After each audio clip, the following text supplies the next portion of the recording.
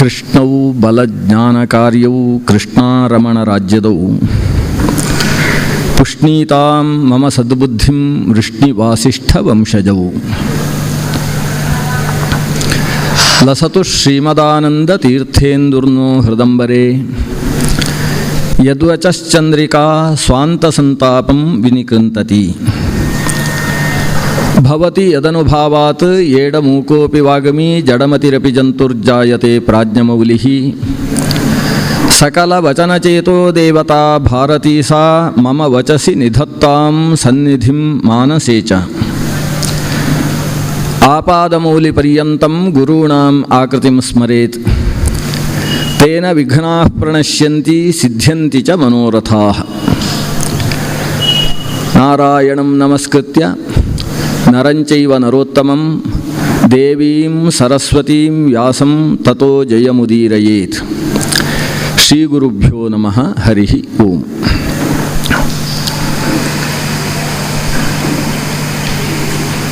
ದ್ರೋಣಾಚಾರ್ಯರಲ್ಲಿ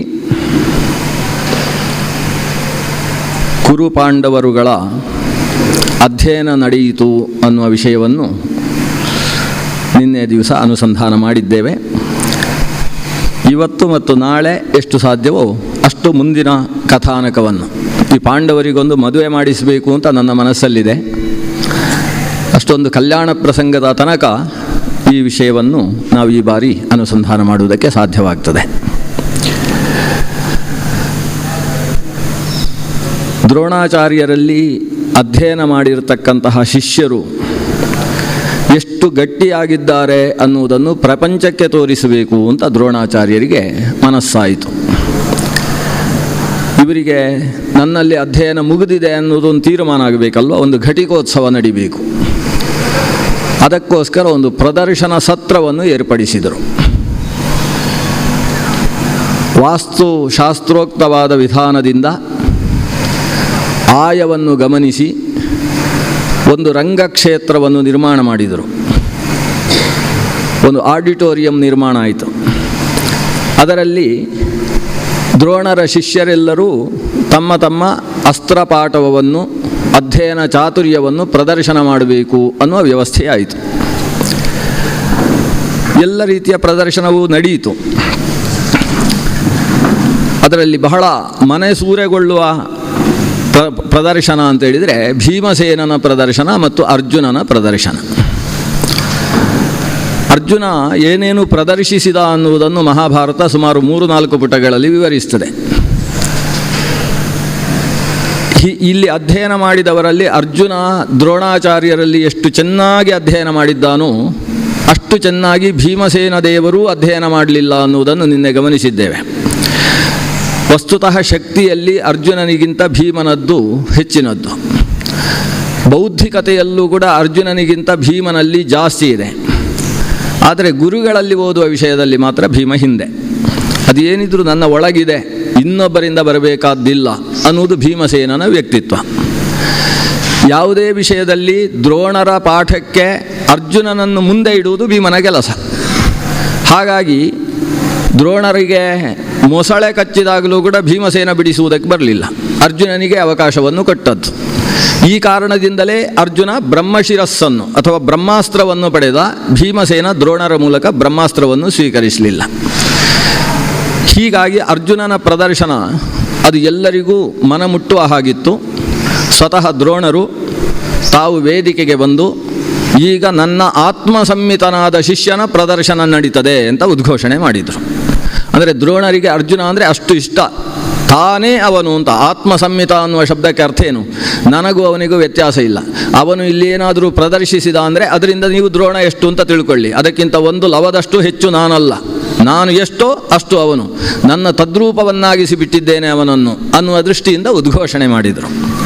ವಸ್ತುತಃ ದ್ರೋಣರು ತನ್ನಲ್ಲಿದ್ದ ಎಲ್ಲವನ್ನೂ ಅರ್ಜುನನಿಗೆ ಕೊಡಲಿಲ್ಲ. ಸ್ವಲ್ಪ ತನ್ನ ಮಗನಾದ ಅಶ್ವತ್ಥಾಮನ ಮೇಲೆ ಕರುಳು ಜಾಸ್ತಿ ಮಿಡಿತಾ ಇತ್ತು. ಪ್ರಾರಂಭದಲ್ಲಿ ಹೇಳಿದೆ ನಾನು, ಒಂದು ಕಮಂಡಲು ಮತ್ತು ಕುಂಭದ ವ್ಯತ್ಯಾಸವನ್ನು ದ್ರೋಣರು ನಡೆಸಿದರು ಅಂತ. ಆ ಸ್ಥಿತಿಯಲ್ಲಿ ತನ್ನ ಆತ್ಮಜನಾದಂತಹ ಅಶ್ವತ್ಥಾಮನಿಗೆ ನಾರಾಯಣಾಸ್ತ್ರದ ಉಪದೇಶವನ್ನು ಅವರು ಕೊಟ್ಟಿದ್ದರು. ಅದು ಅರ್ಜುನನಿಗೆ ನಾರಾಯಣಾಸ್ತ್ರದ ಉಪದೇಶ ಇರಲಿಲ್ಲ. ಇಷ್ಟು ಮಾತ್ರ ವ್ಯತ್ಯಾಸ. ಆದರೆ ನಾರಾಯಣಾಸ್ತ್ರ, ಬ್ರಹ್ಮಾಸ್ತ್ರಗಳಂತಹ ಅಸ್ತ್ರಗಳನ್ನು ಪ್ರದರ್ಶನಾಲಯದಲ್ಲಿ ತೋರಿಸುವಂಥದ್ದಲ್ಲ. ಅದು ಅಂತಹ ಅನಿವಾರ್ಯ ಪರಿಸ್ಥಿತಿಯಲ್ಲಿ ಬಳಸಬೇಕಾದಂತಹ ಅದ್ಭುತ ಮಂತ್ರಾಸ್ತ್ರಗಳು. ಇಲ್ಲಿ ಪ್ರದರ್ಶನದ ದೃಷ್ಟಿಯಲ್ಲಿ ನಾನು ಎಷ್ಟು ಅಷ್ಟನ್ನು ಅರ್ಜುನನ ಪ್ರದರ್ಶನದಿಂದ ತೀರ್ಮಾನಿಸಬಹುದು ಅಂತ ಉದ್ಘೋಷಿಸಿದರು. ಅರ್ಜುನ ತನ್ನ ಕರಕೌಶಲವನ್ನೆಲ್ಲ ಪ್ರದರ್ಶಿಸಿದ. ಅನೇಕ ಪ್ರದರ್ಶನಗಳನ್ನು ಹೇಳ್ತಾರೆ. ಒಂದು ಹಗ್ಗಕ್ಕೆ ಒಂದು ಮೀನಿನ ಪ್ರತಿಕೃತಿಯನ್ನು ಹಚ್ಚಿ ಅದನ್ನು ಹಗ್ಗದಲ್ಲಿ ಅಲುಗಾಡಿಸಿ ಬಿಡುವುದು. ಅಲುಗಾಡ್ತಾ ಇದ್ದ ಹಾಗೆ ಈತ ಅದಕ್ಕೆ ಬಾಣವನ್ನು ಹೊಡೆಯುವಂಥದ್ದು. ಅದು ವೇಗವಾಗಿ ಅಲುಗಾಡ್ತಾ ಇದ್ದಾಗ ಇಷ್ಟು ಹೊತ್ತಿಗೆ ಇಲ್ಲಿಗೆ ಬರ್ತದೆ ಅಂತ ಇವ ಇಲ್ಲಿಂದ ನಿರೀಕ್ಷಿಸಿ ಇಲ್ಲಿಂದ ಬಾಣ ಹೊಡೆದರೆ ಅದು ಅದಕ್ಕೆ ಸರಿಯಾಗಿ ಹೊಡೆದು ಅದನ್ನು ಕೆಳಗೆ ಬೀಳಿಸಬೇಕು. ಇಂತಹ ಪ್ರದರ್ಶನ. ಎರಡು ಕೈಯಲ್ಲಿ ಒಟ್ಟಿಗೆ ಪ್ರತ್ಯೇಕ ಬಿಲ್ಲನ್ನು ಬಾಣವನ್ನು ಕೊಟ್ಟು ಸವ್ಯಸಾಚಿಯಾದಂತಹ ಅರ್ಜುನ 2 ಗಂಟೆಗಳನ್ನು ದೂರದಲ್ಲಿ ಬಡಿದಾಗ ಕಣ್ಣಿಗೆ ಬಟ್ಟೆ ಹಾಕಿಕೊಂಡಿರತಕ್ಕಂತಹ ಅರ್ಜುನ ತಾನು ಹಿಂಭಾಗದಿಂದ ಅದಕ್ಕೆ ಬಾಣ ಹೊಡೆಯತಕ್ಕಂತಹ ಶಬ್ದವೇದಿ ಪ್ರದರ್ಶನಗಳು, ಅದ್ಭುತವಾದ ಪ್ರದರ್ಶನಗಳನ್ನು ಅರ್ಜುನ ತೋರಿದ. ಅಸ್ತ್ರಗಳ ಪ್ರದರ್ಶನ ಮಾಡಿದ.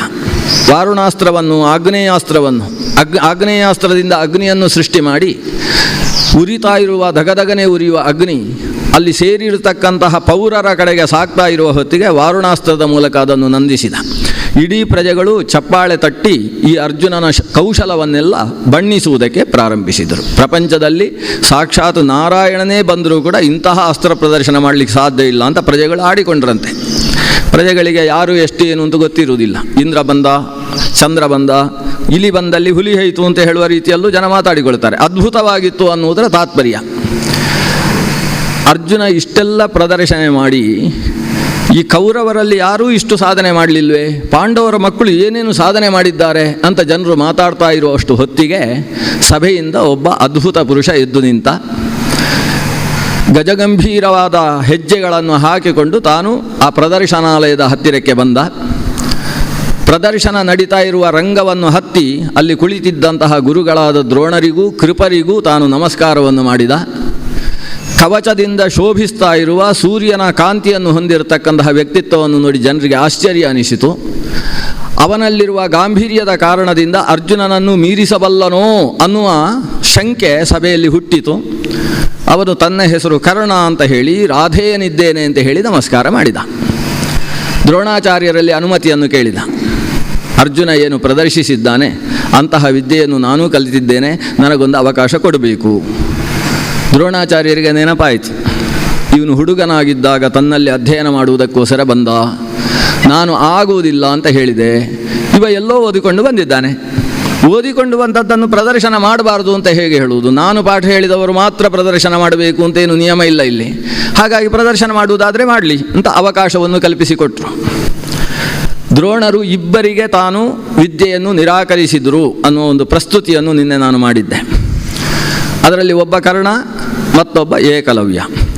ಇವರಿಬ್ಬರನ್ನು ಪಾಠ ಹೇಳುವುದಕ್ಕೆ ನಿರಾಕರಿಸುವುದಕ್ಕೆ ಕಾರಣ ಏನು ಅಂತ ಕೇಳಿದರೆ, ಮೇಲ್ನೋಟಕ್ಕೆ ಕಾಣಿಸುವ ಕಾರಣ ಒಬ್ಬ ಸೂತಪುತ್ರ, ಮತ್ತೊಬ್ಬ ನೈಷಾದಿ ಅಂದರೆ ಬೇಡರ ಮಗ. ಈ 2 ಕಾರಣಗಳಿಂದ ಅವರನ್ನು ನಿರಾಕರಿಸಿದ ಹಾಗೆ ಇವತ್ತು ಎಲ್ಲ ಮಹಾಭಾರತಗಳು ಕೂಡ ನಮಗೆ ತಿಳಿಸಿಕೊಡ್ತವೆ. ಆದರೆ ಕೇವಲ ಜಾತಿಯ ಉದ್ದೇಶದಿಂದ ಇವರು ನಿರಾಕರಿಸಿದರು ಅನ್ನೋದು ಬೇರೆ ಬೇರೆ ಪುರಾಣಗಳ ದೃಷ್ಟಿಯಿಂದ ನಾವು ವಿವೇಚನೆ ಮಾಡಬೇಕಾದಂತಹ ವಿಷಯ ಇದೆ. ಸೂತಪುತ್ರ ಅಂತ ನಿರಾಕರಿಸುವುದಕ್ಕೆ ಕಾರಣ ಇರಲಿಲ್ಲ. ಯಾಕಂದರೆ ಸ್ವತಃ ಕರ್ಣ ಕ್ಷಾತ್ರಜ ಅನ್ನೋದು ದ್ರೋಣರಿಗೆ ಗೊತ್ತಿದ್ದ ವಿಷಯ. ಇವನು ಕ್ಷತ್ರಿಯ ಹುಡುಗ, ಆದರೆ ಅಧಿರಥನೆಂಬಂತಹ ಸೂತ ಈತನನ್ನು ಸಾಕಿದ್ದಾನೆ. ಉಪವೀತವನ್ನು ಹಾಕಿಕೊಂಡು ಅನುಷ್ಠಾನ ಮಾಡತಕ್ಕಂತಹ ವ್ಯಕ್ತಿ ಇವ ಇದ್ದಾನೆ ಅನ್ನುವುದು ದ್ರೋಣಾಚಾರ್ಯರಿಗೆ ಗೊತ್ತು ಕರ್ಣನ ವ್ಯಕ್ತಿತ್ವದ ಬಗ್ಗೆ. ಏಕಲವ್ಯನೂ ಕೂಡ ವಸ್ತುತಃ ಕ್ಷತ್ರಿಯ. ಶ್ರೀಕೃಷ್ಣನಿಗೆ ತಮ್ಮನ ಸ್ಥಾನದಲ್ಲಿ ಬರ್ತಾನೆ ಏಕಲವ್ಯ. ವಸುದೇವನ ತಮ್ಮನಾದ ದೇವಶ್ರವಸ್ ಅಂತಕ್ಕಂತಹ ವ್ಯಕ್ತಿಯ ಮಗನಾಗಿ ಹುಟ್ಟಿದಂತಹ ಈತ ಒಂದು ಕಾರಣದಿಂದ ಕುಟುಂಬದಿಂದ ಪರಿತ್ಯಕ್ತನಾದ. ಹಿಂದೆ ಎಲ್ಲ ಕುಟುಂಬದಿಂದ ಪರಿತ್ಯಾಗ ಮಾಡುವುದಕ್ಕೆ ಕೆಲವೆಲ್ಲ ಕಾರಣಗಳಿದ್ದವು. ಅದರಲ್ಲಿ ಕೆಟ್ಟ ನಕ್ಷತ್ರದಲ್ಲಿ ಹುಟ್ಟಿ ಅವ ಹುಟ್ಟುವ ಕಾಲದಲ್ಲಿ ನಡೆದಂತಹ ಅಪಶಕುನಗಳೂ ಕೂಡ ಮಗುವನ್ನು ಕುಟುಂಬದಿಂದಲೇ ಪರಿತ್ಯಾಗ ಮಾಡುವುದಕ್ಕೆ ಒಂದು ಕಾರಣವಾಗಿತ್ತು. ದುರ್ಯೋಧನ ಆವಿರ್ಭವಿಸಿದಾಗ ಉಂಟಾದಂತಹ ದುಶ್ಶಕುನಗಳಿಂದ ಇವನನ್ನು ತ್ಯಜಿಸಬೇಕು ಅನ್ನೋ ಆದೇಶವನ್ನು ಸ್ವತಃ ವಿದುರ ಕೊಟ್ಟಿದ್ದ. ಅಲ್ಲಿ ಸೇರಿದ್ದಂತಹ ಜ್ಯೋತಿಷ್ಕರೆಲ್ಲ ಕೊಟ್ಟಿದ್ದರು. ಆದರೆ ಅವ ತ್ಯಜಿಸಿರಲಿಲ್ಲ. ಆದರೆ ಈ ವಸುದೇವನ ಕುಟುಂಬದಲ್ಲಿ ಈತನನ್ನು ತಮ್ಮ ಕುಟುಂಬದಿಂದ ಪರಿತ್ಯಾಗ ಮಾಡಿದರು. ಆ ರೀತಿ ಪರಿತ್ಯಕ್ತನಾದಂತಹ ಹುಡುಗ ಕಾಡಿನಲ್ಲಿ ಒಬ್ಬ ಹಿರಣ್ಯಧನುಸ್ ಅಂತ ಹೇಳುವ ಬೇಡನವನಿಗೆ ಸಿಕ್ಕಿ ಅವನ ಆನಂದದಿಂದ ಮಕ್ಕಳಿಲ್ಲದೆ ಇದ್ದ ಹಿರಣ್ಯಧನುಸ್ಸು ಈ ಹುಡುಗನನ್ನು ಏಕಲವ್ಯ ಅನ್ನುವ ಹೆಸರಿನಿಂದ ಸಾಕ್ತಾ ಇದ್ದವ. ಮೂಲತಃ ಕರ್ಣನೂ ಕ್ಷತ್ರಿಯನಿದ್ದಾನೆ, ಏಕಲವ್ಯನೂ ಕ್ಷತ್ರಿಯನಿದ್ದಾನೆ. ಆದರೆ ಸಾಕು ಮಗ ಅನ್ನುವ ದೃಷ್ಟಿಯಿಂದ ಅವ ರಾಧೇಯ ಅಂತ ಕರೆಸಿಕೊಂಡು ಸೂತಪುತ್ರ ಅಂತ ಲೋಕದಲ್ಲಿ ಖ್ಯಾತನಾದ ಈತ ಹಿರಣ್ಯಧನುಸ್ಸಿನ ಮಗನಾಗಿ ಲೋಕದಲ್ಲಿ ವ್ಯವಹರಿಸಲ್ಪಟ್ಟು ಆತ ನೈಷಾದಿ ಅಥವಾ ನಿಷಾದರ ಮಗ ಅನ್ನುವ ರೀತಿಯಲ್ಲಿ ಲೋಕದಲ್ಲಿ ಕಾಣಿಸಿಕೊಂಡಿದ್ದಾರೆ. ಅವರಿಬ್ಬರಿಗೂ ಕೂಡ ಶಸ್ತ್ರವನ್ನು ನಿಷೇಧ ಮಾಡಿದ್ದರ ಹಿನ್ನೆಲೆ ನಾನು ಕಲ್ತಿರತಕ್ಕಂತಹ ವಿದ್ಯೆ ಪರಶುರಾಮ ದೇವರಿಂದ ಬಂದಿರುವಂಥದ್ದು. ಪರಶುರಾಮರು ವಿದ್ಯೆಯನ್ನೆಲ್ಲ ದ್ರೋಣಾಚಾರ್ಯರಿಗೆ ಕೊಟ್ಟಿದ್ದಾರೆ. ಕೊಟ್ಟದ್ದರ ಉದ್ದೇಶ ಈ ವಿದ್ಯೆ ಲೋಕಕಂಟಕವಾದ ಕಡೆಯಲ್ಲಿ ಉಪಯುಕ್ತವಾಗಬಾರದು ಅಂತ. ಈ ಕರ್ಣನಿಗೆ ಮತ್ತು ಏಕಲವ್ಯನಿಗೆ ನಾನು ವಿದ್ಯೆ ಹೇಳುವುದರಲ್ಲಿ ತೊಂದರೆ ಇದೆ ಅನ್ನುವುದನ್ನು ಅವರು ಮನಗಂಡರು. ಇದನ್ನು ದ್ರೋಣರು ಮನಗಾಣುವುದಕ್ಕೆ ಅನೇಕ ಕಾರಣಗಳಿರ್ತವೆ. ಒಂದು, ಯಾವ ಮುಹೂರ್ತದಲ್ಲಿ ಆತ ವಿದ್ಯೆಯನ್ನು ಕೇಳುವುದಕ್ಕೆ ಬಂದಿದ್ದಾನೆ, ಆ ಕ್ಷಣ ಹೇಗಿದೆ, ಆ ಮುಹೂರ್ತದ ಸ್ಥಿತಿ ಹೇಗಿದೆ ಅನ್ನುವುದು ಒಂದು ಕಾರಣವಾಗ್ತದೆ. ಕೇಳತಕ್ಕಂತಹ ವ್ಯಕ್ತಿಯ ಮುಖಚರ್ಯೆಗಳು, ಆತನಲ್ಲಿರತಕ್ಕಂತಹ ಮನೋಭಾವನೆಗಳನ್ನು ಅವಗಾಹನೆ ಮಾಡತಕ್ಕಂತಹ ಗುರುಗಳ ದೃಷ್ಟಿ, ಇವುಗಳು ಮತ್ತೊಂದು ಕಾರಣವಾಗ್ತವೆ. ಈ ಎರಡು ಕಾರಣಗಳಿಂದ ಇಬ್ಬರನ್ನು ನಿರಾಕರಿಸಿದರು. ಅದನ್ನು ಇತರ ಪುರಾಣಗಳು ಯಾವ ನಿಟ್ಟಿನಿಂದ ವಿವರಿಸಿದ್ದಾವೆ ಅನ್ನುವುದನ್ನು ಮಧ್ವಾಚಾರ್ಯರು ತಮ್ಮ ತಾತ್ಪರ್ಯ ನಿರ್ಣಯದಲ್ಲಿ ಉಲ್ಲೇಖ ಮಾಡ್ತಾರೆ. ಇವರಿಬ್ಬರಿಗೆ ನಿಷೇಧ ಮಾಡುವುದಕ್ಕೆ ಕಾರಣ ಇವರಲ್ಲಿ ದೈತ್ಯರ ಸನ್ನಿವೇಶ ಇದ್ದದ್ದು ಕಾರಣವಾಗಿದೆ. ಹಾಗಾದರೆ ನಾವು ಕರ್ಣನ ವ್ಯಕ್ತಿತ್ವವನ್ನು, ಏಕಲವ್ಯನ ವ್ಯಕ್ತಿತ್ವವನ್ನು ಸ್ವಲ್ಪ ತಿಳ್ಕೊಳ್ಬೇಕಾಗ್ತದೆ. ವಸ್ತುತಃ ಕರ್ಣ ಅಂದರೆ ಸಾಮಾನ್ಯ ವ್ಯಕ್ತಿ ಅಲ್ಲ. ಅವನು ಸಾಕ್ಷಾತ್ ಸೂರ್ಯನ ಅವತಾರ ಸ್ವರೂಪಿ ಇದ್ದಾನೆ. ಕುಂತಿಯ ಕನ್ಯಾವಸ್ಥೆಯ ಸ್ಥಿತಿಯಲ್ಲಿ ದೂರ್ವಾಸರು ಕೊಟ್ಟಂತಹ ಮಂತ್ರವನ್ನು ಬಾಲ್ಯ ಸಹಜವಾದ ಮನೋಭಾವದಿಂದ ಕುತೂಹಲ ದೃಷ್ಟಿಯಿಂದ ಪರೀಕ್ಷೆಗೋಸ್ಕರ ಕುಂತಿ ಸೂರ್ಯನನ್ನು ಕರೆದ ಹೊತ್ತಿಗೆ ಸೂರ್ಯನಿಂದ ಪ್ರಾಪ್ತವಾದಂತಹ ಸಂತಾನ, ಮೇಲೆ ಒಂದು ಕವಚ, 2 ಕುಂಡಲಗಳನ್ನು ಧರಿಸಿಯೇ ಆವಿರ್ಭವಿಸಿದ ಮಗುವನ್ನು ಆಕೆ ಒಂದು ಪೆಟ್ಟಿಗೆಯಲ್ಲಿ ಹಾಕಿ ತನ್ನ ಮೈಮೇಲಿದ್ದ ಒಡವೆಗಳನ್ನೆಲ್ಲ ಅದರ ಮೇಲೆ ಒಳಗೆ ಮುಚ್ಚಿ ಅದನ್ನು ಕಟ್ಟಿ ನದಿಯಲ್ಲಿ ತೇಲಿಬಿಟ್ಟದ್ದರ ಕಾರಣದಿಂದ ಅದು ಅಧಿರಥ ಅನ್ನುವ ಸೂತನಿಗೆ ಸಿಕ್ಕುವುದರ ಮೂಲಕ ಆತ ಅದನ್ನು ಬೆಳೆಸಿಕೊಂಡು ರಾಧೆ ಬೆಳೆಸಿದ ಕಾರಣದಿಂದ ರಾಧೇಯ ಅಂತ ಆತ ಲೋಕಖ್ಯಾತನಾಗಿದ್ದ. ಸೂರ್ಯನ ಅಂಶ ಸಂಜಾತ. ಸೂರ್ಯಾಂಶದ ಜೊತೆಗೆ ಅಲ್ಲಿ ಸಹಸ್ರವರ್ಮಿ ಅನ್ನುವ ಒಂದು ದೈತ್ಯದ ಸ್ವಭಾವ ಸೇರಿಕೊಂಡಿತ್ತು, ಆವೇಶವಾಗಿತ್ತು ಅನ್ನುವ ಒಂದು ಸೂಕ್ಷ್ಮವನ್ನು ನಾವು ಅರ್ಥ ಮಾಡಿಕೊಳ್ಳಬೇಕು. ಈ ಕರ್ಣನ ಮತ್ತು ಅರ್ಜುನ ಇವರಿಗೆ ಒಂದು ಥರದಲ್ಲಿ ಕಂಡ ಕಾಲದಿಂದ ಸಿಟ್ಟು ಪ್ರಾರಂಭವಾಗಿದೆ. ಅರ್ಜುನ ಪ್ರದರ್ಶನ ಮಾಡಿದ್ದಾನೆ, ಅಷ್ಟನ್ನು ಕರ್ಣ ನೋಡಿದವ ಈ ಅರ್ಜುನ ಏನೇನು ತೋರಿಸಿದ್ದಾನೆ ಅದನ್ನೆಲ್ಲ ನಾನು ತೋರಿಸ್ತೇನೆ ಅಂತ ಹೇಳಿ ಅರ್ಜುನ ತೋರಿಸಿದ್ದಕ್ಕಿಂತ ಹೆಚ್ಚಿನದ್ದನ್ನು ತೋರಿಸಿದ. ಈ ಸ್ಥಿತಿಯನ್ನು ನೋಡಿ ಇಡೀ ಪ್ರಜೆಗಳು ತೀರ್ಮಾನಿಸಿದರು, ಇವ ಅರ್ಜುನನ ಹಾಗಲ್ಲ, ಅವನಿಗಿಂತ ಬಿಗಿಯಾಗಿದ್ದಾನೆ ಅಂತ ಇವನನ್ನು ತೀರ್ಮಾನಿಸಿದರು. ಅದರ ಜೊತೆಗೆ ಆತ ದ್ರೋಣರ ಹತ್ರ ಕೇಳ್ತಾನೆ, ನಿಮ್ಮ ಅರ್ಜುನ ಏನು ಪ್ರದರ್ಶನ ಮಾಡಿದ್ದಾನೆ ಅದನ್ನೆಲ್ಲ ನಾನು ಪ್ರದರ್ಶಿಸಿದ್ದೇನೆ, ಆದರೆ ಇದನ್ನು ಅರ್ಜುನ ಸಹಿಸ್ತಾ ಇಲ್ಲ, ಅವನ ಮುಖ ನೋಡಿದರೆ ನನಗೆ ಅರ್ಥ ಆಗ್ತದೆ, ಅವನಿಗೂ ನನಗೂ ದ್ವಂದ್ವ ಯುದ್ಧ ಮಾಡುವುದಕ್ಕೆ ಅವಕಾಶ ಕೊಡಬೇಕು ಅಂತ ಪ್ರಶ್ನಿಸ್ತಾನೆ. ಆಗ ದುರ್ಯೋಧನನಿಗೆ ಕುಣಿದು ಕುಪ್ಪಳಿಸುವಷ್ಟು ಆನಂದವಾಗ್ತದೆ. ಯಾಕಂದರೆ ಅರ್ಜುನ ಅಷ್ಟೆಲ್ಲ ಪ್ರದರ್ಶಿಸಿದ ಹೊತ್ತಿಗೆ ದುರ್ಯೋಧನನಿಗೆ ನಮ್ಮ ಪಕ್ಷದಲ್ಲಿ ಇಂತಹ ಸಮರ್ಥ ಇಲ್ಲ, ಈ ಪಾಂಡವರ ಜೊತೆಯಲ್ಲಿ ನಮ್ಮ ವಿರೋಧ ಬೆಳೆದು ಗಟ್ಟಿಯಾಗಿ ಹೋರಾಡುವ ಪ್ರಸಂಗ ಬಂದರೆ ಅರ್ಜುನನನ್ನು ಮಣಿಸುವುದಕ್ಕೆ ಬೇಕಾದ ಶಕ್ತಿ ನಮ್ಮಲ್ಲಿ ಇಲ್ವಲ್ಲ ಅಂತ ಒಂದು ಒಳಗಿನಿಂದ ಭಯ ಪ್ರಾರಂಭವಾಗಿತ್ತು. ಕರ್ಣ ಬಂದು ಅಷ್ಟೂ ತೋರಿಸಿದಾಗ ಇವನನ್ನು ನಮ್ಮವನನ್ನಾಗಿಸಬೇಕು ಅನ್ನೋ ಒಂದು ಮನಸ್ಥಿತಿ ದುರ್ಯೋಧನನಲ್ಲಿ ರಾಜಕಾರಣದ ಭಾವದಿಂದ ಹುಟ್ಟಿ ಬಂದಿತ್ತು. ಆದರೆ ಕರ್ಣನಿಗೆ ಅರ್ಜುನನಲ್ಲಿ ಅಂತಹ ಸಿಟ್ಟು ಯಾಕೆ? ಒಂದು ಸ್ವರೂಪದಲ್ಲಿ ನೋಡಿದರೆ ಸಮಾನ ಮಾತೃಕರು, ಒಂದು ತಾಯಿಯಿಂದ ಹುಟ್ಟಿರ್ತಕ್ಕಂತಹ ಇಬ್ಬರು ಮಕ್ಕಳು. ತನ್ನ ತಮ್ಮನಾದವ ಸಹೋದರ ವ್ಯಕ್ತಿತ್ವ ಇರುವುದರಿಂದ ಕರುಳು ಆದರೂ ಹೇಳಬೇಕಿತ್ತು, ನನ್ನ ತಮ್ಮ ಅನ್ನುವ ಪ್ರೀತಿಯನ್ನು ಹುಟ್ಟಿಸಬೇಕಿತ್ತು. ಆದರೆ ಸ್ವಭಾವ ಸಹಜವಾದ ದ್ವೇಷ ಭಾವ ಇಬ್ಬರಲ್ಲೂ ಕೂಡ ಅಂಕುರಿಸಿದೆ. ಇದರ ಹಿನ್ನೆಲೆಯನ್ನು ಗಮನಿಸಬೇಕಾಗ್ತದೆ. ವಸ್ತುತಃ ಇದು ದ್ವಾಪರ ಯುಗ. ತ್ರೇತಾಯುಗದಲ್ಲಿ ಯಾರು ವಾಲಿ ಸುಗ್ರೀವರಾಗಿದ್ದರೂ ಅವರು ಇವತ್ತು ಅರ್ಜುನ ಕರ್ಣರಾಗಿದ್ದಾರೆ. ಅಲ್ಲಿ ಯಾರು ವಾಲಿಯಾಗಿದ್ದನೋ ಅವನು ಇವತ್ತು ಅರ್ಜುನನಾಗಿದ್ದಾನೆ. ಅಲ್ಲಿ ಸುಗ್ರೀವನಾಗಿದ್ದಂತಹ ವ್ಯಕ್ತಿ ಇವತ್ತು ಇಲ್ಲಿ ಕರ್ಣನಾಗಿ ಆವಿರ್ಭವಿಸಿದ್ದಾನೆ. ಅಂದರೆ ಅಲ್ಲಿ ಶ್ರೀರಾಮಚಂದ್ರನ ವಿರೋಧ ಪಕ್ಷದಲ್ಲಿದ್ದಂತಹ ವಾಲಿ ಅಂದರೆ ಇಂದ್ರಾತ್ಮಜ, ಇಂದ್ರನ ಅವತಾರ ಸ್ವರೂಪಿಯಾದವ ವಾಲಿ. ಅವನೇ ಇವತ್ತು ಇಂದ್ರಾಂಶ ಸಂಭೂತನಾಗಿ ಅರ್ಜುನನಾಗಿ ಹುಟ್ಟಿದ್ದಾನೆ. ಅಂದರೆ ಇಲ್ಲಿ ಶ್ರೀಕೃಷ್ಣನ ಪಕ್ಷಕ್ಕೆ ಬಂದಿದ್ದಾನೆ. ರಾಮನ ವಿರೋಧ ಪಕ್ಷದಲ್ಲಿದ್ದಂತಹ ವಾಲಿ ಇವತ್ತು ಶ್ರೀಕೃಷ್ಣನ ಪಕ್ಷದಲ್ಲಿದ್ದಾನೆ. ಅಲ್ಲಿ ಯಾರು? ಶ್ರೀರಾಮಚಂದ್ರನ ಪಕ್ಷದಲ್ಲಿದ್ದ ಸುಗ್ರೀವ, ಸೂರ್ಯತನಯ.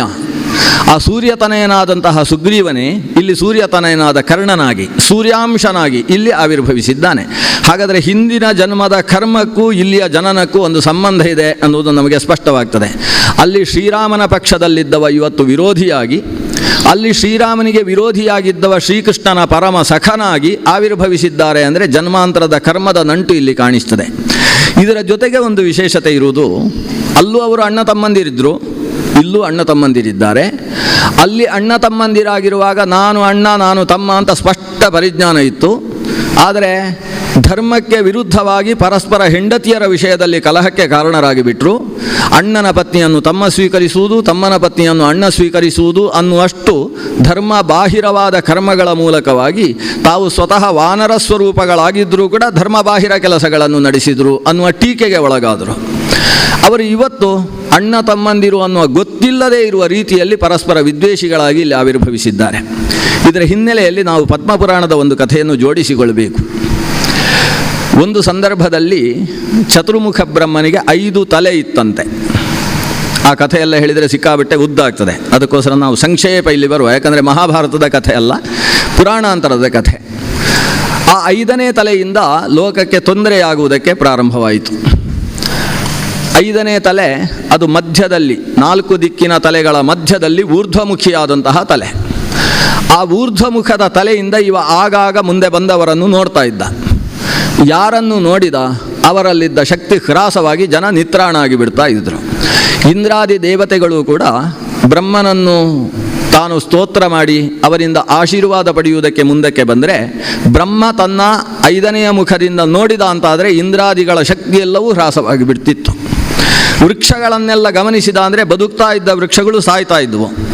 ಈ ವಿಚಿತ್ರವಾದ ತಲೆ ಚತುರ್ಮುಖ ಬ್ರಹ್ಮನ, ಅವನಿಗೆ ಹೆಸರು ಚತುರ್ಮುಖ ಅಂತ, ಈಗ ಪಂಚಮುಖ ಆಗಿ ಹೋಗಿದ್ದ. ಮೇಲಿನ ಒಂದು ತಲೆ ತೊಂದರೆಯಾಗಿತ್ತು. ದೇವತೆಗಳೆಲ್ಲ ಬಂದು ರುದ್ರನಲ್ಲಿ ಪ್ರಾರ್ಥಿಸಿದರು, ತೊಂದರೆಯಾಗಿದೆ, ನಿಮ್ಮ 3ನೆಯ ಕಣ್ಣು ಹೇಗೋ ಹಾಗೆ ಅವನ 5ನೆಯ ತಲೆ. ನೀವು ಕಣ್ಣು ಮುಚ್ಚಿಕೊಂಡಿದ್ದೀರಿ, ಆದ್ದರಿಂದ ಊರು ಸುಡ್ತಾ ಇಲ್ಲ. ಅವರು ತಮ್ಮ 5ನೇ ತಲೆಯನ್ನು ಮುಚ್ಚಿಕೊಳ್ಳಲಿಲ್ಲ, ಆದ್ದರಿಂದ ತೊಂದರೆ ಆಗ್ತಾ ಇದೆ. ಆದ್ದರಿಂದ ಆ ತಲೆಯನ್ನು ಏನಾದರೂ ಮಾಡಿ ವ್ಯವಸ್ಥೆ ಮಾಡಬೇಕು ಅಂತ ರುದ್ರನ ಮೇಲೆ ಭಾರ ಹೊರಿಸಿದರು. ರುದ್ರದೇವ ಹೇಳಿದ, ನನ್ನ ತಂದೆಯ ಸ್ಥಾನ, ತಂದೆ ಅಷ್ಟೇ ಅಲ್ಲ ಬ್ರಹ್ಮ. ಬ್ರಹ್ಮ ಅಂದರೆ ಬ್ರಾಹ್ಮ ಶಕ್ತಿ, ಅದು ಬ್ರಹ್ಮ ಹತ್ಯೆಯಂತಹ ದೋಷವಾಗಿ ಬಿಡುತ್ತೆ ನಾನು ಅದನ್ನು ತೆಗೆದರೆ. ಆದರೆ ಲೋಕದ ಕ್ಷೇಮಕ್ಕೋಸ್ಕರ ನಾನು ಏನು ಮಾಡುವುದಕ್ಕೂ ಸಿದ್ಧ. ವಿಷವನ್ನೇ ಕುಡಿದಿದ್ದೇನೆ, ಇನ್ನು ತಲೆ ತೆಗೆಯುವುದೇನು ಅಂತ ಲೋಕಕ್ಷೇಮದ ದೃಷ್ಟಿಯಿಂದ ರುದ್ರದೇವ ಬ್ರಹ್ಮನ ಮುಂದೆ ಹೋಗಿ ತಲೆ ತೆಗೆಯುವುದಕ್ಕೆ ಹೋದ. ಆದರೆ ಬ್ರಹ್ಮ ಮುಂದೆ ಹೋದ ಕೂಡಲೇ ಬ್ರಹ್ಮದೇವ ಆ ತಲೆಯಿಂದ ನೋಡಿದ ಕೂಡಲೇ ರುದ್ರನಿಗೆ ನಿತ್ರಾಣ ಆಗಿ ಹೋಯ್ತಂತೆ. ಆಮೇಲೆ ಬಂದು ಸ್ವಲ್ಪ ಏನೋ ಡ್ರಿಪ್ಸ್ ಗಿಪ್ಸ್ ಎಲ್ಲ ಹಾಕ್ಕೊಂಡು ಹೋಗಿರಬೇಕು ರುದ್ರದೇವರು. ಮತ್ತೆ ಶಕ್ತಿಯನ್ನು ತುಂಬಿಸಿಕೊಂಡಂತಹ ರುದ್ರದೇವ ಈ ಬಾರಿ ಬ್ರಹ್ಮದೇವರ ಹಿಂಭಾಗದಿಂದ ಹೋದ. ಹಿಂಭಾಗಿನಿಂದ ಹೋಗಿ ತನ್ನ ಎಡಗೈಯಲ್ಲಿರತಕ್ಕಂತಹ ಉಗುರಿನಿಂದ ತಲೆಯನ್ನು ಹಾರಿಸಿದ. ಅದು ಹೇಗೆ ಹಾರಿಸಿದ ಎಲ್ಲ ನಾವು ನೋಡೋದು ಬೇಡ, ಅಂತ ಉಗುರಿನಿಂದ ಹಾರಿಸಿದ. 5ನೇ ತಲೆಯನ್ನು ರುದ್ರದೇವರು ತೆಗೆದರೆ ಅದು ಕೆಳಕ್ಕೆ ಬೀಳಲಿಲ್ಲ. ಹಾರಿದ ತಲೆ ಕೈಯಲ್ಲಿ ಸಿಕ್ಕಿ ಹಾಕಿಕೊಂಡಿತು. ಮುಂದೆಲ್ಲ ಬ್ರಹ್ಮಕಪಾಲದ ಕಥೆ ನಿಮಗೆಲ್ಲ ಗೊತ್ತಿದೆ, ಏನೇನೋ ನಡೆದು ಹೋಯಿತು. ಆದರೆ ಬ್ರಹ್ಮದೇವ ತಲೆ ಹೋದ ಮೇಲೆ ಬ್ರಹ್ಮದೇವರು ರುದ್ರನನ್ನು ನೋಡಿದರು. ನೋಡಿ ಒಂದು ಸಲ ನಕ್ಕರು. ಆಮೇಲೆ ಸ್ವಲ್ಪ ಕಣ್ಣಲ್ಲಿ ನೀರು ಹಾಕಿದರು. ಮೈಯೆಲ್ಲ ಬೆವತು ಹೋಯ್ತಂತೆ ಬ್ರಹ್ಮದೇವರಿಗೆ. ನನ್ನ ತಲೆಯನ್ನೇ ತೆಗೆದು ಬಿಟ್ಟಿಯಲ್ಲ. ಇದು ವೇದದಲ್ಲಿ ಬಂದಂತಹ ಕತೆ. ಬ್ರಹ್ಮದ್ವಿಶೇಷರವೇ ಹಂತವಾವು. ಬ್ರಹ್ಮದ್ವಿಟ್ ಅಂದರೆ ಬ್ರಹ್ಮನ ತಲೆ ತೆಗೆದಂತಹ ರುದ್ರ. ಆ ಬ್ರಹ್ಮದೇವರ ತಲೆಯನ್ನು ತೆಗೆದಂತಹ ರುದ್ರನನ್ನು ಬ್ರಹ್ಮದೇವ ನೋಡ್ತಾನೆ. ನೋಡಿ ಮೈ ಬೆವರುತ್ತೆ. ಬೆವರಿದಾಗ ಬೆವರಿನಿಂದ ಒಬ್ಬ ಹುಡುಗ ಹುಟ್ಟಿದ. ಅವನಿಗೆ ಸ್ವೇದಜ ಅಂತ ಹೆಸರು. ಸಂಸ್ಕೃತದಲ್ಲಿ ಬೆವರಿಗೆ ಸ್ವೇದ ಅಂತ ಕರೀತಾರೆ. ಆ ಸ್ವೇದ ಹೋಗಿ ಸ್ವೆಪ್ಟ್ ಆಗಿ ಸ್ವೆಟರ್ ಅಂತೆಲ್ಲ ಶಬ್ದ ಆಗಿದೆ. ಸ್ವೇದ ಅಂದರೆ ಯಾವುದು ಶರೀರದಲ್ಲಿ ಬೆವರನ್ನು ಹುಟ್ಟಿಸುತ್ತೋ ಅದಕ್ಕೆ ಸ್ವೆಟರ್ ಅಂತ ಹೆಸರು. ಸ್ವೇದಕರ್ ಅಂತ ಹೆಸರು, ಅದು ಸ್ವೇದಕರ. ಈ ಸ್ವೇದದಿಂದ ಒಬ್ಬ ಹುಟ್ಟಿದ ಹುಡುಗ. ಅವನಲ್ಲಿ ಅದ್ಭುತವಾದ ಶಕ್ತಿ. ಆ ಶಕ್ತಿಯಿಂದ ರುದ್ರನಿಗೆ ಸಹಿಸುವುದಕ್ಕಾಗಲಿಲ್ಲ ಅಂತೆ. ರುದ್ರನನ್ನು ಸಂಹರಿಸಿ ಬಿಡ್ತೇನೆ ಅಂತ ಆ ಶಕ್ತಿ ಮುಂದೆ ಬಂತಂತೆ. ಬ್ರಹ್ಮನ ತಲೆ ತೆಗೆದವ ನೀನು, ನಾನು ಬ್ರಹ್ಮನ ಮಗ, ನಿನ್ನನ್ನು ಮುಗಿಸಿ ಬಿಡ್ತೇನೆ ಅಂತ. ರುದ್ರನಿಗೆ ತಮ್ಮ ಆಗಬೇಕವ ಹುಟ್ಟಿದಂತಹ ವ್ಯಕ್ತಿ, ಬೆನ್ನಟ್ಟಿ ಬಂದ. ಅವನನ್ನು ಬುದ್ಧಿ ಬಿಡುವ ಅಂತ ರುದ್ರದೇವ ತಿರುಗಿ ನಿಂತರೆ ನೋಡ್ತಾನೆ, ಅವನ ಶರೀರದಲ್ಲಿ 1000 ಕವಚಗಳಿದ್ದಾವೆ. ಒಂದು ಕವಚ ಹೊಡೆದ್ರೆ ಇನ್ನೊಂದು ಕವಚ, 1000 ಕವಚಗಳಿಂದ ಸಹಸ್ರ ವರ್ಮಗಳು ಶರೀರದಲ್ಲಿ ಇದ್ದಾವೆ. ಅವನಿಗೆ ಸಹಸ್ರವರ್ಮಿ ಅಂತಲೇ ಹೆಸರಾಗ್ತದೆ. ಈ ಸ್ವೇದಜನಾದಂತಹ ವ್ಯಕ್ತಿ ರುದ್ರನನ್ನು ಓಡಿಸಿಕೊಂಡು ಬಂದರೆ ರುದ್ರ ಎಲ್ಲಿ ಹೋಗಬೇಕು ಅಂತ ಗೊತ್ತಾಗದೆ ಸಾಕ್ಷಾತ್ ನಾರಾಯಣನಲ್ಲಿ ಬರ್ತಾನೆ. ನಾರಾಯಣ ಹೇಳ್ತಾನೆ, ಹೆದರ್ಕೋಬೇಡ, ಇನ್ನು ಹಿಂದೆ ಇದ್ದಾನೆ ಬಹಳಷ್ಟು ದೂರದಲ್ಲಿ. ಅವ ಬಂದಾಗ ನಾನು ನಿನಗೆ ರಕ್ಷಣೆ ಕೊಡ್ತೇನೆ. ಸಹಸ್ರವರ್ಮಿ ನಾರಾಯಣನ ಹತ್ರ ಬಂದಾಗ ನಾರಾಯಣ ಹುಂ ಅನ್ನುವ ಒಂದು ಮಂತ್ರದಿಂದ ಆತನನ್ನು ಸ್ಮೃತಿ ತಪ್ಪಿಸಿ ಬೀಳಿಸಿದ. ಹುಂಕಾರದಿಂದ ಬಿದ್ದ ಸ್ವೇದಜ. ಈ ರುದ್ರನಿಗೆ ಸ್ವಲ್ಪ ಸಮಾಧಾನ ಆಯಿತು. ಬೆನ್ನಟ್ಟಿ ಬರುವವ ಬಿದ್ದಿದ್ದಾನೆ ಅಂತ ಒಂದು ಖುಷಿ ಆಯಿತು. ಆದರೆ ಕೈಯಲ್ಲಿ ಸಿಕ್ಕಿ ಹಾಕಿಕೊಂಡದ್ದು ಅದನ್ನೇನು ಮಾಡಬೇಕು? ಅದಕ್ಕೆ ನಾರಾಯಣ ಹೇಳಿದ, ನಿನಗೆ ಸಹಕಾರ ಮಾಡಬೇಕು ಅಂತಿದೆ, ಏನು ಬೇಕು ಕೇಳು. ಇದಕ್ಕೇನು ಆಹಾರ ಬೇಕಂತೆ, ಸ್ವಲ್ಪ ರಕ್ತವಾದರೂ ಕೊಡಬಾರ್ದಾ? ಭಗವಂತ ತನ್ನ ಕೈಯನ್ನು ತನ್ನದೇ ಚಕ್ರದಿಂದ ಸೀಳಿಕೊಂಡು ರಕ್ತ ಸುರಿಸಿದಂತೆ. ತುಂಬ ವಿಚಿತ್ರವಾದ ಕಥೆ. ಈ ಮಹಾಭಾರತ ಬಿಟ್ಟು ಬೇರೆ ಪುರಾಣಕ್ಕೆ ಹೋದರೆ ಇಂಥ ಕಥೆಗಳೇ ಜಾಸ್ತಿ ಇರುತ್ತೆ. ರಕ್ತವನ್ನಲ್ಲಿ ಸುರಿಸಿದ. ಆ ಕಪಾಲದಲ್ಲಷ್ಟು ರಕ್ತ ತುಂಬಿತು. ತುಂಬಿದ ರಕ್ತವನ್ನು ಎಡಗೈಯಲ್ಲಿದ್ದಂತಹ ಕಪಾಲಕ್ಕೆ ಬಲಗೈಯ ಅಂಗುಷ್ಟ ಸಹಿತ ಕೈ ಹಾಕಿ ಇವ ತಿರುಗುವುದಕ್ಕೆ ಶುರು ಮಾಡಿದಂತೆ ರುದ್ರದೇವ. ತನ್ನ ಕಪಾಲದಲ್ಲಿ ತುಂಬಿದ ಶ್ರೀಮನ್ನಾರಾಯಣನ ರಕ್ತವನ್ನು ಒಂದು ರೀತಿ ಮಥನ ಮಾಡುವುದಕ್ಕೆ ಶುರು ಮಾಡಿದ. ಜೋರಾಗಿ ಮಥನ ಮಾಡ್ತಾ ಇದ್ದ ಹಾಗೆ ಅಲ್ಲಿಂದ ಒಬ್ಬ ಹುಡುಗ ಹುಟ್ಟಿದ, ಒಂದು ನರ ಹುಟ್ಟಿದ ಅಂತೆ. ಹೀಗೆಲ್ಲ ಹುಟ್ಟಿಸುವ ಕ್ರಮಗಳು ಅದ್ಭುತವೋ ಅದ್ಭುತ. ಅಲ್ಲಿ ಒಬ್ಬ ಹುಟ್ಟಿದ ನರ. ಕೋಯಂ ನರ. ಪ್ರಶ್ನೆ ಬಂತು, ಇದು ಯಾರು ನರ? ನೀನು ನರ ಅಂತ ಕೇಳಿದ್ರಿಂದ ಇವನಿಗೆ ನರ ಅಂತಲೇ ಹೆಸರು ಅಂತ ವಿಷ್ಣು ಹೇಳಿದಂತೆ. ಅದು ನನ್ನ ರಕ್ತದಿಂದ ಹುಟ್ಟಿದವ. ಅಲ್ಲಿ ಬಿದ್ದವ ಅದು ಬ್ರಹ್ಮದೇವರ ಸ್ವೇದದಿಂದ ಹುಟ್ಟಿದವ, ಅಲ್ಲಿ ಬಿದ್ದಿದ್ದಾನೆ. ನನ್ನ ರಕ್ತದಿಂದ ಹುಟ್ಟಿದವ, ಇವನಿಗೆ ನರ ಅಂತ ಹೆಸರು, ನನಗೆ ನಾರಾಯಣ ಅಂತ ಹೆಸರು. ಆದ್ದರಿಂದ ನಾವಿಬ್ಬರು ನರ ನಾರಾಯಣರು ಅಂತ. ಹೀಗೆ ನರ ನಾರಾಯಣರ ಆವಿರ್ಭಾವ ಅಲ್ಲಿ ಆಗ್ತದೆ. ರುದ್ರದೇವನಿಗೆ ಹೇಳ್ತಾನೆ ವಿಷ್ಣು, ನೋಡು ಈಗ ನರ ಹುಟ್ಟಿದ್ದಾನೆ, ನಿನ್ನನ್ನು ಸಾಯಿಸುವುದಕ್ಕೋಸ್ಕರ ಬಂದವ ಸಹಸ್ರವರ್ಮಿಯಲ್ಲಿ ಬಿದ್ದಿದ್ದಾನೆ, ಅವನನ್ನು ನೋಡಿಕೊಳ್ಳುವ ಜವಾಬ್ದಾರಿ ಈ ನರನಿಗೆ, ನಾನು ಹೊರಡ್ತೇನೆ ಅಂತ ನಾರಾಯಣ ಅದೃಶ್ಯನಾದ. ನರನ ಜವಾಬ್ದಾರಿ ಏನು? ಆ ಸಹಸ್ರವರ್ಮಿಯನ್ನು ಸಾಯಿಸುವ ಕೆಲಸವನ್ನು ನರ ಮಾಡಬೇಕು. ಅವರಿಬ್ಬರು ಆ ಸ್ಮೃತಿ ತಪ್ಪಿ ಬಿದ್ದಿದ್ದಂತಹ ಸಹಸ್ರವರ್ಮಿಯನ್ನು ನಾರಾಯಣ ತನ್ನ ಪಾದದಿಂದ ಒದೆಯುವುದರ ಮೂಲಕ ಎಬ್ಬಿಸಿದ. ಈ ಸಹಸ್ರವರ್ಮಿಗೂ ನರನಿಗೂ ಯುದ್ಧ ಪ್ರಾರಂಭವಾಗ್ತದೆ. 1 ವರ್ಷ ಯುದ್ಧ ನಡೀತದೆ. 360 ದಿವಸ ಯುದ್ಧ ನಡೀತದೆ. ಯುದ್ಧ ನಡೆದರೆ ಕೊನೆಗೆ ವರ್ಷ ಆದಾಗ ಒಂದು ಕವಚ ಸೀಳಿ ಹೋಗುತ್ತಂತೆ. ಒಂದು ಕವಚ ಸೀಳಿದ ಮೇಲೆ ಅವನು ಸ್ಮೃತಿ ತಪ್ತಾನೆ, ಇವನಿಗೂ ಸುಸ್ತಾಗ್ತದೆ. ಇವನು ಕೂತುಕೊಂಡು ಅವನು ಸ್ಮೃತಿ ಎದ್ದು ಬರುವಲ್ಲ ತನಕ ತಪಸ್ಸು ಮಾಡೋದು. ಸ್ಮೃತಿ ತಪ್ಪಿ ಬಿದ್ದಾಗ ಸಾಯಿಸುವ ಕೆಲಸ ಎಲ್ಲ ಮಾಡಲಿಕ್ಕಿಲ್ಲ. ಯುದ್ಧ ಅಂದರೆ ಅದು ಒಂದು ವ್ಯವಸ್ಥೆ. ಬೆಲ್ಲು ಹೊಡೆಯುವಾಗ ನಿಲ್ಲಿಸಬೇಕು, ಬೆಲ್ಲು ಹೊಡೆದಾಗ ಶುರು ಮಾಡಬೇಕು, ಹೀಗೆ ವ್ಯವಸ್ಥೆ. ಯುದ್ಧ ಅನ್ನೋದು ಒಂದು ಧರ್ಮ ಯುದ್ಧ. ಆ ಚೌಕಟ್ಟಿನಲ್ಲಿ ಯುದ್ಧ ನಡೆಯಿತು. ಈ 99 ವರ್ಷಗಳ ತನಕ ಯುದ್ಧ ನಡೆಯಿತು. ಅಷ್ಟೇ ಅಲ್ಲ, 999 ವರ್ಷಗಳ ತನಕ ಯುದ್ಧ ನಡೆಯಿತು. ಯುದ್ಧ ಮಾಡುವುದು, ತಪಸ್ಸು ಮಾಡುವುದು, ಶಕ್ತಿ ತುಂಬಿಸಿಕೊಳ್ಳುವುದು, ಮತ್ತೆ ಅವ ಎದ್ದು ಬಂದಾಗ ಮತ್ತೆ. ಇನ್ನು ಒಂದು ಕವಚ ಮಾತ್ರ ಉಳಿದಿದೆ. ಈ ಸ್ಥಿತಿಯಲ್ಲಿ ನಾರಾಯಣ ಬ್ರಹ್ಮನ ಹತ್ರ ಬಂದ. ನಿಂತ ಮಗನ ಪರಿಸ್ಥಿತಿ ಏನಾಗಿದೆ ಗೊತ್ತಾ? ಸ್ವೇದಜಂದು ಒಂದು ಕವಚ ಮಾತ್ರ ಉಳ್ಕೊಂಡಿದೆ. ಸಹಸ್ರವರ್ಮಿ ಹೋದವ ಈಗ ಏಕವರ್ಮಿ ಆಗಿದ್ದಾನೆ. ಈಗ ನನ್ನ ರಕ್ತದಿಂದ ಹುಟ್ಟಿದ ನರ ಅದನ್ನು ಮುಗಿಸುವುದಕ್ಕೆ ಹೊರಟಿದ್ದಾನೆ. ಆಗ ಬ್ರಹ್ಮದೇವರು ಹೇಳಿದರು, ಸರಿ, ಅವನನ್ನು ಈಗ ಸದ್ಯಕ್ಕೆ ಉಳಿಸಿಕೊಂಡು ಮುಂದೆ ಯಾವತ್ತಾದರೂ ಸಾಯಿಸುವ ಹಾಗೆ ಮಾಡ್ಬೋದಲ್ವ, ಕೆಲವು ಕಾಲ ಆದರೂ ಬದುಕುವ ಹಾಗೆ ಮಾಡ್ಬೋದಲ್ವ ಅಂತ ಬ್ರಹ್ಮದೇವರು ಹೇಳಿದರಂತೆ. ನಾರಾಯಣ ಕೂಡಲೇ ಬಂದು ಯುದ್ಧವನ್ನು ನಿಲ್ಲಿಸಿದ.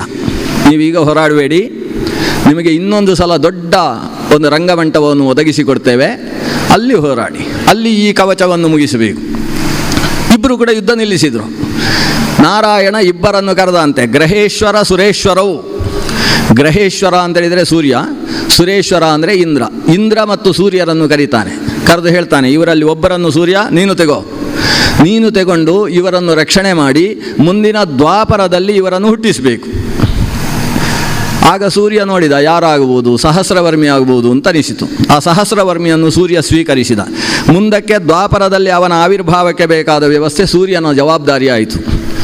ಇಂದ್ರನನ್ನು ಕರೆದ. ಇಂದ್ರ ಅವನನ್ನು ಸ್ವೀಕರಿಸಿದ ವಿಷ್ಣು ಹೇಳಿದ ಹಾಗೆ. ಆದರೆ ವಿಷ್ಣುವಿನ ಹತ್ರ ಹೇಳ್ತಾನೆ, ನಾನು ಇವನನ್ನು ಹುಟ್ಟಿಸುವ ಕೆಲಸ ಮಾಡುವುದಿಲ್ಲ. ಯಾಕಂದರೆ ಈತನ ಜನ್ಮ, ನನ್ನ ಮಗ ಅಂದರೆ ನಿನಗೆ ಇಷ್ಟ ಇಲ್ಲ. ಯಾಕಂದರೆ ಶ್ರೀರಾಮ ಅವತಾರದಲ್ಲಿ ನನ್ನ ಮಗನನ್ನು ಏನು ಮಾಡಿದ್ದೀನಿ ನೀನು? ನನ್ನ ಮಗನಾದ ವಾಲಿಯನ್ನು ಬದಿಯಲ್ಲಿ ನಿಂತು ಬಾಣ ಹೊಡೆದು ಸಾಯಿಸುವ ಕೆಲಸ ಮಾಡಿದೆ. ಹಾಗಾಗಿ ನೀನು ಸೂರ್ಯನ ಮಕ್ಕಳನ್ನು ಪಾಲನೆ ಮಾಡ್ತಿ, ಇಂದ್ರನ ಮಕ್ಕಳು ಅಂದರೆ ನಿನಗೆ ಇಷ್ಟ ಆಗುವುದಿಲ್ಲ ಅಂತ ಒಂದು ಕರಾರು ತೆಗಿತಾನೆ. ತರಾಟೆ ನಡೆಯುತ್ತೆ. ಆಗ ಭಗವಂತ ಹೇಳ್ತಾನೆ, ಹಾಗೆ ಯೋಚಿಸಬೇಡ, ಅಲ್ಲಿ ಅವರ ಕರ್ಮಕ್ಕೆ ಅನುಗುಣವಾದ ಕೆಲಸವನ್ನು ಮಾಡಿದ್ದೇನೆ. ಅಲ್ಲಿಯ ಕರ್ಮ ವ್ಯತ್ಯಾಸವಾದದ್ರಿಂದ ಈಗ ನಾನು ನಿನ್ನ ಮಗನ ಪಕ್ಷವನ್ನು ವಹಿಸಿ ಅವನ ರಥದ ಕುದುರೆಗಳನ್ನು ನಾನೇ ತೊಳೆದು ಕೈಯಲ್ಲಿ ಚಾಟಿ ಹಿಡಿದು ಅವನ ಸಾರಥಿಯಾಗಿ ಯುದ್ಧದಲ್ಲಿ ಗೆಲುವು ಬರುವ ಹಾಗೆ ಕ್ಷಣ ಕ್ಷಣದಲ್ಲೂ ಕೂಡ ನೋಡಿಕೊಳ್ಳುವ ಜವಾಬ್ದಾರಿಯನ್ನು ಹೊತ್ತುಕೊಳ್ತೇನೆ. ಹಾಗಾಗಿ ಆತನ ಜನ್ಮಕ್ಕೆ ನೀನು ಕಾರಣ ಆಗಬೇಕು. ಇಂದ್ರ ನಾರಾಯಣನ ಪಾದಕ್ಕೆ ಬಿದ್ದು ನನ್ನ ಮಗನನ್ನು ನಾನೇ ಆದ ಆತ್ಮಾವೇ ಪುತ್ರನಾಮಾಸಿ, ನನ್ನ ಸ್ವರೂಪವೇ ಆದ ನನ್ನ ಮಗನನ್ನು ಪಾಲಿಸುವುದರ ಮೂಲಕ ಅನುಗ್ರಹಿಸಬೇಕು ಅಂತ ಕೇಳಿ ಅವನನ್ನು ಹಿಡ್ಕೊಂಡು ಹೋಗ್ತಾನೆ. ಹಾಗೆ ಇಂದ್ರ ಸೂರ್ಯರಿಗೆ ಪ್ರಾಪ್ತವಾದಂತಹ ಸಹಸ್ರವರ್ಮಿ ಮತ್ತು ರಕ್ತಜನೆನಿಸಿರತಕ್ಕಂತಹ ನರ, ಇವರನ್ನು ಕುಂತಿ ಆ ದೇವತೆಗಳನ್ನು ಆವಾಹನೆ ಮಾಡಿದಂತಹ ಸಂದರ್ಭದಲ್ಲಿ ಇವರು ಹುಟ್ಟಿಸಿದ್ದಾರೆ. ಇದು ಪದ್ಮಪುರಾಣದಲ್ಲಿ ತುಂಬ ವಿಸ್ತಾರವಾಗಿರುವ ಕಥೆಯನ್ನು ನಿಮಗೆ ನಾನು ಸಂಕ್ಷೇಪವಾಗಿ ಹೇಳಿದ್ದು. ಒಟ್ಟಿನಲ್ಲಿ ಇಂದ್ರ ಹುಟ್ಟಿಸಿದ್ದು ನರನನ್ನು, ಸೂರ್ಯ ಆವಿರ್ಭಾವಗೊಳಿಸಿರ್ತಕ್ಕಂಥದ್ದು ಸಹಸ್ರವರ್ಮಿಯನ್ನು. ಸಹಸ್ರವರ್ಮಿ ಅನ್ನುವ ಸ್ವರೂಪ ದೈತ್ಯ ಸ್ವರೂಪ, ನರ ಅನ್ನುವ ಸ್ವರೂಪ ದೇವಸ್ವರೂಪ. ನರ ಅಂದರೆ ವಾಸ್ತವಿಕವಾಗಿ ಶೇಷಸ್ವರೂಪ, ಅದು ಶೇಷದೇವ, ಭಗವಂತನ ತಲ್ಪವೆನಿಸಿರ್ತಕ್ಕಂತಹ ಶೇಷ. ಆ ಶೇಷನಲ್ಲಿ ಆವಿಷ್ಟವಾದ ಭಗವದ್ ರೂಪವನ್ನು ನರ ಅಂತ ಕರೀತಾರೆ. ಅಂತಹ ನರನ ಆವೇಶವುಳ್ಳ ಇಂದ್ರನ ಅವತಾರ ಅದು ಅರ್ಜುನ ಅನ್ನುವ ಸ್ವರೂಪ. ಸಹಸ್ರವರ್ಮಿ ಅನ್ನುವ ಒಬ್ಬ ರಕ್ಕಸನ ಅಥವಾ ದೈತ್ಯ ಸ್ವಭಾವದ ವ್ಯಕ್ತಿತ್ವದ ಆವೇಶವುಳ್ಳಂತಹ ಸಾಕ್ಷಾತ್ ಸೂರ್ಯನ ಅವತಾರ ಅದು ಕರ್ಣ. ಅದರಿಂದ ಕರ್ಣ ಸೂರ್ಯ ಅನ್ನುವುದು ಎಷ್ಟು ಸರಿಯೋ ಆ ಕರ್ಣನಲ್ಲಿ ಆಗಾಗ ಸಹಸ್ರವರ್ಮಿಯ ವ್ಯಕ್ತಿತ್ವವೂ ಕೂಡ ಅಷ್ಟೇ ಸರಿಯಾದದ್ದು. ಅರ್ಜುನ ಇಂದ್ರ ಅನ್ನುವುದು ಎಷ್ಟು ಸರಿಯೋ ಅವನಲ್ಲಿ ಇಂದ್ರನಿಗಿಂತ ಎತ್ತರದ ನರ ಅನ್ನುವ ಸ್ವರೂಪ ಇತ್ತು ಅನ್ನುವುದು ಅಷ್ಟೇ ಸರಿ. ನಾವು ಮಹಾಭಾರತದ ಅನೇಕ ಕಥೆಗಳನ್ನು ಅರ್ಥ ಮಾಡಿಕೊಳ್ಳಬೇಕಾದ್ರೆ ಕೆಲವೊಂದು ಸಲ ಅರ್ಜುನ ಇಂದ್ರನಿಗಿಂತ ದೊಡ್ಡ ದೊಡ್ಡ ಕೆಲಸ ಮಾಡ್ತಾನಲ್ಲ, ಇಂದ್ರನಿಗಿಂತ ಎತ್ತರದ ಸ್ಥಿತಿ, ಭೀಮನಿಗಿಂತ ಎತ್ತರದ ಸ್ಥಿತಿ ಕೆಲವು ಸಲ ಕಾಣಿಸ್ತದಲ್ಲ ಅಂತ ಪ್ರಶ್ನೆಗಳು ಬಂದಾಗ ಅಲ್ಲಿ ಇರತಕ್ಕಂತಹ ನರಸ್ವರೂಪದ ಬಗ್ಗೆ ನಾವು ಆಲೋಚನೆ ಮಾಡಬೇಕಾಗ್ತದೆ. ಹಾಗೆಯೇ ಕರ್ಣ ಇಷ್ಟು ಒಳ್ಳೆಯವ, ಯಾಕೆ ಈ ರೀತಿ ಮಾಡಿಬಿಟ್ಟ ಅಂತ ಅನೇಕ ಪ್ರಸಂಗದಲ್ಲಿ ಪ್ರಶ್ನೆ ಬರ್ತದೆ. ದ್ರೌಪದಿ ದೇವಿಯ ಮಾನಭಂಗ ಆಗತಕ್ಕಂತಹ ಸಂದರ್ಭದಲ್ಲಂತೂ ಕರ್ಣನ ವ್ಯಕ್ತಿತ್ವವನ್ನು ಯಾವ ಕರ್ಣ ಭಕ್ತರೂ ಕೂಡ ಸಮರ್ಥಿಸಿಕೊಳ್ಳುವುದಕ್ಕೆ ಸಾಧ್ಯ ಇಲ್ಲ ಅನ್ನುವಷ್ಟು ಕೆಟ್ಟದಾಗಿ ನಡ್ಕೊಂಡು ಬಿಡ್ತಾನೆ ಕರ್ಣ. ಇಷ್ಟು ಎತ್ತರದ ವ್ಯಕ್ತಿತ್ವದ ಕರ್ಣದಲ್ಲಿ ಇಂಥದ್ದು ಯಾಕೆ ಪ್ರವೇಶ ಮಾಡಿತು ಅಂತ ನಮಗೆ ಪ್ರಶ್ನೆ ಬಂದಾಗ ಅವನಲ್ಲಿರುವ ಒಂದು ದೈತ್ಯ ವ್ಯಕ್ತಿತ್ವ, ಆವಿಷ್ಟವಾದ ಶಕ್ತಿ. ಕರ್ಣನನ್ನು ದೈತ್ಯ ಅಂತ ಕರೀಬಾರ್ದು, ಕರ್ಣನಲ್ಲಿ ಒಂದು ಆವೇಶ ಇದೆ ಅಂತ. ಕೆಲವರಲ್ಲೆಲ್ಲ ಇದ್ದಕ್ಕಿದ್ದ ಹಾಗೆ ಭೂತಾವೇಶವಾಗಿ ಕುಣಿತು ಕುಪ್ಪಳಿಸಿ ಹಾರಿ ಏನೇನೋ ಮಾಡುವುದಿಲ್ವ, ಅಷ್ಟು ಕಾರಣದಿಂದ ಅವನನ್ನೇ ಭೂತ ಅಂತ ಕರಿಬಾರ್ದು. ಅವನಲ್ಲಿ ಕೆಲವು ಸಲ ಭೂತ ಆವೇಶ ಆಗ್ತದೆ ಅಂತ ಹೇಳಬೇಕಲ್ವಾ. ಹಾಗೆ ಕರ್ಣನಲ್ಲಿ ಕೆಲವು ಸಲ ದುಷ್ಟ ಆವೇಶದಿಂದ ಕೆಲವು ದುಷ್ಟ ವ್ಯಕ್ತಿತ್ವಗಳು ಕರ್ಣನಲ್ಲಿ ಕಾಣಿಸುತ್ತೆ. ಸ್ವಭಾವ ಸಹಜವಾಗಿ ಕರ್ಣನಲ್ಲಿ ಸದ್ವ್ಯಕ್ತಿತ್ವ ಇದೆ, ಇದನ್ನು ನಾವು ಗಮನಿಸಬೇಕು. ಈ ಸಹಸ್ರವರ್ಮಿಯ ಆವೇಶ ಇರುವ ಕಾರಣದಿಂದಲೇ ಕರ್ಣನಿಗೆ ಅರ್ಜುನನನ್ನು ಕಂಡ್ರೆ ಆಗುವುದಿಲ್ಲ. ಯಾಕಂದರೆ ನರ ಮತ್ತು ಸಹಸ್ರವರ್ಮಿ ಇವರಲ್ಲಿದ್ದಂತಹ ಒಂದು ಹಾವು ಮುಂಗುಸಿಯ ಭಾವ ಅದು ಅವರು ಎಲ್ಲಿ ಎದುರಾದಾಗಲೂ ಕೂಡ ಅದು ಎದ್ದು ಕಾಣಿಸ್ತಾ ಇತ್ತು. ಈ ಕಾರಣದಿಂದ ಈ ಪ್ರದರ್ಶನಾಲಯದಲ್ಲಿ ಅಥವಾ ಪ್ರದರ್ಶನ ರಂಗಮಂಟಪದಲ್ಲಿ ಅರ್ಜುನ ಮಾಡಿ ತೋರಿಸಿದ್ದಕ್ಕಿಂತ ಹೆಚ್ಚಿನ ಕೆಲಸವನ್ನು ಕರ್ಣ ಮಾಡಿ ತೋರಿಸಿದ. ಹೆಚ್ಚಿನದ್ದು. ಆಮೇಲೆ ಅವರಿಗೆ ಕೈ ಹತ್ತಿತು, ಸ್ವಲ್ಪ ಹೋರಾಡಿದರು. ಅವರು ಹೋರಾಡ್ತಾ ಇರುವ ಹೊತ್ತಿಗೆ ದ್ರೋಣರಿಗೆ ಸೇದರಿಕೆ ಆಯಿತು. ನನ್ನ ಶಿಷ್ಯ ಸ್ವಲ್ಪ ಅಡ್ಡ ಬೀಳುವ ಸಾಧ್ಯತೆ ಇದೆ ಅಂತ ದ್ರೋಣರಿಗೆ ಅನಿಸಿತು. ಯಾಕೆ ಅನಿಸಿತು ಅಂದರೆ ಕರ್ಣ ಹೋರಾಡ್ತಾ ಇರುವುದು ಕರ್ಣ ಹೋರಾಡುವ ಹಾಗೆ ಕಾಣಿಸ್ತಾ ಇಲ್ಲ, ಪರಶುರಾಮರು ಹೋರಾಡಿದ ಹಾಗೆ ಕಾಣಿಸ್ತಾ ಇದೆ. ನಾನು ಯಾರಿಂದ ಪಾಠ ಕಲಿತಿದ್ದೇನೋ ಅವನಿಂದ ಪಾಠ ಕಲಿತಿರ್ತಕ್ಕಂಥವ ಕರ್ಣ. ಆದ್ದರಿಂದ ಅರ್ಜುನ ಎಲ್ಲಿಯಾದರೂ ಕೆಳಗೆ ಬೀಳುವ ಸಾಧ್ಯತೆ ಇದೆ ಅಂತ ಅನಿಸಿತು. ಪಕ್ಕದಲ್ಲಿ ಮಗನಾದ ಅಶ್ವತ್ಥಾಮನಿದ್ದ. ಅವನ ಬೆನ್ನು ತಟ್ಟಿ ಹೇಳ್ತಾನೆ, ಹೋಗಿ ನಿಲ್ಲಿಸು ಅಂತ. ಅಶ್ವತ್ಥಾಮ ಹೋಗಿ ಇಬ್ಬರನ್ನು ಕೈಯಲ್ಲಿ ಎಳೆದು ಆ ಕಡೆ ಈ ಕಡೆ ನಿಲ್ಲಿಸಿ, ಹೋರಾಡಬೇಡಿ, ಗುರುಗಳ ಆಜ್ಞೆಯಾಗಿದೆ ಅಂತ ಹೇಳಿದ. ಅಂತೂ ಇವರ ಗಲಾಟೆಯಲ್ಲಿ ನಿಂತಿತು. ಇಡೀ ಸಭೆ ಕರ್ಣನಷ್ಟು ಇಲ್ಲ ಅರ್ಜುನ ಅಂತ ಮಾತಾಡಿಕೊಂಡಿತಂತೆ. ಕರ್ಣನ ವ್ಯಕ್ತಿತ್ವವನ್ನು ಹಾಡಿ ಹೊಗಳಿತು. ಆದರೆ ಅರ್ಜುನನಿಗಿಂತ ಹೆಚ್ಚು ಈ ಕರ್ಣನಲ್ಲಿ ಹೇಗೆ ಬಂತು ಅಂತ ಪರಸ್ಪರ ಪ್ರಶ್ನೆ ಅಲ್ಲಿ ಉದಿಸುವುದಕ್ಕೆ ಪ್ರಾರಂಭವಾಯಿತು. ಆವಾಗ ಕರ್ಣನೇ ಹೇಳಿದ, ಪರಶುರಾಮರು ನನಗೆ ವಿದ್ಯೆಯನ್ನು ಕೊಟ್ಟವರು. ದ್ರೋಣರಲ್ಲಿ ಬಂದು ಕೇಳಿದಾಗ ಆಗುವುದಿಲ್ಲ ಅಂತ ಹೇಳಿದರು. ಇವರಿಂದ ಆಗುವುದಿಲ್ಲ ಅಂದರೆ ಇವರ ಅಪ್ಪನ ಹತ್ರ ಪಾಠ ಕೇಳ್ತೇನೆ ಅಂತ ಹೊರಟವ. ಇವರಿಂದ ಆಗುವುದಿಲ್ಲ ಅಂದರೆ ಇವರಿಗೆ ಪಾಠ ಹೇಳಿದವರು ಯಾರು? ಪರಶುರಾಮರು. ಅವರ ಹತ್ರವೇ ಪಾಠ ಕೇಳ್ತೇನೆ. ಆದರೆ ಪರಶುರಾಮಾಚಾರ್ಯರು ಒಂದು ಸಂಕಲ್ಪ ಮಾಡಿದರು, ಒಂದು ಶಪಥ ಮಾಡಿದರು. ನಾನು 21 ಬಾರಿ ಕ್ಷತ್ರಿಯ ಕುಲವನ್ನು ತರಿದವ, ಕೊನೆಗೆ 12,000 ಕ್ಷತ್ರಿಯರನ್ನು ಗಂಟು ಮೂಟೆ ಕಟ್ಟಿಕೊಂಡು ಎಳ್ಕೊಂಡು ಕುರುಕ್ಷೇತ್ರ ಅಂತ ಇವತ್ತು ಪ್ರಸಿದ್ಧವಾದ ಸಮಂತ ಪಂಚಕಕ್ಕೆ ಎಳ್ಕೊಂಡು ಹೋದವ.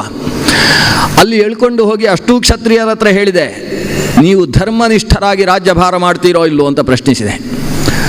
ನಮ್ಮನ್ನು ಒಂದು ಸಲ ಈ ಕಟ್ಟು ಬಿಚ್ಚು, ನಿನ್ನನ್ನು ಸಾಯಿಸಿ ಬಿಡ್ತೇವೆ ಅಂತ ಅವರು ಹೇಳಿದರೆ ಹೊರತು ತಮ್ಮ ಅಧಾರ್ಮಿಕ ಮನಸ್ಥಿತಿಯಿಂದ ಧಾರ್ಮಿಕತೆಯ ಕಡೆಗೆ ತಾವು ಬದಲಾವಣೆಯಾಗುವುದಕ್ಕೆ ಯಾರೂ ಇಷ್ಟಪಡಲಿಲ್ಲ. ಆಗ ನಾನು ಕೈಯಲ್ಲಿ ಕೊಡಲಿ ಹಿಡಿದು ಹೇಳಿದೆ, ನೀವು ಧರ್ಮನಿಷ್ಠರಾಗಿ ಬದುಕ್ತೇವೆ ಅಂತ ಈ ಪುಣ್ಯಕ್ಷೇತ್ರದಲ್ಲಿ ಪ್ರತಿಜ್ಞೆ ಮಾಡಿ, ಅದು ಇಲ್ಲ ಅಂತ ಹೇಳಿದರೆ ಇಷ್ಟೂ ಜನರ ತಲೆ ಕತ್ತರಿಸಿ ಇಲ್ಲಿ ಹಾಕಿರುವ ಹೊಂಡದಲ್ಲಿ ನಿಮ್ಮ ರಕ್ತವನ್ನು ರಾಶಿ ಹಾಕ್ತೇನೆ ಅಂತ. ಅವರು ಧರ್ಮ ಮಾರ್ಗದಲ್ಲಿ ನಡೀತೇನೆ ಅನ್ನುವ ಮಾತು ಹೇಳುವ ಧೈರ್ಯವನ್ನು ತೋರಿಸಲಿಲ್ಲ. ಅದರ ಪರಿಣಾಮವಾಗಿ ಅಷ್ಟೂ ಜನರ ತಲೆ ಕಡಿದು ಅವರ ರಕ್ತದಿಂದ ಆ 5 ಮಡುಗಳನ್ನು ತುಂಬಿಸಿ ಆ ಸಮಂತ ಪಂಚಕದಲ್ಲಿದ್ದ ರಕ್ತದಿಂದಲೇ ತಾನು ಕೈ ಎತ್ತಿ ತನ್ನ ತಂದೆಯಾದ ಜಮದಗ್ನಿಗೆ ಅರ್ಘ್ಯವನ್ನು ಕೊಟ್ಟಿರ್ತಕ್ಕಂಥವ, ತರ್ಪಣವನ್ನು ಕೊಟ್ಟಿರ್ತಕ್ಕಂಥವ ಈ ಪರಶುರಾಮಾಚಾರ್ಯ. ಹಾಗಾಗಿ ಲೋಕವನ್ನು ರಕ್ಷಣೆ ಮಾಡಬೇಕಾಗಿದ್ದ ಕ್ಷತ್ರಿಯರು ಇಷ್ಟು ದುರ್ದಾಂತರಾಗಿ ಬೆಳೆದಂತಹ ಸಂದರ್ಭದಲ್ಲಿ ಅವರ ಸಂಹಾರಕ್ಕೋಸ್ಕರ ಅವತಾರ ಮಾಡಿರ್ತಕ್ಕಂತಹ ನಾನು ಇನ್ನು ಮುಂದೆ ಕ್ಷತ್ರಿಯರಿಗೆ ಪಾಠ ಹೇಳುವುದಿಲ್ಲ ಅಂತ ಸಂಕಲ್ಪ ಮಾಡಿದವ. ಆದ್ದರಿಂದಾಗಿ ಏನು ಪಾಠ ಹೇಳುವುದಾದರೂ ಕೂಡ ಲೋಕಕ್ಷೇಮಂಕರವಾಗಿ ಮತ್ತೊಬ್ಬರಿಗೆ ಪಾಠ ಹೇಳತಕ್ಕಂತಹ ವಿಪ್ರರಿಗೆ ಮಾತ್ರ ಅಂತ ಸಂಕಲ್ಪ ಮಾಡಿದ್ದಂತಹ ಪರಶುರಾಮಾಚಾರ್ಯನಲ್ಲಿ ಈ ಕರ್ಣ ಹೋಗಿ ಪಾಠ ಕೇಳಿದಾಗ ಪಾಠ ಹೇಳುವ ಸ್ಥಿತಿಯಲ್ಲಿ ವಸ್ತುತಃ ಪರಶುರಾಮಾಚಾರ್ಯರು ಇರಲಿಲ್ಲ. ಅವರ ಸಂಕಲ್ಪ ಬ್ರಾಹ್ಮಣರಿಗೆ ಮಾತ್ರ ಹೇಳ್ತೇನೆ ಅನ್ನೋ ಸಂಕಲ್ಪ ಅಲ್ಲ, ಪಾಠ ಹೇಳಿದ್ರಿಂದ ಲೋಕಕ್ಷೇಮ ಆಗಬೇಕು.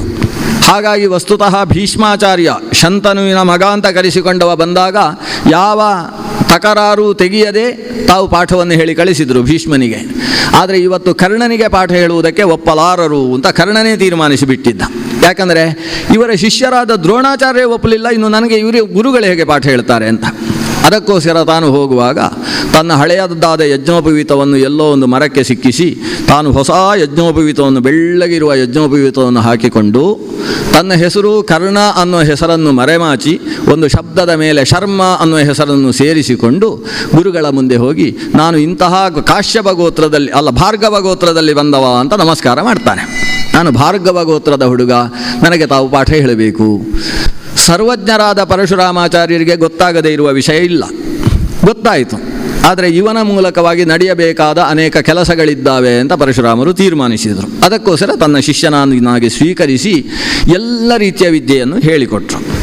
ಆದರೆ ಕರ್ಣನ ಇಡೀ ಇತಿಹಾಸವನ್ನು ಗಮನಿಸಿದರೆ ನಮಗೆ ಅಯ್ಯೋ ಪಾಪ ಅವನಿಗೆ ಹೀಗಾಗಬಾರ್ದಿತ್ತು ಅಂತ ಅನಿಸುವ ರೀತಿಯಲ್ಲೇ ಅವನ ಇತಿಹಾಸ ನಡೆದು ಹೋಗಿದೆ.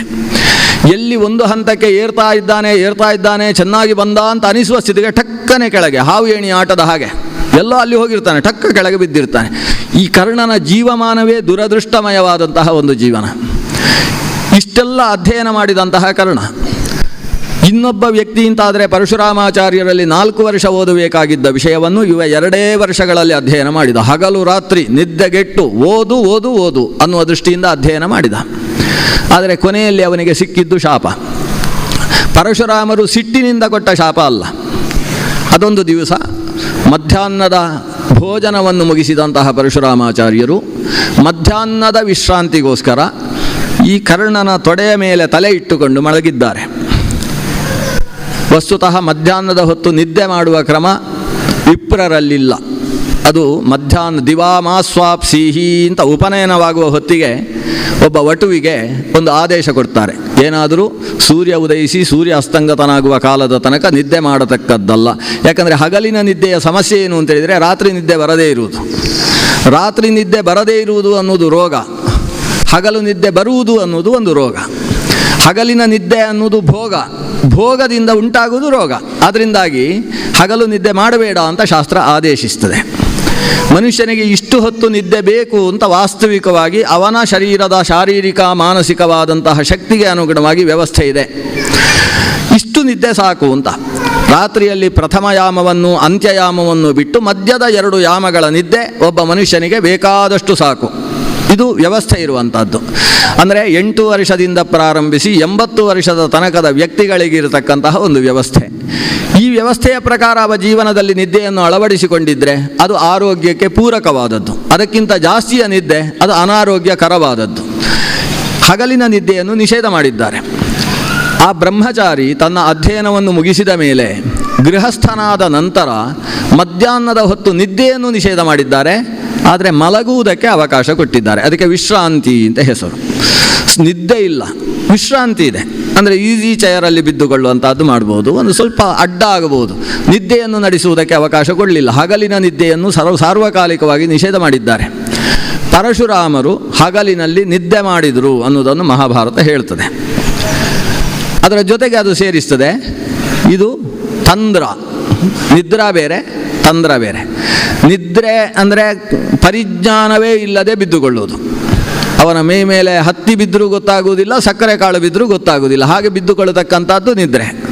ತಂದ್ರ ಅಂದರೆ ತೂಕಡಿಕೆ, ಅವನಿಗೆ ಹೊರಗಿನ ಜ್ಞಾನವೂ ಇರ್ತದೆ, ಒಳಗೆ ಇನ್ನೊಂದು ಯಾವುದೋ ಜ್ಞಾನವೂ ಇರ್ತದೆ. ವಿಶ್ರಾಂತಿಯ ಜೊತೆಗೆ ತಂದ್ರಾ ಸ್ವರೂಪದಲ್ಲಿದ್ದಾರೆ ಪರಶುರಾಮರು. ಯಾಕಂದರೆ ಕರ್ಣನಿಗೊಂದು ಗತಿಯನ್ನು ಕಾಣಿಸುವ ವ್ಯವಸ್ಥೆಯ ದೃಷ್ಟಿಯಿಂದ ಪರಶುರಾಮರು ಹಾಗೆ ಬಿದ್ದುಕೊಂಡಿದ್ದಾರೆ. ಆ ಸ್ಥಿತಿಯಲ್ಲಿ ಒಂದು ಕೀಟ, ಆ ಕೀಟದ ಹಿನ್ನೆಲೆಯೂ ತುಂಬ ಕಾರಣಗಳಿದ್ದಾವೆ. ಅಂತೂ ಒಂದು ಕೀಟ ಈ ಕರ್ಣನ ತೊಡೆಯ ಸನ್ನಿಧಾನದಲ್ಲಿ ಸಿಕ್ಕಿ ಹಾಕಿಕೊಂಡು ತೊಡೆಯನ್ನು ಕಚ್ಚಿ ರಕ್ತ ಸೋರುವ ಹಾಗೆ ಮಾಡಿ, ತಾನು ತೊಡೆಯನ್ನು ಅಲುಗಾಡಿಸಿದೆ ಅಂತಾದರೆ ಗುರುಗಳ ವಿಶ್ರಾಂತಿಗೆ ಎಲ್ಲಿ ಭಂಗವಾಗ್ತದೋ ಅನ್ನುವ ಪ್ರಜ್ಞೆಯಿಂದ, ವಿಧೇಯ ಭಾವದಿಂದ ಕರ್ಣ ಅದನ್ನು ಸಹಿಸಿಕೊಂಡ. ಕಾಲಿನಿಂದ ರಕ್ತ ಸೋರಿತು. ಸೋರಿದ ರಕ್ತ ಮಲಗಿದ್ದಂತಹ ಪರಶುರಾಮರ ತಲೆಗೂ ಸೋಂಕಿತು. ಮೈಗೆ ಯಾವಾಗ ರಕ್ತ ಸೋಂಕಿತು, ತಂದ್ರಾವಸ್ಥೆಯಲ್ಲಿದ್ದಂತಹ ಪರಶುರಾಮರು ಎದ್ದರು. ಮೈ ಮೇಲೆ ರಕ್ತ ತಾಗುವುದರ ಮೂಲಕ ಅಶುಚಿಯಾಯಿತು ಅಂತ ಚೀರಿದರು. ನೀನು ಯಾರು ಅಂತ ಪ್ರಶ್ನಿಸಿದರು. ಒಬ್ಬ ವಿಪ್ರನಿಗೆ ಇಷ್ಟು ಕಾಲನ್ನು ತೂತು ಮಾಡಿ ರಕ್ತ ಹೊರ ಸೋರುವಂತೆಯ ತನಕ ಒಂದು ಕೀಟ ತೊಂದರೆ ಕೊಟ್ಟಿತು ಅಂತಾದರೆ ಅದನ್ನು ಸಹಿಸಿಕೊಳ್ಳತಕ್ಕಂತಹ ಶಕ್ತಿ ಇಲ್ಲ. ಅದನ್ನು ಸಹಿಸಿಕೊಂಡಿದ್ದಿ ಅಂದರೆ ನೀನು ಕ್ಷತ್ರಿಯನಾಗಿರ್ತಿ ಅನ್ನುವುದನ್ನು ಪರಶುರಾಮರು ಹೇಳಿದರು. ಅಷ್ಟು ಹೊತ್ತಿಗೆ ನಿಜ ಸ್ವರೂಪ ಗೊತ್ತಾಯಿತು. ಕರ್ಣ ಸ್ಪಷ್ಟ ಹೇಳಿದ, ನಾನು ಸತ್ಯವಾಗಿಯೂ ಕ್ಷತ್ರಿಯ ಸುತನಿದ್ದೇನೆ, ಆದರೆ ಸೂತಪುತ್ರ ಅಂತ ಲೋಕದಲ್ಲಿ ಖ್ಯಾತಿಗೊಂಡಿದ್ದೇನೆ. ಆದರೆ ನಾನು ಯಾವುದನ್ನೂ ನಿಮ್ಮ ಮುಂದೆ ಸುಳ್ಳು ಹೇಳಲಿಲ್ಲ. ನಾನು ಭಾರ್ಗವ ಗೋತ್ರದವ ಅಂತ ಹೇಳಿದೆ. ಯಾಕೆ ಹೇಳಿದೆ ಅಂದರೆ ನೀವು ಪರಶುರಾಮಾಚಾರ್ಯರು, ಪರಶುರಾಮರು ಭಾರ್ಗವರು. ನಿಮ್ಮನ್ನು ಬಿಟ್ಟರೆ ನಮಗೆ ಯಾವ ಗೋತ್ರವೂ ಇಲ್ಲ. ಸಾಕ್ಷಾತ್ ಪರದೇವತೆ ಎನಿಸಿದಂತಹ ನಿಮ್ಮ ಗೋತ್ರದಲ್ಲೇ ಪ್ರಪಂಚ ಎಲ್ಲವೂ ಆವಿರ್ಭವಿಸಬೇಕು. ಹಾಗಾಗಿ ಈ ಮಾತು ಹೇಳಿದರೆ ಸುಳ್ಳಾಗಲಿಕ್ಕಿಲ್ಲ ಅನ್ನೋ ಭಾವದಿಂದ ನಾನು ಹೇಳಿದ್ದೇನೆ ಅಂತ ಏನೋ ವಿವರಣೆಯನ್ನು ಕೊಟ್ಟು ಅವ ಹೇಳಿದ. ಮಹಾಭಾರತದಲ್ಲಿ 6 ಶ್ಲೋಕ ಇದೆ ಕರ್ಣ ಆಡ್ತಕ್ಕಂತಹ ಮಾತು. ಅವನ ಮಾತನ್ನು ಕೇಳಿದಾಗ ಕರ್ಣಂದು ಏನೂ ತಪ್ಪಿಲ್ಲ ಅಂತ ನಮಗೆ ಅನಿಸುತ್ತೆ. ಪರಶುರಾಮಾಚಾರ್ಯರು ಒಪ್ಪಿಕೊಳ್ತಾರೆ, ನೀನು ವಿದ್ಯೆಗೋಸ್ಕರ ಸಾತ್ವಿಕ ಉದ್ದೇಶದಿಂದ ಸುಳ್ಳೇ ಹೇಳಿದರೂ ಕೂಡ ಅದನ್ನು ನಾನು ಸತ್ಯ ಅಂತ ಪರಿಗಣಿಸ್ತೇನೆ. ಆದರೆ ನಿನ್ನ ಈ ಪ್ರವೃತ್ತಿ ನನಗೆ ಇಷ್ಟವಾಗಲಿಲ್ಲ. ರಕ್ತ ಸೋರ್ತಾ ಇದ್ದರೂ ಕೂಡ ಗುರುಗಳನ್ನು ಎಬ್ಬಿಸಲಿಲ್ಲ. ಆ ಕಾರಣದಿಂದ ನಿನ್ನ ಮೇಲಿನ ಬೇಸರದಿಂದ ಹೇಳ್ತಾ ಇದ್ದೇನೆ, ನೀನು ಯಾವಾಗ ನಾನು ಕೊಟ್ಟ ವಿದ್ಯೆಯನ್ನು ಸ್ಪರ್ಧೆಯ ದೃಷ್ಟಿಯಿಂದ ಬಳಸ್ತೀಯೋ ಆ ಸಂದರ್ಭದಲ್ಲಿ ನಿನಗೆ ನನ್ನ ವಿದ್ಯೆಗಳು ಮರೆತು ಹೋಗಲಿ ಅಂತ ಒಂದು ಶಾಪ ಕೊಡ್ತಾರೆ. ಇಲ್ಲಿ ಕರ್ಣನಿಗೆ ಈ ಶಾಪವನ್ನು ಕೊಡುವುದಕ್ಕೆ ಉದ್ದೇಶ, ಮುಂದೆ ಶ್ರೀಕೃಷ್ಣ, ಇದೇ ಪರಶುರಾಮರು ಶ್ರೀಕೃಷ್ಣನಾಗಿ ಸಾರಥಿಯಾಗಿ ಅರ್ಜುನನನ್ನು ಮುನ್ನಡೆಸ್ತಾ ಇರುವಂತಹ ಸಂದರ್ಭದಲ್ಲಿ ಅರ್ಜುನನ ಕೈಯಿಂದ ಇವನಿಗೊಂದು ಅಂತ್ಯವಾಗಬೇಕು. ಆ ಅಂತ್ಯವಾಗುವುದಕ್ಕೆ ಕಾರಣ, ಈ ಕರ್ಣ ಹಿಂದೆ ಸುಗ್ರೀವನಾಗಿದ್ದಂತಹ ಸಂದರ್ಭದಲ್ಲಿ ತಾನು ತನ್ನ ಅಣ್ಣನನ್ನೇ ಕೊಲ್ಲಿಸುವ ಕೆಲಸ ಮಾಡಿದ್ದಾನೆ. ಅಣ್ಣನ ಸಂಹಾರವಾದ ನಂತರದಲ್ಲೂ ಅಣ್ಣನ ಪತ್ನಿಯನ್ನು ತನ್ನ ಜೊತೆಗಿಟ್ಟುಕೊಂಡಿದ್ದಾನೆ. ಇದು ಸುಗ್ರೀವನಾಗಿರಬೇಕಾದರೆ ಈ ಸೂರ್ಯನಿಂದ ನಡೆದ ಅಪಚಾರ ಅಂತ ಪುರಾಣಗಳು ಉಲ್ಲೇಖ ಮಾಡ್ತವೆ. ವಸ್ತುತಃ ವಾಲಿಯನ್ನು ಕೊಲ್ಲಿಸಿದ್ದು ಸರಿಯೋ ಸರಿ ಅಂತ ನಮಗೆ ರಾಮಾಯಣ ನೋಡಿದಾಗ ಅನಿಸುತ್ತೆ. ಆದರೆ ಶ್ರೀರಾಮಚಂದ್ರನೇ ಕೊಲ್ಲಿಸುವ ಕ್ರಮ ಸರಿಯಿಲ್ಲ ಅಂತ ಸುಗ್ರೀವನಿಗೆ ಹೇಳ್ತಾನೆ. ತಮ್ಮಿಬ್ಬರಲ್ಲಿ ನಡೆದ ಅಗ್ನಿಸಾಕ್ಷಿಕವಾದಂತಹ ಸ್ನೇಹಕ್ಕೆ ಕಟ್ಟು ಬಿದ್ದು ಶ್ರೀರಾಮಚಂದ್ರ ಅವರವರ ಕರ್ಮಕ್ಕೆ ಅನುಗುಣವಾಗಿ ವಾಲಿಯನ್ನು ಅಲ್ಲಿ ಸಂಹರಿಸಿದ್ದ. ಆದರೆ ಸಂಹಾರ ಮಾಡಿಸಿದಂತಹ ಸುಗ್ರೀವನಿಗೆ ಅದು ಲೇಪವಾಗಿ ಅಂಟಿಕೊಂಡಿತು. ಅದರ ಪರಿಣಾಮವಾಗಿ ಇಲ್ಲಿ ಯಾರು ಅಲ್ಲಿ ಯಾರಿಂದ ಸಂಹೃತನಾಗಿದ್ದಾನೋ ಅಂತಹ ವ್ಯಕ್ತಿಯನ್ನು ಸಂಹರಿಸಬೇಕಾದ ಪ್ರಸಂಗ ಬಂತು. ಅಲ್ಲಿ ವಾಲಿಗೆ ಬದಿಯಲ್ಲಿ ನಿಂತು ರಾಮಚಂದ್ರ ಬಾಣವನ್ನು ಹೊಡೆದ. ಅಂದರೆ ಬೆನ್ನಿಗೆ ಬಾಣವನ್ನು ಹೊಡೆಯುವ ಕೆಲಸ ನಡೆಯಿತು. ರಾಮಚಂದ್ರ ಹೊಡೆದದ್ದು ಅಂದರೆ ಸುಗ್ರೀವನ ನಿಮಿತ್ತದಿಂದ ಹೊಡೆದದ್ದು.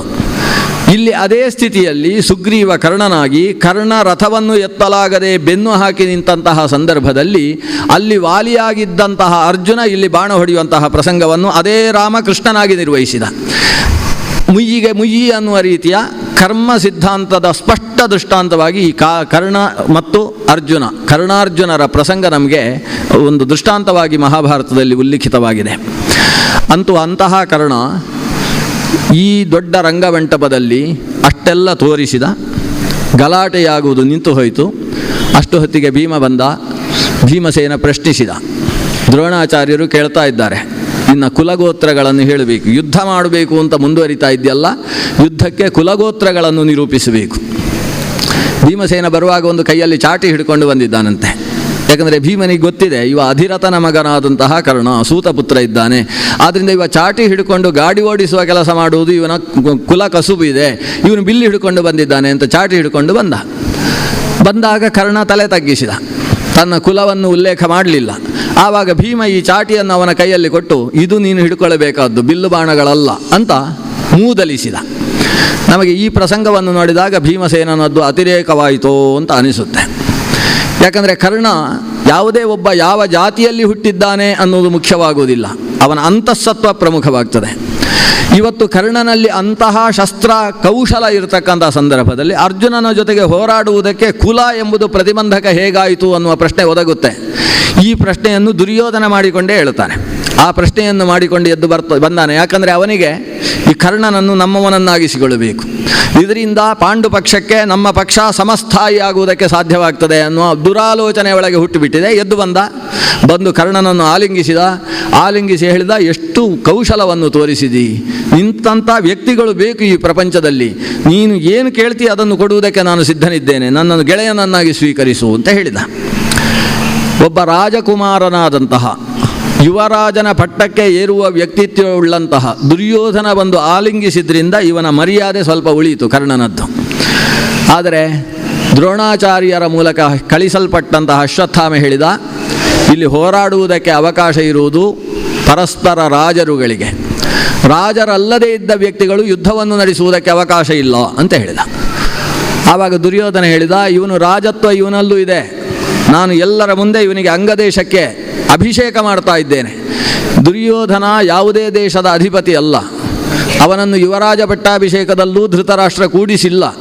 ಅಂಥ ಪ್ರಸಂಗದಲ್ಲಿ ತಾನೇ ರಾಜತ್ವವನ್ನು ಆವಾಹನೆ ಮಾಡಿಕೊಂಡಂತಹ ದುರ್ಯೋಧನ ಹೇಳಿದ, ನಮ್ಮ ಈ ದೇಶದಲ್ಲಿ ಅಂಗ ಅಂತಕ್ಕಂತಹ ಒಂದು ಪ್ರತ್ಯೇಕ ಪ್ರಾಂತ ಇದೆ, ಕಲಿಂಗದ ಹಿಂಭಾಗದಲ್ಲಿರ್ತಕ್ಕಂತಹ ಅಂಗ ಅನ್ನುವ ಪ್ರದೇಶ ಏನಿದೆ ನಮ್ಮ ಊರಿನದ್ದು, ಆ ದೇಶದ ರಾಜನನ್ನಾಗಿ ಇವನನ್ನು ಅಭಿಷೇಕ ಮಾಡ್ತೇನೆ ಅಂತ ಹೇಳಿ ತನ್ನ ದೂತರ ಮೂಲಕ ದೊಡ್ಡ ಆಸನವನ್ನು ತಂದು ಅಲ್ಲಿ ಕೂಡಿಸಿ, ಆ ಆಸನದಲ್ಲಿ ಇವನನ್ನು ಕುಳ್ಳಿರಿಸಿ ತಾನು ಕಿರೀಟವನ್ನು ತರಿಸಿ ತಲೆಗೆ ಕಿರೀಟವನ್ನಿಟ್ಟು ಮುತ್ತು ರತ್ನಗಳನ್ನು ಅವನ ಮೇಲೆ ಸುರಿಯುವುದರ ಮೂಲಕ ಅಭಿಷೇಕ ಮಾಡಿದ. ಒಬ್ಬರೂ ಪ್ರತಿಭಟಿಸಲಿಲ್ಲ ಅನ್ನೋದು ವಿಶೇಷ. ನಿನಗೇನು ಅಧಿಕಾರ ಇದೆ, ಅದು ನಿನ್ನ ರಾಜ್ಯವೋ ಅಂತ ಯಾರೂ ಕೇಳಲಿಲ್ಲ. ಕೇಳುವುದಕ್ಕೆ ವಸ್ತುತಃ ಧೃತರಾಷ್ಟ್ರ ಕೇಳಬೇಕಿತ್ತು, ಇಲ್ಲ ಧರ್ಮರಾಜ ಕೇಳಬೇಕಿತ್ತು. ಧರ್ಮರಾಜ ಅಂತಹ ಉಸಾಬರಿಗೆ ಹೋಗುವವನೇ ಅಲ್ಲ. ಅವನು ನೋಡಿದ, ಚಪ್ಪಾಳೆ ತಟ್ಟಿದ, ಒಂದು ಒಳ್ಳೆ ಅಭಿಷೇಕ ಆಯ್ತಲ್ವ ಅಂತ. ಧರ್ಮರಾಜನಿಗೆ ಏನು ನಡೆದರೂ ಅದು ಸಮಾನವೇ, ಅವನು ಪ್ರಶ್ನೆ ಮಾಡಲಿಲ್ಲ. ಮಾಡಬೇಕಾದದ್ದು ಧೃತರಾಷ್ಟ್ರ, ಅವನು ಅನುಮೋದಿಸಿದ. ಆ ಅನುಮೋದಿಸಿದ್ದರ ಹಿನ್ನೆಲೆ ಧೃತರಾಷ್ಟ್ರನಲ್ಲೂ ಪಾಂಡವರ ಕಡೆಗೆ ಹೆದರಿಕೆ ಪ್ರಾರಂಭ ಆಗಿದೆ. ತನ್ನ ಮಕ್ಕಳ ಬಗ್ಗೆ ಇರತಕ್ಕಂತಹ ಅತಿಶಯಿತವಾದ ಮಮಕಾರ ಇದಕ್ಕೆ ಕಾರಣವಾಯಿತು ಅನ್ನುವುದು ಸ್ಪಷ್ಟ.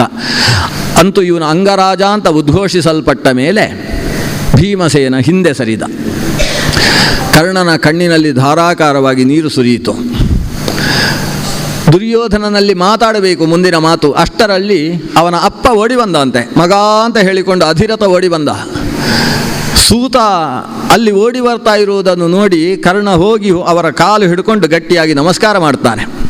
ಇಡೀ ಸಭೆ ಕರತಾಡನದ ಜೊತೆಗೆ ತಾನು ಎದ್ದು ನಿಂತು ಆ ಒಂದು ವ್ಯವಹಾರವನ್ನು ಗೌರವಿಸಿತು.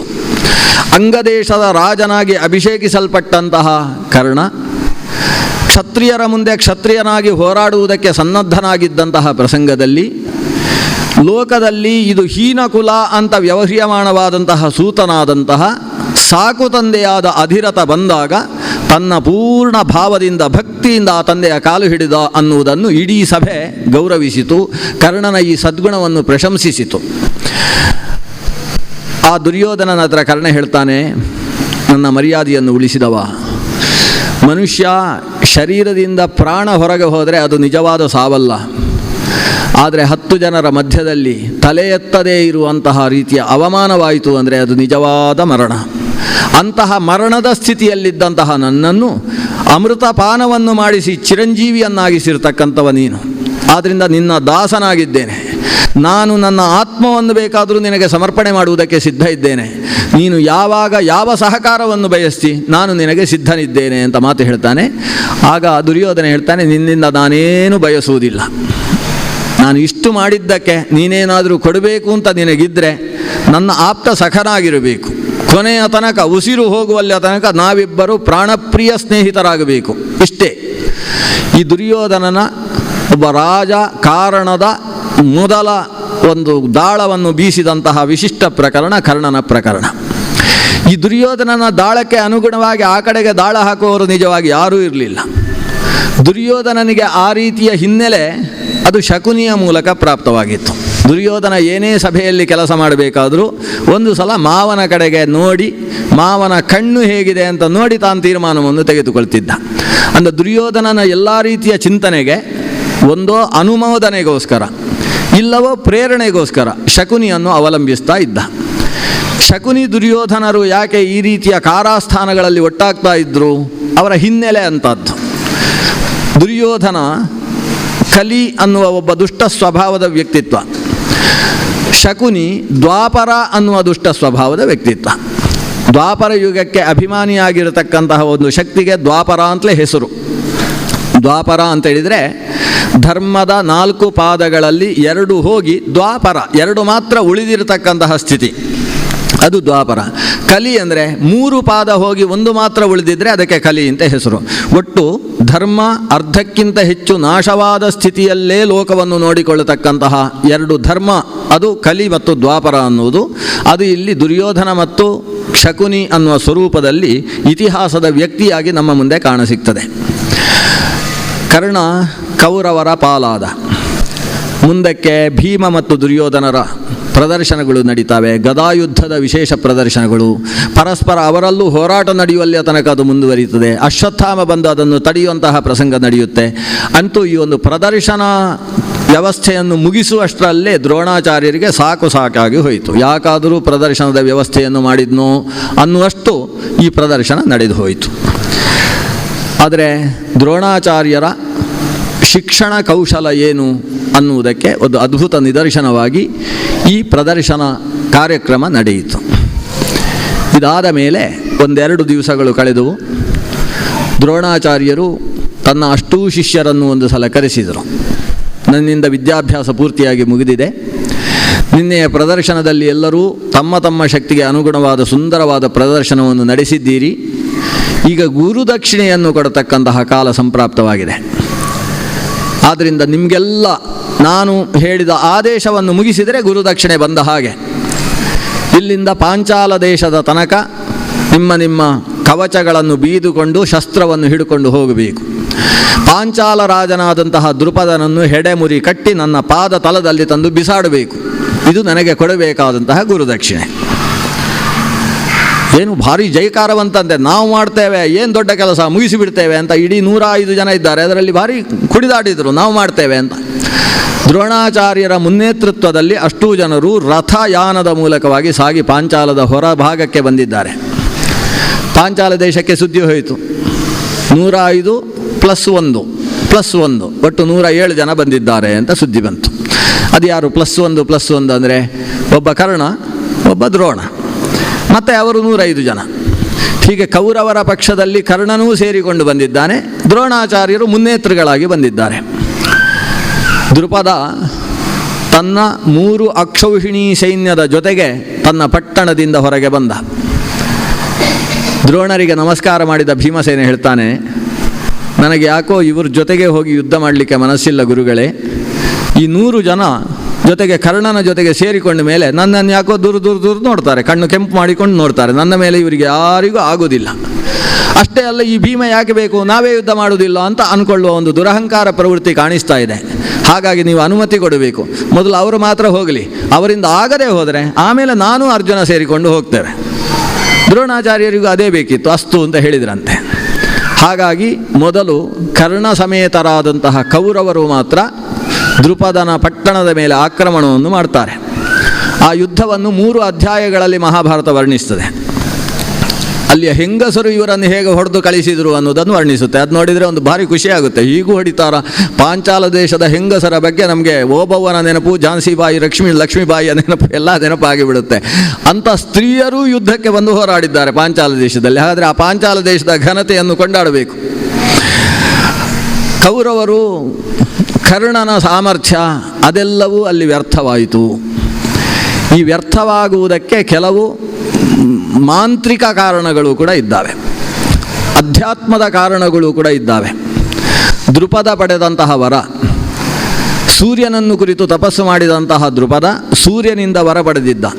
ತನ್ನ ಪಟ್ಟಣದ ಸುತ್ತಮುತ್ತ 3 ಯೋಜನದಷ್ಟು ದೂರದ ತನಕ ನಿನಗೆ ಸೋಲು ಬರದಿರಲಿ ಅನ್ನುವ ವರವನ್ನು ಪಡೆದಿದ್ದ. ಹೀಗಾಗಿ ಸೂರ್ಯನೇ ಆದ ಕರ್ಣನು ಹೋದರೂ ಕೂಡ ಗೆಲ್ಲುವುದಕ್ಕಾಗಲಿಲ್ಲ. ಯಾಕಂದರೆ ಆತ ಮಾನುಷ ಅವತಾರ ಸ್ವರೂಪಿಯಾಗಿದ್ದನೇ ಹೊರತು ಸಾಕ್ಷಾತ್ ಸೂರ್ಯ ಸ್ವರೂಪಿಯಾಗಿರಲಿಲ್ಲ. ಮಾನುಷ ಗಂಧದ ಶರೀರದಲ್ಲಿರುವ ಸೂರ್ಯನಿಗೂ ಕೂಡ ಆ ವರವನ್ನು ಮೀರಿ ಗೆಲ್ಲುವುದಕ್ಕೆ ಸಾಧ್ಯ ಆಗಲಿಲ್ಲ. ಸೋತು ಓಡಿ ಬಂದರು. ಕೊನೆಗೆ ಕೌರವರು ಹೆಂಗಸರ ಕೈಯಲ್ಲಿದ್ದ ಒನಕೆಯಲ್ಲಿ ಪೆಟ್ಟು ತಿಂತಾ ಇದ್ದಂತಹ ಪ್ರಸಂಗವನ್ನು ನೋಡಿ ದ್ರೋಣರಿಗೂ ನಗು ಬಂತು ಅಂತ ಮಹಾಭಾರತ ವರ್ಣನೆ ಆಗ್ತದೆ. ದ್ರೋಣರ ಹತ್ರ ಓಡಿ ಬಂದರು. ಸ್ವಾಮಿ, ನಮ್ಮಿಂದ ಆಗ್ತಾ ಇಲ್ಲ, ಎಲ್ಲಿದ್ದಾನೆ ಅರ್ಜುನ, ಎಲ್ಲಿದ್ದಾನೆ ಭೀಮ ಅಂತ ಕೇಳಿಕೊಂಡು ಓಡಿ ಬಂದರು. ಆಗ ರಥವನ್ನು ಏರಿದ್ದಾನೆ ಭೀಮಸೇನ. ಕೈಯಲ್ಲಿ ಬಿಲ್ಲು ಹಿಡ್ಕೊಂಡು ಭೀಮಸೇನ ಹೊರಟ ಒಂದು ವರ್ಣನೆ ಇದೆ. ಸಾಮಾನ್ಯ ಭೀಮ ಅಂತ ಅನಿಸಿದ ಕೂಡಲೇ ಒಂದು ದೊಡ್ಡ ಗದೆ ಇರಬೇಕು ಅಂತ ನಮಗನಿಸುತ್ತೆ. ಇಲ್ಲಿ ಮಹಾಧನುರ್ಧಾರಿಯಾಗಿ ಮಹೇಶ್ವಾಸನಾಗಿ ಭೀಮಸೇನ ಹೊರಟ. ಭೀಮಸೇನನ ಹಿಂಭಾಗದಲ್ಲಿ ಅರ್ಜುನ ರಥವನ್ನೇರಿದ್ದಾನೆ. ಅರ್ಜುನನ 2 ಚಕ್ರಗಳಿಗೆ ರಕ್ಷಕರಾಗಿ ನಕುಲ ಸಹದೇವರು ಹೊರಟಿದ್ದಾರೆ. ಧರ್ಮರಾಜನು ಕೂಡ ಹೊರಡುವುದಕ್ಕೆ ಎದ್ದು ನಿಂತರೆ ಭೀಮ ಹೇಳ್ತಾನೆ, ನೀನು ಇಲ್ಲೇ ಕೂತಿರು, ನೀವು ಎಲ್ಲ ರಾಜರು, ನಮಗೆ ದೊಡ್ಡ ಅಣ್ಣ ನೀನು, ತಂದೆಗೆ ಸಮಾನ. ಆದ್ದರಿಂದ ದ್ರೋಣಾಚಾರ್ಯರ ಜೊತೆಗೆ ಕೌರವರು ಹೇಗೂ ಇಲ್ಲಿರ್ತಾರೆ, ನೀನು ಕೂಡ ಇಲ್ಲೇ ಇರು, ನಾವು ಬೇಕಾದ ಕೆಲಸ ಮಾಡಿಕೊಂಡು ಬರ್ತೇವೆ. ಹೀಗೆ ಧರ್ಮರಾಜ ಯುದ್ಧಕ್ಕೆ ಹೋಗಲಿಲ್ಲ. ಈ 4 ಜನ ಯುದ್ಧಕ್ಕೆ ಸಾಗಿದ್ದಾರೆ. ಭೀಮನ ರಥಘೋಷ ಮತ್ತು ಆತ ಮಾಡ್ತಾ ಇರುವ ಸಿಂಹನಾದ, ಈ ಕಾರಣದಿಂದ ಎಷ್ಟೋ ಜನ ಸ್ಮೃತಿ ತಪ್ಪಿ ಬಿದ್ದರು ಅಂತ. ಇದೆಲ್ಲ ಮಹಾಭಾರತದಲ್ಲಿ ವರ್ಣನೆ ಕೇಳಿದಾಗ ಏನೋ ಸುಳ್ಳು ವರ್ಣನೆ ಮಾಡ್ತಾರೆ ಅಂತ ಅನಿಸುತ್ತೆ. ನಾವು ಅಂತ ಗಟ್ಟಿ ಶಬ್ದ ಮಾಡಿದ ಕೂಡಲೇ ಜನ ಎಲ್ಲ ಸ್ಮೃತಿ ತಪ್ಪಿ ಬೀಳುವಂಥದ್ದು ನಡೆದೀತೋ ಅಂತ ಅನಿಸುತ್ತೆ. ಆದರೆ ಈ ರಣಶಾಸ್ತ್ರಗಳನ್ನು ನಿರೂಪಿಸುವ ಹೊತ್ತಿಗೆ, ಅವರಿಗೆ ಅಧ್ಯಾಪನ ಮಾಡುವ ಹೊತ್ತಿಗೆ ಸಿಂಹನಾದವನ್ನು ಮಾಡುವುದರ ಬಗ್ಗೆಯೂ ಕೂಡ ಒಂದು ಪಾಠ ಹೇಳ್ತಾರೆ. ಗೀತೆಯ ಭಗವದ್ಗೀತೆಯ ಆರಂಭದಲ್ಲಿ ಭೀಷ್ಮಾಚಾರ್ಯರು ಸಿಂಹನಾದ ಮಾಡಿದರ ಬಗ್ಗೆ ಉಲ್ಲೇಖ ಬರ್ತದೆ. ಸಿಂಹನಾದಂ ವಿನದ್ಯೋಚ್ಚೈಹಿ ಶಂಖಂ ದದ್ಮೌ ಪ್ರತಾಪವಾನ್ ಅಂತ ಒಂದು ಸಿಂಹನಾದ ಮಾಡಿದ. ಆ ಸಿಂಹನಾದ ಮಾಡಿದ್ರಿಂದ ಏನಾಯಿತು ಅಂದರೆ ಹೃದಯಾನಿ ವ್ಯದಾರಯತ್, ಅವರ ಎದೆ ಸೀಳಿ ಹೋಯಿತು ಅನ್ನುವ ಮಾತು ಬರುತ್ತೆ. ಒಂದು ರೀತಿಯಲ್ಲಿ ಧ್ವನಿಯನ್ನು ಹೊರಗೆ ಹಾಕಿದರೆ ಅದು ಕೆಲವರ ಪ್ರಾಣ ತೆಗೆಯುವ ಸಾಮರ್ಥ್ಯವನ್ನು ಧ್ವನಿ ಪಡೆದಿರ್ತದೆ. ಇದು ಆಥರ್ವಣ ವಿದ್ಯಾಕೌಶಲ್ಯದಲ್ಲಿ ನಿರೂಪಿತವಾಗಿರ್ತಕ್ಕಂಥ ವಿಷಯ. ಇವತ್ತು ಆಥರ್ವಣ ವೇದದಲ್ಲಿ ಕೆಲವು ಶಬ್ದಗಳಿದ್ದಾವೆ. ಆ ಶಬ್ದಗಳನ್ನು ವಿಚಿತ್ರವಾದ ಧ್ವನಿಯಲ್ಲಿ ಹೇಳ್ತಾ ಹೋದರೆ ಒಬ್ಬನ ತಲೆಯನ್ನು ಕತ್ತರಿಸುವಷ್ಟು ಆ ಶಬ್ದಕ್ಕೆ ಶಕ್ತಿ ಇದೆ ಅಂತ ಹೇಳ್ತದೆ. ಇವತ್ತು ವಿಜ್ಞಾನವೂ ಕೂಡ ಆ ಶಬ್ದದ ಶಕ್ತಿಯನ್ನು ಅಂಗೀಕಾರ ಮಾಡ್ತದೆ. ಶಬ್ದದ ಮೂಲಕವಾಗಿ ವಜ್ರವನ್ನು ಕೂಡ ತುಂಡರಿಸುವ ಹಾಗೆ ಶಬ್ದದಲ್ಲಿ ಒಂದು ಕಂಪನಾತೀತವಾದ ಶಬ್ದಗಳನ್ನು ನಾವು ಹುಟ್ಟಿಸಿದರೆ, ನಾನ್ ವೈಬ್ರೇಟರಿ ಸೌಂಡ್ ಅದು ಹೊರಗೆ ಬಂತು ಅಂತಾದರೆ ಅದು ಎಂತಹ ಗಟ್ಟಿಯಾದದ್ದನ್ನು ಕತ್ತರಿಸುವ ಶಕ್ತಿ ಅದರಲ್ಲಿರ್ತದೆ. ಅದರಿಂದ ಕೆಲವು ಬೀಜಗಳು, ಅದು ಹ್ರೀಮ್ ಇರ್ಬೋದು, ಕ್ಲೀಮ್ ಇರ್ಬೋದು, ಕೆಲವು ಬೀಜ ಮಂತ್ರಗಳು, ಆ ಬೀಜ ಮಂತ್ರಗಳನ್ನು ವಿಚಿತ್ರವಾದ ಕ್ರಮದಲ್ಲಿ ಜೋಡಿಸಿದಾಗ ಆ ಜೋಡಿಸಲ್ಪಟ್ಟಂತಹ ಬೀಜ ಮಂತ್ರ ಅದು ಇನ್ನೊಬ್ಬರ ತಲೆಯನ್ನು ಕತ್ತರಿಸುವಷ್ಟು ಶಕ್ತಿಯನ್ನು ಪಡೀತದೆ ಅಂತಾದರೆ, ಅದೇ ರೀತಿಯ ಸಿಂಹನಾದದ ಧ್ವನಿ, ಆ ಧ್ವನಿ ಕೆಲವರನ್ನು ಸಾಯಿಸುವಷ್ಟು ಪ್ರಭಾವಕಾರಿಯಾಗಿರ್ತದೆ. ಅಂತಹ ಕಂಠಶಕ್ತಿ ಅದು ಭೀಮಸೇನಲ್ಲಿ ವಾಯುದೇವನಲ್ಲಿ ಇತ್ತು. ಆತ ಬಿಲ್ಲಿನ ಮೂಲಕ ಯುದ್ಧ ಮಾಡ್ತಾ ಇದ್ದಾನೆ. ನಿಲ್ಲುವುದಕ್ಕೆ ಆಗ್ತಾ ಇಲ್ಲ ದ್ರುಪದರಿಗೆ, ದ್ರುಪದ ಪ್ರಭೃತಿಗಳಿಗೆ. ದ್ರುಪದನ ಸುತ್ತಮುತ್ತ ಚಕ್ರರಕ್ಷಕರಾಗಿದ್ದಂತಹ ಯುಧಾಮನ್ಯು ಮತ್ತು ಉತ್ತಮೌಜ ಅನ್ನುವ ಮಹಾಶಕ್ತಿಶಾಲಿಗಳಿಬ್ಬರನ್ನೂ ಕೂಡ ಭೀಮ ರಥ ಸಮೇತವಾಗಿ ನೆಲಕ್ಕೆ ಬೀಳಿಸಿ ಬಿಟ್ಟಿದ್ದಾನೆ. ಅರ್ಜುನ ದ್ರುಪದನ ರಥಕ್ಕೆ ಹಾರಿದ. ರಥಕ್ಕೆ ಹಾರಿ ಅವನ ಕೈಯಲ್ಲಿದ್ದ ಬಿಲ್ಲನ್ನು ಎತ್ತಿ ನೆಲಕ್ಕೆ ಎಸೆದು ತಾನು ತನ್ನ ತೂಣೀರವನ್ನು ಕಟ್ಟಿದ್ದಂತಹ ಹಗ್ಗವನ್ನೇ ಬಿಚ್ಚಿ ಅದರ ಮೂಲಕ ಅವನ ಕೈಯನ್ನು ಹಿಂಭಾಗಕ್ಕೆ ಕಟ್ಟಿ ದ್ರುಪದನನ್ನು ತಲೆಯ ಮೇಲೆ ಹೊತ್ತುಕೊಂಡು ತನ್ನ ರಥಕ್ಕೆ ಹಾರಿದಂತೆ. ಅಂತೂ ಅರ್ಜುನ ರಥದಿಂದ ರಥಕ್ಕೆ ಹಾರುವ ಕೆಲಸ, ಸ್ವಲ್ಪ ಹನುಮಂತನ ವ್ಯವಸ್ಥೆಯನ್ನು ಇಲ್ಲಿ ಅರ್ಜುನ ತೋರಿಸಿದ. ಆ ರಥಕ್ಕೆ ಹಾರಿ ಅವನನ್ನು ಕಟ್ಟಿ ಅವನನ್ನು ಹಿಡಿಕೊಂಡು ಮತ್ತೆ ತನ್ನ ರಥಕ್ಕೆ ಹಾರಿದ. ಅರ್ಜುನನ ಮೇಲೆ ಸಮಗ್ರ ದ್ರುಪದ ಸೇನೆ ಮುಗಿಬಿತ್ತು. ಭೀಮಸೇನ ಅದಕ್ಕೆ ರಕ್ಷಣೆಯನ್ನಿತ್ತ. ಭೀಮಸೇನ ಬರೀ ರಕ್ಷಣೆಗೊಳ್ಳಲಿಲ್ಲ, ಯಾರ್ಯಾರು ಹೋರಾಡ್ತಾ ಇದ್ದಾರೆ ಅವರ ತಲೆ ತೆಗೆಯುವ ಕೆಲಸವನ್ನು ಭೀಮ ಮಾಡುವುದಕ್ಕೆ ಶುರು ಮಾಡಿದ. ಅಲ್ಲಿಯ ತನಕ ಅವರನ್ನು ಹಿಂದೆಟ್ಟುವುದು ಮಾತ್ರ ಮಾಡ್ತಿದ್ದ, ತಲೆ ತೆಗೆಯುವುದಕ್ಕೆ ಶುರು ಮಾಡಿದ. ಅರ್ಜುನ ಕೂಗಿ ಹೇಳಿದ, ಅಣ್ಣ ಯಾರನ್ನು ಸಾಯಿಸಬೇಡ, ಈ ದ್ರುಪದನ ಸೇನೆ ಅದು. ದ್ರುಪದ ನಮಗೆ ಅತ್ಯಂತ ಆಪ್ತ, ನಮ್ಮ ಹಿರಿಯರನ್ನೆಲ್ಲ ಬಹಳ ಪ್ರೀತಿಯಿಂದ ನೋಡಿದವ, ನಮಗೆ ಪರಸ್ಪರ ಸಂಬಂಧಕ್ಕೆ ಯೋಗ್ಯವಾದ ವ್ಯಕ್ತಿತ್ವ, ಎಷ್ಟು ಧಾರ್ಮಿಕನಿದ್ದಾನೆ, ಅವನ ಸೇನೆಯನ್ನೆಲ್ಲ ನಾಶ ಮಾಡಬೇಡ. ನಾವು ಗುರುಗಳ ಆಜ್ಞೆ ಪಾಲಿಸುವುದಕ್ಕೆ ಬಂದದ್ದು, ಗುರುಗಳ ಆಜ್ಞೆಯನ್ನು ಕೊಟ್ಟದ್ದು, ಇವನನ್ನು ಕರ್ಕೊಂಡು ಬಂದು ಕಾಲಬುಡದಲ್ಲಿ ಹಾಕಬೇಕು, ಅಷ್ಟು ಆಗ್ತಾ ಇದೆ, ಅವರನ್ನೆಲ್ಲ ಹೊಡಿಬೇಡ.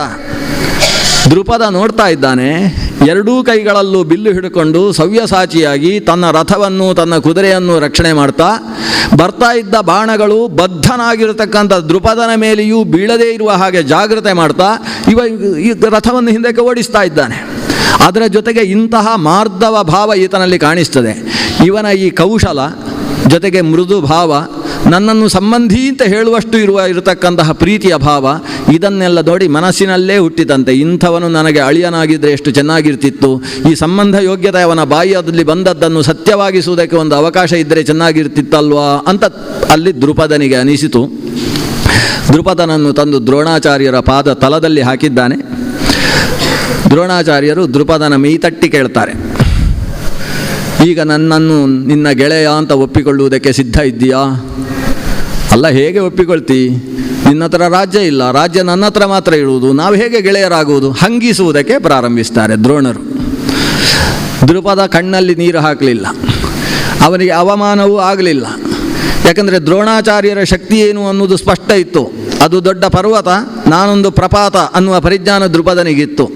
ಯಾವುದೋ ವಿಷಗಳಿಗೆಯಲ್ಲಿ ನಾನು ರಾಜನಿರುವಾಗ ನೀನೇನು ನನ್ನ ಗೆಳೆಯ ಅನ್ನುವ ರೀತಿಯ ಮಾತನ್ನು ದ್ರುಪದ ಆಡಿದ್ದ ವಸ್ತುತಃ.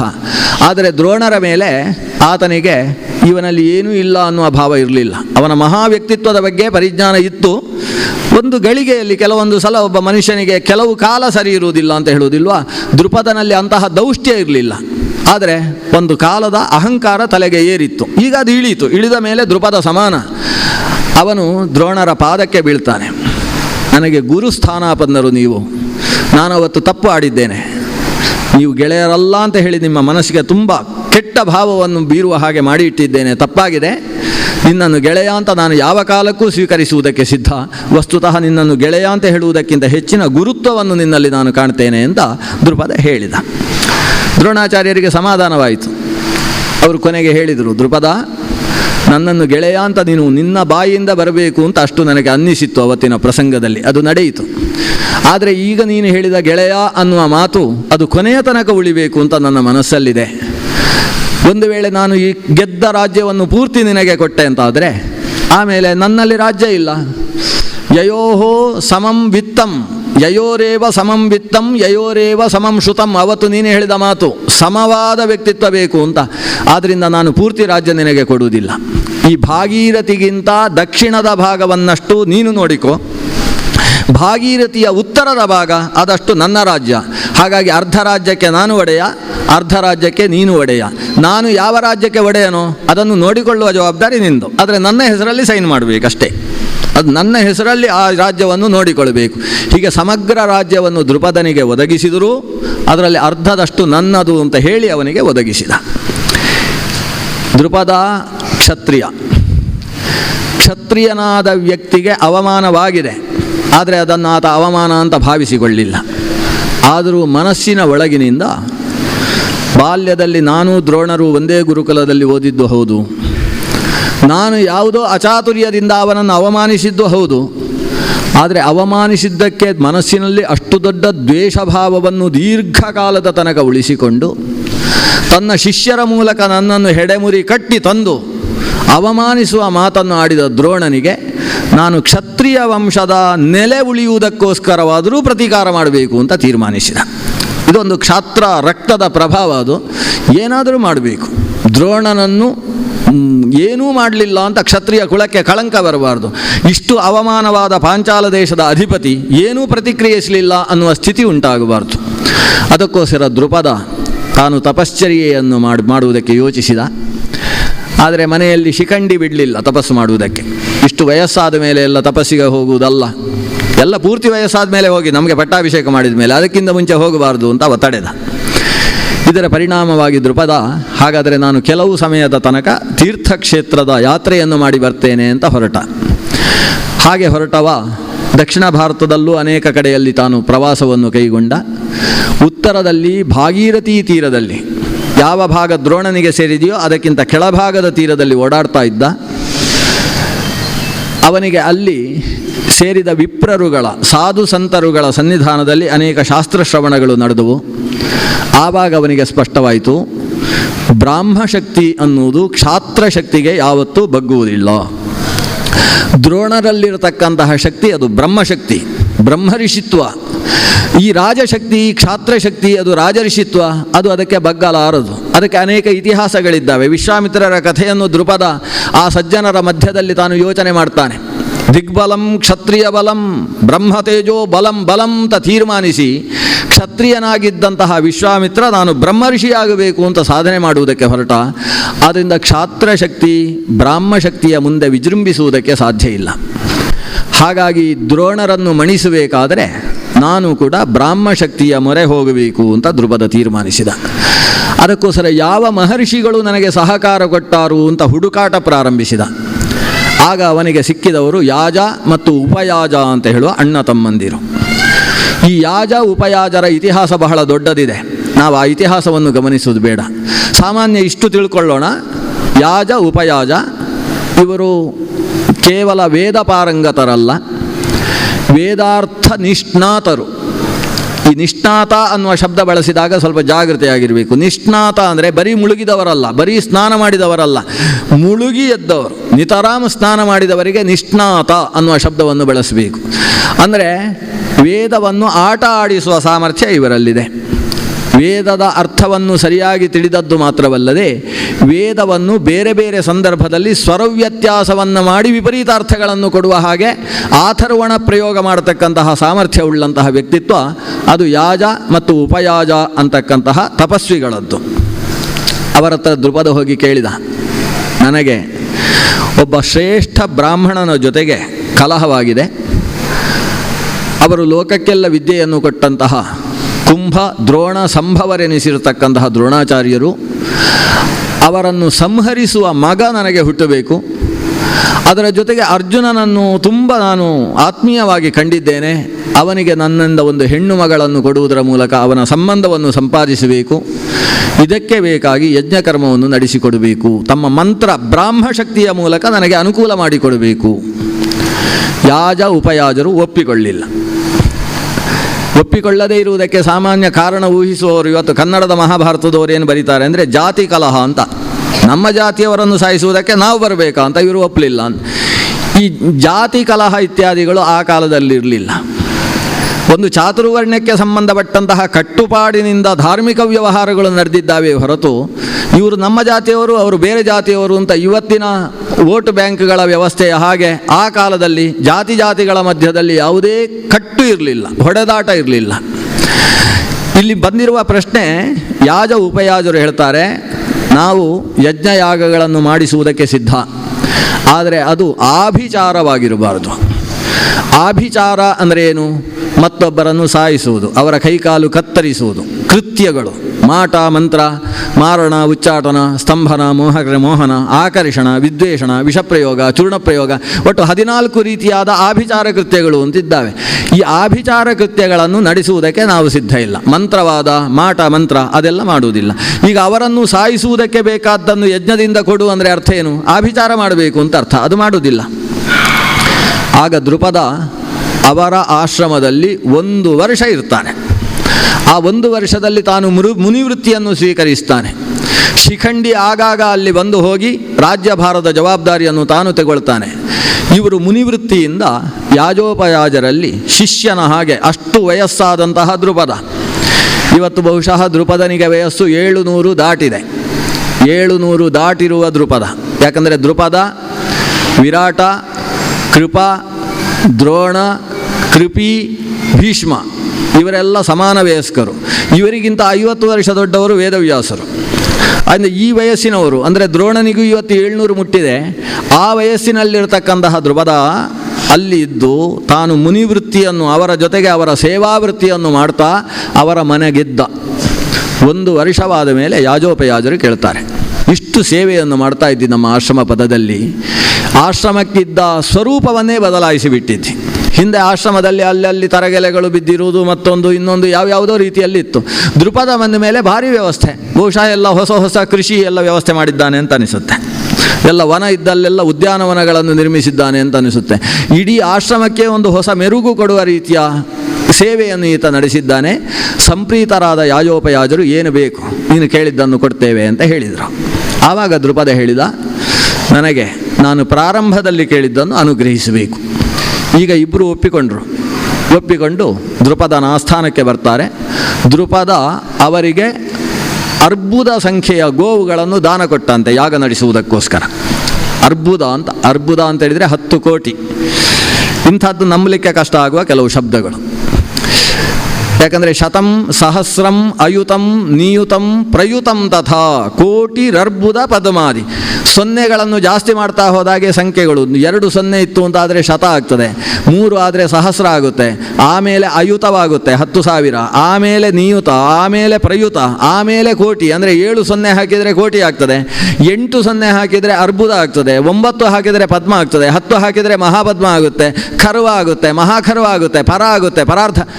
ಈ ಸಂಖ್ಯೆಗಳು ಹೀಗೆ ಬೆಳೀತಾ ಹೋಗ್ತವೆ. ಅರ್ಬುದ ಸಂಖ್ಯೆಯ ಗೋವನ್ನು ಕೊಟ್ಟ.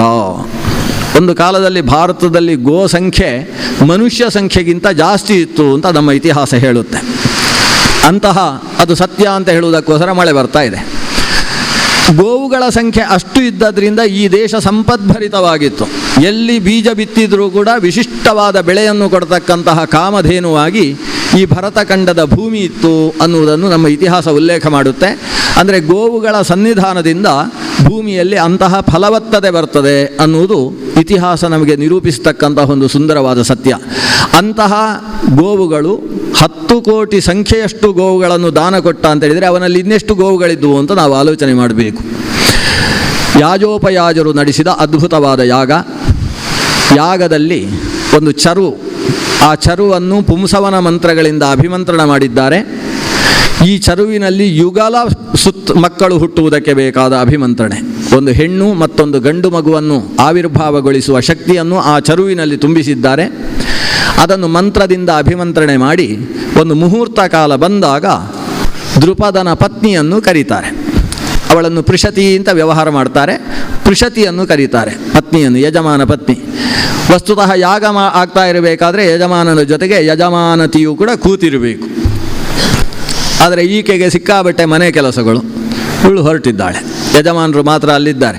ಯಜಮಾನರು ಅಲ್ಲಿಂದ ಹೊರಡಬೇಕು ಅಂತಾದರೆ ಅಲ್ಲಿ ದರ್ಬೆಯ ಮುಷ್ಟಿ ಇಟ್ಟು ಹೊರಡಬೇಕು ಅಂತ ಲೆಕ್ಕ. ಇವರು ಪಾಪ ದರ್ಭ ಮುಷ್ಟಿ ಪಕ್ಕದಲ್ಲಿ ಪತ್ನಿಯ ಜಾಗದಲ್ಲಿ ಮುಷ್ಟಿ ಇಟ್ಟು, ಯಜಮಾನ ದೃಪದ ಮಾತ್ರ ಅಲ್ಲಿದ್ದಾನೆ, ದೃಪದನ ಪತ್ನಿ ಇಲ್ಲ. ಯಾಜೋಪಯಾಜರು ಜಾಗ ನೋಡಿದರು, ರಾಜ್ಞಿ ಬರಬೇಕು ಅಂತ ಹೇಳಿದರು. ರಾಜ್ಞಿ ಒಳಗೆ ತನಗಿಂತ ದೊಡ್ಡ ಕನ್ನಡಿಯನ್ನು ಹಿಂಭಾಗದಲ್ಲಿ ಮತ್ತು ಮುಂಭಾಗದಲ್ಲಿ ಇಟ್ಟುಕೊಂಡು ತಾನು ತನ್ನ ಶರೀರದ ಬೇರೆ ಬೇರೆ ಅವಯವಗಳಿಗೆ ಬಣ್ಣಗಳನ್ನು ಹಾಕಿಕೊಂಡು ಕೂತಿದ್ದಾಳೆ ಅಂತ ಮಹಾಭಾರತ ಉಲ್ಲೇಖ ಮಾಡಿದೆ. ಆದರೆ ಹಿಂದಿನ ಹೆಂಗಸರು ಕೂಡ ಸಾಮಾನ್ಯ ಇರಲಿಲ್ಲ. ಅವರು ತುಟಿಗೆ ಬೇರೆ ಥರದ ಬಣ್ಣ, ಕಣ್ಣಿನ ಸುತ್ತಕ್ಕೆ ಬೇರೆ ಥರದ ಬಣ್ಣ, ಕಿವಿಯ ಹತ್ತಿರಕ್ಕೆ ಇನ್ನೊಂದು ಥರದ ಬಣ್ಣ, ಕೆನ್ನೆಗೆ ಬೇರೆ, ಆ ಬೇರೆ ಹಾಕಿದ ಬಣ್ಣದ ಮಧ್ಯದಲ್ಲಿ ಬೇರೆ ಬಣ್ಣ, ಇದನ್ನೆಲ್ಲ ಮಹಾಭಾರತ ವರ್ಣಿಸಿದೆ. ಹಾಗಾಗಿ ಯಾರಾದರೂ ಮುಖ ಪ್ರಸಾದನ ಅಂಗಡಿಗಳನ್ನು ತೆಗಿಬೇಕು ಅಂತಾದರೆ ಇದನ್ನು ಒಂದು ಸಲ ಓದಬೇಕು. ಯಾವ್ಯಾವ ರೀತಿಯಲ್ಲಿ ಮುಖ ಪ್ರಸಾದನವನ್ನು ಮಾಡುವುದಕ್ಕಾಗುತ್ತೆ ಅನ್ನೋದನ್ನು ಗಮನಿಸಬೇಕು. ಈಕೆ ತನ್ನ ಅಲಂಕರಣದಲ್ಲಿ ತನ್ನನ್ನು ತೊಡಗಿಸಿಕೊಂಡಿದ್ದಾಳೆ. ಇಲ್ಲಿ ಯಾಜೋಪಯೋಜರು ಕರೀತಾ ಇದ್ದಾರೆ, ರಾಜ್ಞಿ ಬರಬೇಕು. ರಾಜ್ಞಿ ಅಲ್ಲಿಂದಲೇ ಶಬ್ದ ಮಾಡಿದ್ಲಂತೆ, ಏನು ಅಷ್ಟು ಅವಸರ, ನಾನೇನು ಯಾಜನ ಪತ್ನಿಯ ಕರೆದರೆ ಬರುವುದಕ್ಕೆ, ಸ್ವಲ್ಪ ಕಾಯಿರಿ ಅಂತ ಹೇಳಿದ್ಲಂತೆ. ಇದನ್ನು 2 ಶ್ಲೋಕದಲ್ಲಿ ಮಹಾಭಾರತ ಹೇಳುತ್ತೆ. ಆಕೆ ಹೇಳಿದರೆ ಹಿನ್ನೆಲೆ ಏನಿದೆ ಅಂದರೆ ಅದಕ್ಕೆ ಕಾರಣವನ್ನು ಹೇಳುತ್ತೆ. ಏನೇ ಆಗಲಿ ಮಕ್ಕಳು ಇರಬೇಕಾದ್ರೆ ನಾವಿಲ್ಲದೆ ಆಗುತ್ತಾ? ಏನಾದರೂ ನಾವು ಬೇಕಲ್ವಾ, ನಮ್ಮ ದೃಪದನಿಗೆ ಆಗುತ್ತಾ ಆ ಕೆಲಸ ಮಾಡುವುದಕ್ಕೆ? ಆದ್ದರಿಂದ ಕಾಯಿರಿ ಅವರು ಅಂತ ಅನ್ನೋ ಕಾರಣದಿಂದ ಆಕೆ ಉದಾಸೀನ ಮಾಡಿ ಗರ್ವವನ್ನು ತೋರಿಸಿದ್ಲು. ಆಗ ಯಾಜ ಹೇಳ್ತಾನೆ ಉಪಯಾಜನ ಹತ್ರ, ಉಪಯಾಜ ಯಾಕೆ ಕಾಯ್ತಿ? ಏನು ಅವರೇ ಬೇಕಾ ಲೋಕದಲ್ಲಿ ಸೃಷ್ಟಿ ಮಾಡುವುದಕ್ಕೆ? ಇವರಿಲ್ಲದೆ ಸೃಷ್ಟಿ ಮಾಡುವುದಕ್ಕಾಗೋದಿಲ್ವೋ? ನಾವು ಅಭಿಮಂತ್ರಣೆ ಮಾಡಿದಂತಹ ಚರು ಅದು ಅಗ್ನಿಗೆ ಹಾಕು, ಎದ್ದು ಬರ್ತಾರೆ ಅಲ್ಲಿಂದ ಮಕ್ಕಳು. ಅದಕ್ಕೆ ಯೋಷಾಗ್ನಿಯೇ ಬೇಕು ಅಂತಿಲ್ಲ. ಈ ಅಗ್ನಿಯಲ್ಲಿ ಯೋಷಾಗ್ನಿಯನ್ನು ಚಿಂತಿಸಿ ಅಲ್ಲಿ ಹಾಕು. ಇದೊಂದು ಆಥರ್ವಣ ಪ್ರಕ್ರಿಯೆ, ಒಂದು ಪ್ರಧಾನವಾದಂತಹ ಭಾಗ. ಒಂದು ಸೃಷ್ಟಿ ತನ್ನ ಧರ್ಮಪತ್ನಿಯಲ್ಲಿ ಒಬ್ಬ ಪತಿ ಒಂದು ಮಗುವನ್ನು ಸೃಷ್ಟಿಸಬೇಕು ಅಂತಾದರೆ ಅದರ ಹಿನ್ನೆಲೆಯಲ್ಲಿ ಒಂದು ಅಗ್ನಿ ಚಿಂತನೆ ಇದೆ. ವಾಮದೇವ ಯಜ್ಞ ಅಂತ ಅದನ್ನು ಉಲ್ಲೇಖ ಮಾಡ್ತಾರೆ. ಯೋಷ ಅಂದರೆ ಪತ್ನಿಯಲ್ಲಿ ಅಗ್ನಿಯನ್ನು ಚಿಂತನೆ ಮಾಡಿಕೊಂಡು ಆ ಅಗ್ನಿಯಲ್ಲಿ ಒಂದು ಬೀಜೋದ್ಭವವಾಗತಕ್ಕಂತಹ ಪ್ರಕ್ರಿಯೆಯ ಚಿಂತನೆಯನ್ನು ಬೃಹದಾರಣ್ಯಕ ಮತ್ತು ಛಾಂದೋಗ್ಯ ಉಪನಿಷತ್ತುಗಳು ಸುಂದರವಾದ ವಿವರಣೆಯನ್ನು ಕೊಡ್ತವೆ. ಆ ಚಿಂತನೆಯನ್ನು ಈ ಅಗ್ನಿಯಲ್ಲಿ ನಡೆಸು. ಉಪಯಾಜ, ಯಾಜನಿಂದ ಆದೇಶಿಸಲ್ಪಟ್ಟವನಾಗಿ ಆ ಚರುವನ್ನು ಅಗ್ನಿಯಲ್ಲಿಟ್ಟಿದ್ದಾನೆ. ಅಗ್ನಿಯಲ್ಲಿಟ್ಟದ್ದೇ ತಡ ರಥದ ಚಕ್ರ ತಿರುಗುವ ಶಬ್ದ ರಥದಿಂದ ಬರುವುದಕ್ಕೆ, ಆ ಅಗ್ನಿಯಿಂದ ಬರುವುದಕ್ಕೆ ಪ್ರಾರಂಭವಾಯಿತು. ರಥವನ್ನೇರಿದಂತಹ ಒಬ್ಬ ವ್ಯಕ್ತಿ ಅಲ್ಲಿಂದ ಎದ್ದು ಬಂದ. ಅಗ್ನಿಯ ಬಣ್ಣದ ವ್ಯಕ್ತಿ, ಸಾಕ್ಷಾತ್ ಅಗ್ನಿಪುರುಷನೇ ಎದ್ದು ಬಂದಿದ್ದಾನೋ ಅನ್ನಿಸುವ ಹಾಗೆ 16 ವರ್ಷದ ಕಾಲಕ್ಕೆ ಮೂಗಿನ ಕೆಳಗಡೆಗೆ ಚಿಗುರು ಮೂಸೆ ಒಡೆಯತಕ್ಕಂತಹ ಸುಂದರ ವ್ಯಕ್ತಿತ್ವದ ಒಬ್ಬ ಹುಡುಗ ಅಲ್ಲಿಂದ ಎದ್ದು ಬಂದ. ಕೈಯಲ್ಲಿ ಧನುಸ್ಸನ್ನು, ತನ್ನ ಹೆಗಲ ಹಿನ್ನೆಲೆಯಲ್ಲಿ ತೂನೀರ ಬತ್ತಳಿಕೆಯನ್ನು ಬಿಗಿದುಕೊಂಡು ತುಂಬಿದ ಬಾಣದ ಜೊತೆಗೆ ಬಂದಿರತಕ್ಕಂತಹ ವಿಶಿಷ್ಟವಾದ ಅಗ್ನಿವರ್ಣ ಪುರುಷ. ಅವನನ್ನು ಯಾಜೋಪಯಾಜರು ಸೇರಿದಂತಹ ಋತ್ವಿಕುಗಳು ಸಾಕ್ಷಾತ್ ಅಗ್ನಿಪುರುಷ ಅಂತ ಹೇಳಿ ಅಗ್ನಿ ಸಂಬಂಧಿಯಾದ ವೇದಿ ಮಂತ್ರದಿಂದ ಕೈ ಮುಗಿತಾರೆ. ಅಗ್ನಿಯೇ ಒಂದು ಮಾನುಷ ರೂಪವನ್ನು ಹೊತ್ತು ಅವತರಿಸಿ ಬಂದಿದ್ದಾನೆ. ಆದ್ದರಿಂದ ಈ ವ್ಯಕ್ತಿ ದೃಪದನಿಗೆ ಹುಟ್ಟಿದಂತಹ ಮಗ. ಅವನನ್ನು ನೋಡಿದರೆ ಅವನ ಮುಖದಲ್ಲಿ ಕ್ಷತ್ರಿಯಗಳನ್ನೆಲ್ಲ ಮಣಿಸತಕ್ಕಂತಹ ಧೃಷ್ಟ ಭಾವ ಕಾಣಿಸ್ತದೆ. ಧೃಷ್ಟತೆ ಅಂದರೆ ಇನ್ನೊಬ್ಬರನ್ನು ಬಗ್ಗಿಸತಕ್ಕಂತಹ ಗರ್ವ. ಅದರ ಜೊತೆಗೆ ಬೆಂಕಿಗೆ ಸದೃಶವಾದ ದ್ಯುಮ್ನ ಅಂದರೆ ಕಾಂತಿ ಕಾಣಿಸ್ತದೆ. ಈ ಧೃಷ್ಟತೆ ಮತ್ತು ದ್ಯುಮ್ನ ಎರಡನ್ನು ಕಂಡಂತಹ ಅಲ್ಲಿದ್ದ ಋಷಿಗಳು ಅವನಿಗೆ ಧೃಷ್ಟದ್ಯುಮ್ನ ಅಂತ ನಾಮಕರಣ ಮಾಡ್ತಾರೆ. ಹೀಗೆ ಯಜ್ಞಸೇನನ ಅಗ್ನಿಯಲ್ಲಿ ಆವಿರ್ಭವಿಸಿದ್ರಿಂದ ಯಾಜ್ಞಸೇನ ಅಂತ ಅವನನ್ನು ಕರೀತಾರೆ. ಹೀಗೆ ಯಜ್ಞಸೇನನ ಅಗ್ನಿಯಲ್ಲಿ, ಯಜ್ಞಸೇನ ಅಂದರೆ ದೃಪದನ ಅಗ್ನಿಯಲ್ಲಿ ಆವಿರ್ಭವಿಸಿದಂತಹ ಧೃಷ್ಟದ್ಯುಮ್ನ ಸಾಕ್ಷಾತ್ ಅಗ್ನಿಯೇ ಅವತಾರವೆತ್ತು ಬಂದಿರತಕ್ಕಂತಹ ಪುರುಷ. ಅದರ ಹಿಂಭಾಗದಲ್ಲೇ ಬಂದವಳು ಲೋಕಸುಂದರಿಯಾಗಿರತಕ್ಕಂತಹ ಪೃಷತನ ವಂಶದಲ್ಲಿ ಬಂದದ್ರಿಂದ ಪಾರ್ಷತಿ ಅಂತ ಕರೆಸಿಕೊಂಡು, ದೃಪದನ ಮಗಳಾದ್ದರಿಂದ ದ್ರೌಪದಿ ಅಂತ ವ್ಯವಹರಿಸಲ್ಪಟ್ಟು, ಪಂಚಾಲ ದೇಶದ ಏಕೈಕ ಹುಡುಗಿಯಾದ್ದರಿಂದ ಪಾಂಚಾಲೆ ಅಂತ ಕರೆಸಿಕೊಂಡಿರತಕ್ಕಂತಹ ಯಾಜ್ಞಸೇನಿ.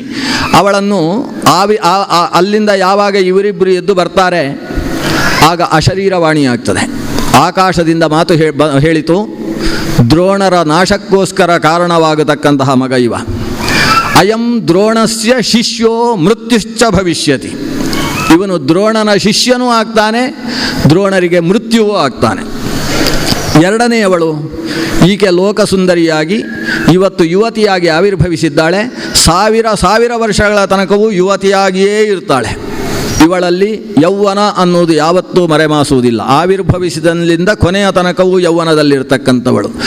ಈಕೆ ಎಲ್ಲಿ ಸಂಚರಿಸ್ತಾಳೆ ಅಲ್ಲಿಂದ 1 ಯೋಜನದ ತನಕ ಈಕೆಯ ಪದ್ಮ ಸದೃಶವಾದ ಸುಂದರವಾದ ಸುವಾಸನೆ ವಾತಾವರಣದಲ್ಲಿ ಹರಡುವುದರ ಮೂಲಕ ಆ ಪ್ರದೇಶದಲ್ಲಿರತಕ್ಕಂಥವರ ಕ್ಲೇಶಗಳನ್ನು, ದಣಿವನ್ನು ಪರಿಹರಿಸತಕ್ಕಂತಹ ಶಾರೀರ ಶಕ್ತಿ ಈಕೆಗಿದೆ. ಲೋಕಸುಂದರಿಯಾಗಿರತಕ್ಕಂತಹ ಸ್ವರ್ಗಶ್ರೀ ಅಂತ ಕರೆಸಿಕೊಂಡ ಭಾರತೀ ದೇವಿ ಇಲ್ಲಿ ಆವಿರ್ಭವಿಸಿದ್ದಾಳೆ ಅಂತ ಅಶರೀರವಾಣಿಯಾಗ್ತದೆ. ಕೊನೆಯ ಮಾತು ಬರ್ತದೆ ಅಶರೀರವಾಣಿಯಾಗಿ, ಈಕೆಯಿಂದಾಗಿ ಲೋಕದ ಕ್ಷತ್ರ ವಂಶ ನಿರ್ವಂಶವಾಗಿ ಹೋಗುತ್ತೆ ಅನ್ನುವ ಮಾತು ಬರುತ್ತೆ. ಆ ಮಾತು ಕೇಳಿದಾಗ ಕೆಲವರಿಗೆ ಬೇಸರವಾಯಿತು. ಆದರೆ ಹಿಂದಿನ ಮಾತುಗಳೆಲ್ಲ ಒಟ್ಟು ಸೇರಿದ್ರಿಂದ ಖುಷಿಯಾಯಿತು. ಇಬ್ಬರನ್ನೂ ಸ್ವೀಕರಿಸಿದರು. ಯಜ್ಞದ ಮಧ್ಯದಿಂದ ಎದ್ದು ಬಂದಿರತಕ್ಕಂತಹ ಅದ್ಭುತವಾದ 2 ಚೇತನಗಳು, ಹುಟ್ಟುವಾಗಲೇ ಯುವತನದಿಂದ ಯುವಕರಾಗಿ ಆವಿರ್ಭವಿಸಿರ್ತಕ್ಕಂತಹ ಶಕ್ತಿಗಳು, ಒಂದು ದ್ರೌಪದಿ ದೇವಿ, ಮತ್ತೊಂದು ಧೃಷ್ಟದ್ಯುಮ್ನ. ದೃಪದನಿಗೆ ಅಭಿಲಷಿತವಾದದ್ದು ಲಭ್ಯವಾಯಿತು. ಇನ್ನು ಈಕೆಯನ್ನು ಅರ್ಜುನನಿಗೆ ಕೊಟ್ಟು ವಿವಾಹ ಮಾಡಬೇಕು ಅನ್ನುವ ಮನಸ್ಸಿನ ತುಡಿತ ಇದೆ. ಅಷ್ಟರಲ್ಲಿ ಗೊತ್ತಾಯಿತು ಅರ್ಜುನಾದಿಗಳೆಲ್ಲ ಸುಟ್ಟು ಸತ್ತು ಹೋಗಿದ್ದಾರೆ ಅಂತ ಒಂದು ಗರಬಡಿದ ಸುದ್ದಿ ಅವರಿಗೆ ಬಂತು. ಅದು ಏನಾಗಿ ಹೋಗಿದೆ? ಅತ್ತ ಕಡೆ ಹಸ್ತಿನಪುರದಲ್ಲಿ ಬಹಳ ರಾಜಕೀಯ ಪ್ರಾರಂಭವಾಯಿತು. ಊರಿನ ಜನ ಧರ್ಮರಾಜನ ಬಗ್ಗೆ ಭಾರಿ ಒಳ್ಳೆಯ ಮಾತಾಡುವುದಕ್ಕೆ ಶುರು ಮಾಡಿದರು.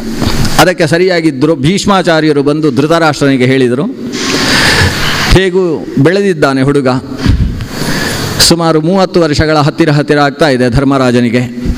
ಹಾಗಾಗಿ ಈತನನ್ನು ಯುವರಾಜ ಪಟ್ಟಾಭಿಷೇಕ ಮಾಡಬೇಕು ಅಂತ ಭೀಷ್ಮರು ಧೃತರಾಷ್ಟ್ರನಿಗೆ ಸೂಚನೆ ಕೊಟ್ಟರು. ವಿದುರ ಅನುಮೋದಿಸಿದ. ಧೃತರಾಷ್ಟ್ರ ಬೇರೆ ಗತಿ ಇಲ್ಲದೆ ಅಭಿಷೇಕ ಮಾಡಿದ. ವಿಧಿ ಇಲ್ಲದ ಅಭಿಷೇಕ ಅದು. ಅಂತೂ ಧರ್ಮರಾಜನಿಗೆ ಯುವರಾಜ ಪಟ್ಟಾಭಿಷೇಕವಾಯಿತು.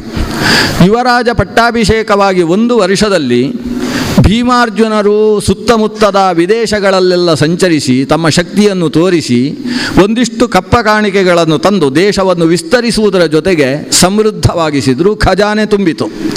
ತುಂಬಿದ ಖಜಾನೆಯಿಂದ ಊರಿಗೆ ಎಲ್ಲೆಲ್ಲಿ ಯಾವ ಯಾವ ಅವಶ್ಯಕತೆಗಳಿದ್ದಾವೆ ಅಂತಹ ಎಲ್ಲ ಅವಶ್ಯಕತೆಗಳನ್ನು ಕೂಡ ಧರ್ಮರಾಜ ಈಡೇರಿಸಿಬಿಟ್ಟ. ಪ್ರತಿಯೊಂದು ಈಡೇರಿಸಿ ತನ್ನ ದೊಡ್ಡಪ್ಪನಾದಂತಹ ಧೃತರಾಷ್ಟ್ರನಲ್ಲಿ ಅದಕ್ಕೆ ಅಂಕಿತವನ್ನು ಪಡಿತಾನೆ. ಇಷ್ಟೇ, ಧೃತರಾಷ್ಟ್ರನನ್ನು ಮುಂದಿಟ್ಟುಕೊಂಡು ಸಾವಿರಾರು ಕೆಲಸಗಳನ್ನು ಲೋಕಕ್ಷೇಮಕ್ಕೋಸ್ಕರ ಮಾಡಿದ. ಅದರಲ್ಲಿ ಮುಂಚೂಣಿಯಲ್ಲಿ ಕೆಲಸ ಮಾಡಿರತಕ್ಕಂಥ ವ್ಯಕ್ತಿಗಳು ಯಾರು ಅಂದರೆ ಕೌರವರು. ಅಂದರೆ ಧರ್ಮರಾಜ ಹೇಗೆ ತನ್ನವರನ್ನು ವಿನಿಯೋಗಿಸಿಕೊಳ್ತಾ ಇದ್ದ ಅನ್ನುವುದಕ್ಕೆ ಅವನ ರಾಜ್ಯಭಾರಕ್ಕೆ ಇದು ದೃಷ್ಟಾಂತ. ಕೌರವರನ್ನು ಮುಂದಿಟ್ಟುಕೊಂಡು ಈ ಗ್ರಾಮದ ಒಡೆತನ ನಿಮ್ಮದು, ಈ ಗ್ರಾಮದ ಒಡೆತನ ನಿಮ್ಮದು, ಅಲ್ಲಿ ಏನು ಸಮಸ್ಯೆಗಳಿದ್ದರೂ ಕೂಡ ಅದಕ್ಕೆ ಪರಿಹಾರ ಒದಗಿಸಬೇಕಾದವರು ನೀವು. ಹೀಗೆ ಕೌರವರಿಗೆ ಒಂದೊಂದು ಪ್ರದೇಶದ ಜವಾಬ್ದಾರಿಯನ್ನು ಕೊಟ್ಟು ಅವರ ಮೂಲಕವಾಗಿ ಜನರಿಗೆ ಅನೇಕ ಅನುಕೂಲತೆಗಳ ಕೆಲಸಗಳನ್ನು ಮಾಡಿದ. ಸಮೃದ್ಧವಾದ ರಾಜ್ಯಭಾರ. ಪ್ರಜೆಗಳೆಲ್ಲರೂ ಕೂಡ ಧರ್ಮರಾಜನ ರಾಜ್ಯಭಾರವನ್ನು ನೋಡಿ, ನಮ್ಮ ಅಜ್ಜನ ಕಾಲದಲ್ಲೂ ಕೂಡ ಹೀಗಿರಲಿಲ್ಲ ನಮ್ಮ ಊರು, ಶಂತನುವಿನ ರಾಜ್ಯಭಾರವನ್ನು ಕೂಡ ಮೀರಿಸಿಬಿಟ್ಟಿತು, ಪಾಂಡುವಿನ ರಾಜ್ಯಭಾರವನ್ನು ಮೀರಿಸಿದ ರಾಜ್ಯಭಾರ ಇದು, ನಮಗೆ ಇವನನ್ನೇ ರಾಜನನ್ನು ಮಾಡಿದರೆ ಏನು ಮಾತಾಡಿಕೊಳ್ಳುವುದಕ್ಕೆ ಶುರು ಮಾಡಿದರು. ದುರ್ಯೋಧನ ಸಾಯಂಕಾಲದ ಹೊತ್ತು ಸ್ವಲ್ಪ ಓಡಾಡುವ ಕೆಲಸ ಇತ್ತು ಅವನಿಗೆ. ಊರಿನ ಜನ ಏನೇನು ಮಾತಾಡಿಕೊಳ್ತಾರೆ ಅಂತ ನೋಡುವುದು. ತಾನು ಕರ್ಣ ಶಕುನಿಯರ ಜೊತೆಗೆ ದುಶ್ಯಾಸನನನ್ನು ಹಿಂಬಾಲಕನನ್ನಾಗಿಟ್ಟುಕೊಂಡು ಅವ ಊರು ಸಂಚಾರ ಮಾಡ್ತಾ ಇದ್ದ. ಹಾಗೆ ಸಂಚರಿಸಬೇಕಾದರೆ ಅವನ ಕಿವಿಗೆ ಈ ಮಾತುಗಳು ಬೀಳುವುದಕ್ಕೆ ಶುರು ಮಾಡಿದ್ದು. ಅದನ್ನು ಬಂದು ಆತ ಧೃತರಾಷ್ಟ್ರನ ಹತ್ರ ಸ್ಪಷ್ಟವಾಗಿ ಹೇಳ್ತಾನೆ, ಅಪ್ಪ, ಊರು ಕೆಟ್ಟಿತು. ಊರಿನ ಜನ ಏನು ಮಾತಾಡಿಕೊಳ್ತಾ ಇದ್ದಾರೆ ಅಂದರೆ, ಈ ಕಣ್ಣಿಲ್ಲದೆ ಇದ್ದ ವ್ಯಕ್ತಿ ಯಾಕೆ ಸಿಂಹಾಸನದಲ್ಲಿರಬೇಕು? ವಸ್ತುತಃ ಇಲ್ಲಿ ಸಿಂಹಾಸನದ ಅಧಿಕಾರ ಇರುವುದು ಪಾಂಡುರಾಜನಿಗೆ. ಪಾಂಡುರಾಜ ಕಾಡಿಗೆ ಹೋದ ಮೇಲೆ ಇವತ್ತು ಅವನ ಮಗ ಪಾಂಡುವಿಗಿಂತ ಚೆನ್ನಾಗಿ ಬೆಳೆದಿದ್ದಾನೆ. ಲೋಕದ ಜನರನ್ನು ಚೆನ್ನಾಗಿ ನೋಡಿಕೊಳ್ಳುವ ತನ್ನ ಔರಸ ಪುತ್ರ ಅನ್ನುವ ಭಾವದಿಂದ ರಾಜ್ಯಭಾರ ಮಾಡತಕ್ಕಂತಹ ವ್ಯಕ್ತಿತ್ವ ಅವನಿಗಿದೆ. ಆದ್ದರಿಂದ ಅವನನ್ನು ಯಾಕೆ ಸಿಂಹಾಸನದಲ್ಲಿ ಕೂಡಿಸಬಾರ್ದು ಅಂತ ಜನ ಮಾತಾಡಿಕೊಳ್ತಾ ಇದ್ದಾರೆ. ಇದರ ಅರ್ಥ ಏನು? ಧೃತರಾಷ್ಟ್ರನನ್ನು ಸಿಂಹಾಸನದಿಂದ ಕಿತ್ತು ಒಗೆಯೋಣ ಅನ್ನುವ ರೀತಿಯ ಮಾತು ಆಡ್ತಾ ಇದ್ದಾರೆ ಅನ್ನುವುದನ್ನು ತನ್ನ ಅಪ್ಪನ ಬಂದೆ ಬಂದು ದುರ್ಯೋಧನ ಹೇಳ್ತಾನೆ. ಹೇಳುವುದರ ಜೊತೆಗೆ ಕಣ್ಣೀರು ಹಾಕುವುದಕ್ಕೆ ಶುರು ಮಾಡ್ತಾನೆ. ಗೋಳೋ ಅಂತ ಅಳುವುದಕ್ಕೆ ಶುರು ಮಾಡಿದ. ಯಾಕಂದರೆ ಇವ ಕಣ್ಣೀರು ಹಾಕ್ತಾ ಇದ್ದರೆ ಅಪ್ಪನಿಗೆ ಗೊತ್ತಾಗುವುದಿಲ್ಲ, ಅವನಿಗೆ ಕಣ್ಣಿಲ್ಲ. ಇವನ ಅಳುವನ್ನು ಕೇಳಿದ ಮೇಲೆ ತನ್ನ ಕರುಳು ಕತ್ತರಿಸಿ ಬಂದ ಹಾಗೆ ಆಯಿತು ಅವನಿಗೆ. ಅವನು ಮಗನನ್ನು ಹತ್ತಿರಕ್ಕೆ ಕರೆದು ತನ್ನ ತೊಡೆಯಲ್ಲಿ ಕುಳ್ಳಿರಿಸಿಕೊಂಡು ದುರ್ಯೋಧನನನ್ನು ಅಪ್ಪಿ ಮುದ್ದಾಡಿ ಅವನ ಹತ್ರ ಪ್ರಶ್ನೆ ಕೇಳ್ತಾನೆ, ಯಾಕೆ ಮಗು ಅಳ್ತಾ ಇದ್ದಿ, ಏನು ಸಮಸ್ಯೆ ಆಯಿತು? ಆಗ ದುರ್ಯೋಧನ ಹೇಳ್ತಾನೆ, ಅಪ್ಪ, ನಾನು ನನ್ನ 99 ಜನ ತಮ್ಮಂದಿರ ಜೊತೆಗೆ ಆತ್ಮಹತ್ಯೆ ಮಾಡುವುದು ಅಂತ ತೀರ್ಮಾನ ಮಾಡಿದ್ದೇನೆ. ಈ ದುರ್ಯೋಧನನ ಬೆದರಿಕೆ, ಆತ್ಮಹತ್ಯೆ ಮಾಡಿಕೊಳ್ತೇನೆ. ಈ ಮಾತು ಕೇಳಿದ ಮೇಲೆ ಧೃತರಾಷ್ಟ್ರ ಪೂರ್ತಿ ಮನಸ್ಸು ಬಿಚ್ಚಿ ಅವನ ಹತ್ರ ಮಾತಾಡ್ತಾನೆ. ಏನು ಸಮಸ್ಯೆ, ಏನಾಯಿತು? ದುರ್ಯೋಧನ ಹೇಳಿದ, ನಮ್ಮ ವಂಶದಲ್ಲಿ ಹಿರಿಯರು ನೀವು, ಹಿರಿಯರಾಗಿರ್ತಕ್ಕಂತಹ ನಿಮಗೆ ಸಿಂಹಾಸನ ಇದೆ. ಹಿರಿಯರ ನಂತರ ಹಿರಿಯನ ಮಗನಿಗೆ ಪಟ್ಟ ಬರಬೇಕು. ಹಾಗಾಗಿ ನಾನು ಹಿರಿಯನ ಮಗನಿದ್ದೇನೆ, ನಾನು ಈ ದೇಶದ ಅಧಿಪತಿ ಆಗಬೇಕು. ಈ ಸಂದರ್ಭದಲ್ಲಿ ನಿಮ್ಮನ್ನೂ ಸಿಂಹಾಸನದಿಂದ ಕೆಳಗಿಳಿಸಿ ಆ ಧರ್ಮಜ ಅವನು ಯಾರಿಗೆ ಹುಟ್ಟಿದವ ಅಂತ ಗೊತ್ತಿಲ್ಲ. ಈ ಮಾತನ್ನು ದುರ್ಯೋಧನ ಮತ್ತೆ ಮತ್ತೆ ಆಡ್ತಾನೆ. ಅದು ಯಾರ ಮಕ್ಕಳು ಅಂತ ಗೊತ್ತಿಲ್ಲ. ಅಂತಹ ಅನಾಥ ಮಕ್ಕಳು ಈ ಕುರುಕುಲದ ಸಿಂಹಾಸನದಲ್ಲಿ ಕೂತುಕೊಳ್ತಾರೆ ಅಂತ ಆದರೆ ನಾವು ಬದುಕಿದ್ದು ಏನು ಪ್ರಯೋಜನ? ನಾವು ಕಾಡಿನಲ್ಲಿ ಹೋಗಿ ವಾಸ ಮಾಡುವುದಕ್ಕೆ ಸಾಧ್ಯ ಇಲ್ಲ. ಯಾಕಂದರೆ ಅಲ್ಲಿ ವಾಸ ಮಾಡಿದರೂ ಕೂಡ ನಾವು ನಮ್ಮ ವಂಶದ ನಮ್ಮ ಅಪ್ಪನಾದಂತಹ ಧೃತರಾಷ್ಟ್ರನ ಬಗ್ಗೆ ಕೆಟ್ಟ ಮಾತುಗಳನ್ನು ಕೇಳಬೇಕಾಗ್ತದೆ. ನಮ್ಮ ತಂದೆಯ ಬಗ್ಗೆ ಕೆಟ್ಟ ಮಾತು ಕೇಳಿಕೊಂಡು ಬದುಕುವುದಕ್ಕೆ ನಮಗೆ ಸುತರಾಮ್ ಇಷ್ಟ ಇಲ್ಲ. ಆದ್ದರಿಂದ ಸಾಯುವುದನ್ನು ಬಿಟ್ಟರೆ ಬೇರೆ ಮಾರ್ಗವೇ ಇಲ್ಲ. ನೀನು ವಸ್ತುತಃ ದೊಡ್ಡವನಾಗಿದ್ದಿ, ನಮ್ಮ ಬಗ್ಗೆ ಯೋಚನೆ ಮಾಡಿ ನಮ್ಮನ್ನು ಸಿಂಹಾಸನದಲ್ಲಿ ಕೂಡಿಸುವುದಕ್ಕೆ ನಿನಗೆ ಅಧಿಕಾರ ಇದೆ.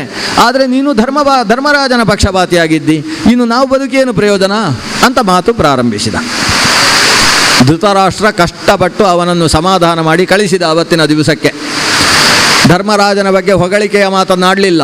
ಆದರೆ ಈಗ ಸದ್ಯಕ್ಕೆ ಸಮಾಧಾನ ಆಗು, ಮತ್ತೆ ಆಲೋಚನೆ ಮಾಡುವ ಅಂತ ಒಮ್ಮೆ ಕಳಿಸಿದ.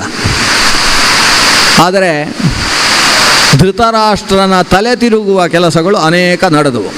ಶಕುನಿ ಮಧ್ಯದಲ್ಲಿ ಪ್ರವೇಶ ಮಾಡಿದ. ಶಕುನಿಗೆ ಒಬ್ಬ ಗುರು ಇದ್ದ. ಆ ಗುರುವಿನ ಹೆಸರು ಕಣಿಕ ಅಂತ ಹೇಳಿ. ಅವನು ಕಳಿಂಗದಿಂದ ಬಂದವಾದ್ರಿಂದ ಅವನನ್ನು ಕಳಿಂಗ ಅಂತಲೂ ಕರೀತಾರೆ. ಕಣಿಕ ಅನ್ನುವ ಒಬ್ಬ ಗುರು. ಅವನ ಪಾಠ ಕೇಳಿದವ ಯಾರು ಕೂಡ ಲೋಕದಲ್ಲಿ ಒಳ್ಳೆಯವಾದ ಇಲ್ಲ. ಯಾರ್ಯಾರು ಒಳ್ಳೆಯವರಿದ್ದಾರೆ ಅವರು ಅಕಸ್ಮಾತ್ ಕಣಿಕನ ಒಂದು ಕೋಚ್ ಸೇರಿಕೊಂಡ ಅಂತಾದರೆ ಆಮೇಲೆ ಅವನ ಭವಿಷ್ಯ ಹಾಳಾಯಿತು ಅಂತ ಅರ್ಥ. ಅವನು ಲೋಕಕಂಟಕವಾದ ವ್ಯಕ್ತಿತ್ವದಲ್ಲಿ ಹಿನ್ನಡೆ ಬರ್ತಾನೆ. ಇಂತಹ ಒಂದು ಕೋಚ್ ಸೆಂಟರ್ ಪ್ರಾರಂಭಿಸಿದವ ಆ ಕಣಿಕ. ಅವನ ಹತ್ರ ಭಾಳ ವಿಶೇಷವಾದ ಶಕ್ತಿ ಇತ್ತು. ನಾಸ್ತಿಕ್ಯ ಮತ್ತು ರಾಜಕಾರಣ ಇವೆರಡನ್ನು ಬೆರೆಸಿಕೊಂಡು ಒಬ್ಬ ತಾನು ಮೇಲಕ್ಕೇರಬೇಕಾದರೆ ಏನೇನು ಕುಮಾರ್ಗಗಳನ್ನು ಅನುಸರಿಸಬಹುದು ಅನ್ನುವ ಉಪದೇಶವನ್ನು ಕೊಡುವುದರಲ್ಲಿ ಮಹಾನಿಷ್ಣಾತ. ಶಕುನಿ ಅವನನ್ನು ಕರೆಸಿದ. ಮೊದಲು ದುರ್ಯೋಧನಾದಿಗಳಿಗೆ ಅವರಿಂದ ಪಾಠ ಹೇಳಿಸಿದ. ಆಮೇಲೆ ಧೃತರಾಷ್ಟ್ರನ ಹತ್ರ ಬಂದು ಹೇಳಿದ, ಒಬ್ಬ ಕಣಿಕ ಅಂತಿದ್ದಾನೆ, ರಾಜಕಾರಣದಲ್ಲಿ ಬಹಳ ಎತ್ತರದ ವ್ಯಕ್ತಿತ್ವ ಅವನದ್ದು. ಅವನಿಂದ ನಮ್ಮ ಊರಿನ ಎಲ್ಲ ರಾಜರುಗಳು ಕೂಡ ಉಪದೇಶ ಪಡಿತಾರೆ. ಅವನು ಹೇಳಿದ ಮಾತುಗಳಿಂದ ಎಷ್ಟೆಷ್ಟೋ ರಾಜರುಗಳು ಶ್ರೇಷ್ಠವಾದ ಸ್ಥಾನವನ್ನು ಪಡೆದಿದ್ದಾರೆ. ನೀನು ಒಂದು ಸಲ ಅವನ ಹತ್ರ ಉಪದೇಶ ಪಡೆಯುವುದು ಒಳ್ಳೆಯದು ಅಂತ. ಯಾವಾಗ ಸಾಕ್ಷಾತ್ ಭಾವ ಇಷ್ಟೇ ಹೇಳಿದ್ದಾರೆ, ಒಂದು ಸಲ ಕೇಳೋಣ ಅಂತ ಕರೆಸಿದ ಧೃತರಾಷ್ಟ್ರ. ಕರೆಸಿದ ಮೇಲೆ ಧೃತರಾಷ್ಟ್ರನ ಸ್ವರೂಪವೇ ಬದಲಾಗಿ ಹೋಯಿತು. ಕಣಿಕ ಮಾಡಿದಂತಹ ಉಪದೇಶದ ಒಂದು ಅಧ್ಯಾಯ ಮಹಾಭಾರತದಲ್ಲಿದೆ. ಅದನ್ನು ಪ್ರವಚನ ಮಾಡುವುದಕ್ಕೆ ಕನಿಷ್ಠ 4 ದಿವಸ ಬೇಕು, ಕಣಿಕ ನೀತಿ. ಆದರೆ ಅಷ್ಟು ಪ್ರವಚನ ಮಾಡಿದರೆ ಆಮೇಲೆ ಇವರು ಮೂಡಬಿದಿರೆಯ ಆಲಂಗಾರಿನ ವ್ಯಕ್ತಿಗಳಾಗೋದಿಲ್ಲ. ಇವರೆಲ್ಲ ಪಾಕಿಸ್ತಾನದ ಭಯೋತ್ಪಾದಕ ವ್ಯಕ್ತಿಗಳಾಗಿಬಿಡ್ತಾರೆ. ಒಬ್ಬರನ್ನು ಭಯೋತ್ಪಾದಕನನ್ನಾಗಿಸಬೇಕಾದರೆ ಯಾವ ರೀತಿಯ ಉಪದೇಶ ಬೇಕೋ ಅದು ಕಣಿಕನ ಉಪದೇಶದಲ್ಲಿದೆ. ಅವ ಹೇಳ್ತಾನೆ, ನಾವು ರಾಜಕಾರಣಿಗಳದ್ದಾಗಿದ್ದಾಗ ಹೇಗಿರಬೇಕು ಗೊತ್ತು. ನಾನು ಒಂದೆರಡು ವಿಷಯ ಮಾತ್ರ ಹೇಳ್ತೇನೆ, ಯಾಕಂದರೆ ರಾಜಕಾರಣಿಗಳು ಯಾರು ಇಲ್ಲ ಅದರಿಂದ ಹೇಳೋದು ನಾನು ಇದನ್ನು. ಹೇಗಿರಬೇಕು ಗೊತ್ತೋ, ಅವರನ್ನು ನಂಬಿಸಬೇಕು. ನಂಬಿಸುವುದು ಬಹಳ ಮುಖ್ಯ. ದೇವರ ಪೂಜೆಯನ್ನು ದೀರ್ಘಕಾಲ ಮಾಡಬೇಕು. ಎಷ್ಟು ಹೊತ್ತು ದೇವರ ಪೂಜೆ ಮಾಡಬೇಕು? ದೇವರ ಬಗ್ಗೆ ಭಕ್ತಿಯುಳ್ಳವರು ನಮ್ಮ ಮನೆಯಲ್ಲಿದ್ದರೆ ಮಾತ್ರ ದೇವರ ಪೂಜೆ ಮಾಡಬೇಕು. ದೇವರ ಬಗ್ಗೆ ಭಕ್ತಿಯುಳ್ಳವರು ಸುತ್ತಮುತ್ತ ಓಡಾಡ್ತಾ ಇದ್ದಾರೆ ಅಂತಂದರೆ ದೇವರ ಪೂಜೆ ಮಾಡಬೇಕು. ಅಕಸ್ಮಾತ್ ನಮ್ಮ ಸುತ್ತಮುತ್ತ ದೇವರ ಪೂಜೆಯ ದೇವರ ಭಕ್ತಿ ಇದು ಉಳ್ಳವರು ಇಲ್ಲ ಅಂತಾದರೆ ನಾನು ಮಹಾದೇವ ಭಕ್ತ ಅಂತ ಪ್ರಚಾರ ಮಾಡಬೇಕೇ ಹೊರತು ದೇವರ ಪೂಜೆ ಮಾಡಬಾರ್ದು. ಇದು ಇವನ ಮೊದಲೇ ಉಪದೇಶ. ಪ್ರಚಾರ, ಲೋಕದಲ್ಲಿ ಇವ ಮಹಾದೇವ ಭಕ್ತ ಅಂತ ಒಂದು ಪ್ರಚಾರ ಆಗಬೇಕು. ಪೂಜೆ ಮಾಡಿದರೆ ಟೈಮ್ ವೇಸ್ಟ್, ಸುಮ್ಮನೆ ಟೈಮ್ ವೇಸ್ಟ್ ಮಾಡಬಾರ್ದು. ಮತ್ತು ಯಾಕೆ ದೇವರ ಪೂಜೆ? ದೈವ ಭಕ್ತರನ್ನು ನಮ್ಮ ಕಿಸೆಯಲ್ಲಿ ಹಾಕೊಳ್ಳುವುದಕ್ಕೋಸ್ಕರ ನಾವು ಭಕ್ತರು ಅಂತ ತೋರಿಸಬೇಕು. ಇನ್ನೊಬ್ಬರನ್ನು ಯಾವತ್ತೂ ನಂಬಿಸ್ತಾ ಇರಬೇಕು. ಆದರೆ ಯಾರನ್ನೂ ನಂಬಬಾರ್ದು. ಸ್ವತಃ ಅಣ್ಣನಾದರೂ ನಂಬಬಾರ್ದು, ತಮ್ಮನಾದರೂ ನಂಬಬಾರ್ದು, ಹೆಂಡತಿಯಾದರೂ ನಂಬಬಾರ್ದು, ಅಪ್ಪನಾದರೂ ನಂಬಬಾರ್ದು. ಆದರೆ ಪೂರ್ಣ ಮಟ್ಟದಲ್ಲಿ ನಂಬಿದ್ದೇನೆ ಅಂತ ಅವರು ನಂಬುವ ಹಾಗೆ ನಾವು ಬದುಕಬೇಕು ಅಂತ ನಾಟಕ ಮಾಡುವ ಕ್ರಮ ಹೇಗೆ ಅಂತ ಬಿಡಿಸಿ ಪಾಠ ಮಾಡಿದ. ಆ ನಾಟಕಗಳು ಅದರಲ್ಲಿ ಅವರನ್ನು ನಂಬಿಸಬೇಕು, ಅವರನ್ನು ನಂಬಬಾರ್ದು. ಅಷ್ಟೇ ಅಲ್ಲ, ನಾವು ಯಾರನ್ನು ನಂಬಿದ್ದೇವೆ ಅಂತ ತೋರಿಸ್ತಾ ಇರ್ತೇವೆ, ಆ ನಂಬಿದ ವ್ಯಕ್ತಿಯ ಬಗ್ಗೆ ಚಾರರನ್ನು ಬಿಟ್ಟಿರಬೇಕು. ಗೂಢಚಾರಿಗಳು ಯಾವತ್ತೂ ಅವರ ಬಗ್ಗೆ ದೃಷ್ಟಿ ಹರಿಸ್ತಾ ಇರಬೇಕು. ಎಲ್ಲಿಯಾದರೂ ಅವರಲ್ಲಿ ಶತ್ರುಗಳಿಗೆ ಸಹಕಾರ ಮಾಡುವ ಮನಸ್ಥಿತಿ ಇದೆ ಅಂತ ಗೊತ್ತಾದರೆ ನಾವು ಅವರ ಮುಂದೆ ಅವರ ಬಗ್ಗೆ ಅಪನಂಬಿಕೆಯನ್ನು ತೋರಿಸಬಾರ್ದು. ಬಹಳ ನಂಬಿದವರ ಹಾಗೆ ಅವರ ಜೊತೆಗಿರಬೇಕು. ನಗುನಗುತ್ತಾ ಅವರ ಹತ್ರ ಮಾತಾಡಿಸಬೇಕು, ನಗುನಗುತ್ತಾ ಹೊಡಿಬೇಕು, ನಗುನಗುತ್ತಾ ಸಾಯಿಸಬೇಕು. ಸತ್ತ ಮೇಲೆಯೂ ನಗ್ತಾ ಇರಬೇಕು. ಸಾಯಿಸಿದ್ದೇನೆ ಅಂತ ಯಾರ ಹತ್ರವೇ ಹೇಳಬಾರ್ದು. ಇದಕ್ಕೆ ಬೇಕಾದ ಮನಸ್ಥಿತಿ ತುಂಬಿಸುವುದಕ್ಕೆ ಯಾವ ರೀತಿಯ ಆಹಾರ ತಗೊಳ್ಳಬೇಕು, ಆಹಾರ ತಗೊಳ್ಳಬೇಕಾದರೆ ಯಾವ ರೀತಿಯ ಮಾತುಗಳನ್ನು ಕೇಳ್ತಾ ಇರಬೇಕು. ಈ ಕ್ರೌರ್ಯ ಮನಸ್ಸಿನಲ್ಲಿ ಹುಟ್ಟುವುದಕ್ಕೋಸ್ಕರ ಆಹಾರ ಪದ್ಧತಿಯಲ್ಲಿ ಏನು ಬದಲಾವಣೆ ಆಗಬೇಕು, ಇದೆಲ್ಲ ಉಪದೇಶ ಮಾಡ್ತಾನೆ. ಅಂದರೆ ಆಹಾರವನ್ನು ತಗೊಳ್ಳುವಾಗ ಸಾತ್ವಿಕ ಚಿಂತನೆ ಇದ್ದರೆ ಮನುಷ್ಯ ಸಾತ್ವಿಕನಾಗ್ತಾನೆ. ಕ್ರೌರ್ಯದ ಚಿಂತನೆಗಳನ್ನೇ ಮಾಡ್ತಾ ಆತ ಆಹಾರ ತಗೊಂಡ್ರೆ ಪರಮ ಕ್ರೂರನಾಗ್ತಾನೆ. ಈ ಕ್ರೌರ್ಯದ ಚಿಂತನೆಯ ಜೊತೆಗೆ ಆಹಾರ ತಗೊಳ್ಳುವುದರ ಬಗ್ಗೆ ಉಪದೇಶ ಮಾಡ್ತಾನೆ. ನಾವು ಇತಿಹಾಸದಲ್ಲಿ ಕಾಣ್ತೇವೆ. ಇತಿಹಾಸದ ಪರಮ ಕ್ರೂರಿ ಅಂತ ನಾವು ಹೇಳುವಾಗ ಹಿಟ್ಲರನ್ನು ಉಲ್ಲೇಖ ಮಾಡ್ತೇವೆ. ಆ ಹಿಟ್ಲರ್ನ ಇತಿಹಾಸದ ಬಗ್ಗೆ ಹೇಳಬೇಕಾದ್ರೆ ಅವ ಊಟ ಮಾಡುವ ಹೊತ್ತಿಗೆ ಒಂದು ಪ್ರಾಣಿಯನ್ನು ಅವನ ಮುಂದೆ ಚುಚ್ಚಿ ಆಕ್ರಂದನ ಮಾಡುವ ಹಾಗೆ ಮಾಡ್ತಾ ಊಟ ಮಾಡಬೇಕಿತ್ತು ಅವನಿಗೆ. ಕ್ರೌರ್ಯ ತನ್ನಲ್ಲಿ ಆವಿರ್ಭಾವ ಆಗುವುದಕ್ಕೋಸ್ಕರ ಹಾಗೆ ಮಾಡ್ತಿದ್ದ ಅಂತ ಅವನ ಇತಿಹಾಸವನ್ನು ನಾವು ಓದ್ತೇವೆ. ಹೊಟ್ಟೆಯಲ್ಲಿದ್ದ ಮಕ್ಕಳು ಶಾಂತವಾದ ಮಕ್ಕಳಾಗಬೇಕಾದ್ರೆ ಗರ್ಭಿಣಿಯಾದ ಹೆಣ್ಣು ಮಗಳು ಕ್ರೂರವಾದ ವಿಷಯಗಳನ್ನು ಅಧ್ಯಯನ ಮಾಡಬಾರ್ದು, ಕೇಳಬಾರ್ದು, ಅದು ಘಟಿಸಬಾರ್ದು ಅಂತ ಶಾಸ್ತ್ರ ಹೇಳ್ತದೆ. ಪ್ರಹ್ಲಾದ ಪರಮ ಸಾತ್ವಿಕನಾಗಿ ದೈತ್ಯ ವಂಶದಲ್ಲಿ ಯಾಕೆ ಹುಟ್ಟಿದ? ಗರ್ಭದಲ್ಲಿರ್ತಕ್ಕಂತಹ ಕಾಲದಲ್ಲಿ ನಾರದರ ಮೂಲಕ ತತ್ವದ ಉಪದೇಶಗಳನ್ನು, ಭಗವಂತನ ಅತ್ಯಂತ ಭಾವುಕ ಭಕ್ತ ಪ್ರಸಂಗಗಳನ್ನು ಶ್ರವಣ ಮಾಡಿದ್ದ. ಇವತ್ತು ಕೆಲವು ಸಲ ನಾವು ಗಮನಿಸುವುದು, ಊಟ ಮಾಡುವ ಹೊತ್ತಿಗೆ ಟಿ ವಿ ನೋಡಿಕೊಂಡು ಊಟ ಮಾಡ್ತಾರೆ. ಕೆಲವರು ಪಕ್ಕದಲ್ಲಿ ನಾಯಿ ಮರಿಯನ್ನು ಇಟ್ಟುಕೊಂಡು ನಾಯಿಯ ಜೊತೆಗೆ ಆಟ ಆಡಿಕೊಂಡು ಊಟ ಮಾಡುವವರು ಇದ್ದಾರೆ. ಯಾವುದೋ ಕೆಟ್ಟ ಪಾಪು ಸಂಗೀತಗಳನ್ನು ಕೇಳಿಕೊಂಡು ಊಟ ಮಾಡ್ತಾರೆ. ಆ ಟಿ ವಿಯನ್ನು ನೋಡುವಾಗಲೂ ಅಲ್ಲಿ ಯಾರೋ ಅಳ್ತಾ ಇರ್ತಾರೆ. ಅವರು ಅಳುವುದನ್ನು ನೋಡಿ ಇವರು ಹತ್ತುಕೊಂಡೇ ಊಟ ಮಾಡ್ತಾ ಇರ್ತಾರೆ. ಇಲ್ಲ, ಅಲ್ಲಿ ಯಾರನ್ನೋ ತಿವಿದುಕೊಂಡು ಕ್ರೂರವಾದ ಸನ್ನಿವೇಶಗಳು ನಡೀತಾ ಇರ್ತವೆ, ಅದನ್ನು ನೋಡಿಕೊಂಡು ಊಟ ಮಾಡ್ತಾರೆ.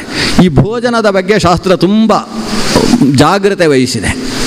ಯಾವುದೇ ಶಾಸ್ತ್ರದಲ್ಲಿ ಈ ನಮ್ಮ ಭೋಜನವನ್ನು, ಊಟವನ್ನು ಭೋಜನ ಅನ್ನುವ ಶಬ್ದದಿಂದ ಕರೀಲಿಲ್ಲ. ಶಾಸ್ತ್ರ ಅಥವಾ ವೇದ ನಮ್ಮ ಊಟವನ್ನು ಪ್ರಾಣಾಗ್ನಿಹೋತ್ರ ಅನ್ನುವ ಶಬ್ದದಿಂದ ಕರೀತದೆ. ಅದೊಂದು ಯಜ್ಞ, ಭೋಜನ ಯಜ್ಞ. ಅಹಂ ವೈಶ್ವಾನರೋ ಭೂತ್ವ ಪ್ರಾಣಿನಾಂ ದೇಹಮಾಶ್ರಿತಃ ಪ್ರಾಣಾಪಾನ ಸಮಾಯುಕ್ತ ಪಚಾಮ್ಯನ್ನಂ ಚತುರ್ವಿಧಂ ಅಂತ ಕೃಷ್ಣ ಹೇಳ್ತಾನೆ. ನಾನು ಎಲ್ಲರ ಹೊಟ್ಟೆಯಲ್ಲೂ, ವಿಶ್ವ ನರರಲ್ಲಿ, ಸಮಗ್ರ ಮನುಷ್ಯರಲ್ಲೂ ಕೂಡ ಉದರದಲ್ಲಿ ಜಠರಾಗ್ನಿ ಸ್ವರೂಪದಿಂದ ವೈಶ್ವಾನರಾಗ್ನಿಯಾಗಿ ನಿಂತಿದ್ದೇನೆ. ಈ ಅಗ್ನಿಯಲ್ಲಿ ಹಾಕುವ ಆಹುತಿ ಇದು. ಆ ಆಹುತಿಯನ್ನು ಹಾಕಬೇಕಾದರೆ ಕೆಲವೊಂದು ಕ್ರಮಗಳಿದ್ದಾವೆ. ಪರಿಶುದ್ಧವಾಗಿ ಕುಳಿತು ತಾನು ಆಹುತಿಯನ್ನು ಹಾಕುವ ಹಾಗೆ ಆಹುತಿಗೆ ಸಂಬಂಧಪಟ್ಟ ಕೆಲಸ ಅಂತ ಯೋಚನೆ ಮಾಡಿಕೊಂಡು ಹೊಟ್ಟೆಯಲ್ಲಿ ಆಹಾರವನ್ನು ಸ್ವೀಕಾರ ಮಾಡಬೇಕು.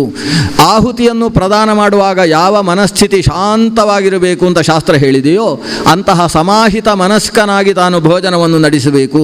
ಭಗವತ್ ಚಿಂತನೆಯ ಜೊತೆಗೆ ಆಹಾರವನ್ನು ಸ್ವೀಕರಿಸ್ತಾ ಇದ್ದರೆ, ಸಾತ್ವಿಕ ಭಾವನೆ, ಲೋಕೋಪಕಾರಕ ಚಿಂತನೆಯ ಜೊತೆಗೆ ಆಹಾರವನ್ನು ಸ್ವೀಕಾರ ಮಾಡ್ತಾ ಇದ್ದರೆ, ಆವಾಗ ಮನಸ್ಸು ಕೂಡ ಸಾತ್ವಿಕವಾಗಿ ಯಾವತ್ತೂ ವ್ಯಗ್ರತೆಗೆ ಒಳಗಾಗದೇ ಇರುವ ಆರೋಗ್ಯಪ್ರದವಾದ ಮನಸ್ಸಾಗಿ ಬೆಳೆಯುತ್ತೆ. ಇದನ್ನು ಚರಕ ತನ್ನ ಸಂಹಿತೆಯ ಆರಂಭದಲ್ಲೂ ಹೇಳ್ತಾನೆ. ಆಹಾರ ಶುದ್ಧವು ಸತ್ವಶುದ್ಧಿ, ಸತ್ವಶುದ್ಧವು ದೃಢ ಸ್ಮೃತಿ ಅಂತ ಹೇಳ್ತಾನೆ. ಅದರಿಂದ ಸತ್ವ ಅಂದರೆ ಮನಸ್ಸು.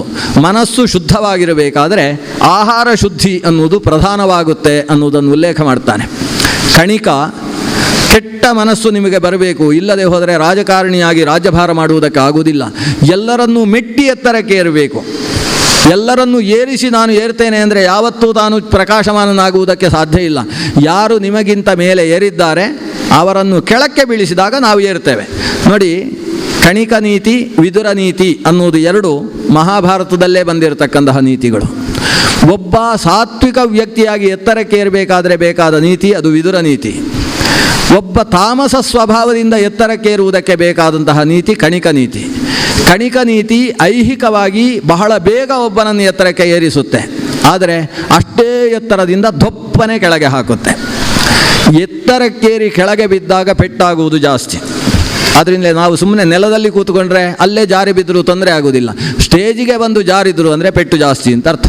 ಎತ್ತರಕ್ಕೇರಿ ಬಿದ್ದಷ್ಟು ಪೆಟ್ಟು ಜಾಸ್ತಿ. ಅವನಿಗೆ ಆರೂಢ ಪತಿತ ಅಂತ ಹೆಸರಾಗ್ತದೆ. ಏರಿ ಬೀಳುವಾಗ ಪೆಟ್ಟು ಜಾಸ್ತಿ ಆಗ್ತದೆ.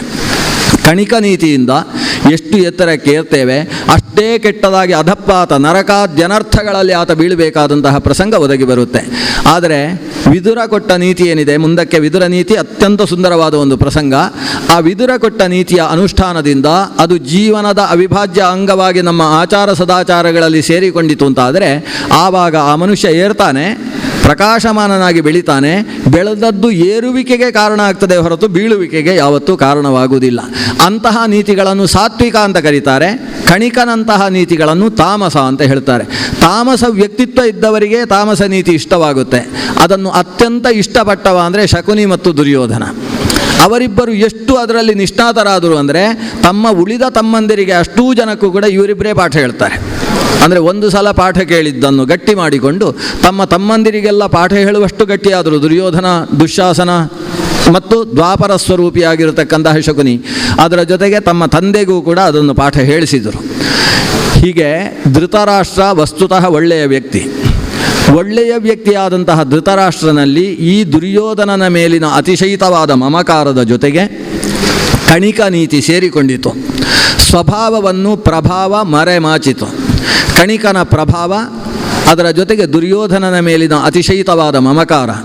ಅದಕ್ಕೆ ಸರಿಯಾಗಿ ದುರ್ಯೋಧನ ಯಾವತ್ತೂ ಬಂದು ಇವನ ಮುಂದೆ ಹೇಳುವುದು, ಅಪ್ಪ ನೀವು ಇದು ಮಾಡಲಿಲ್ಲ ಅಂದರೆ ನಾನು ಆತ್ಮಹತ್ಯೆ ಮಾಡಿಕೊಳ್ತೇನೆ.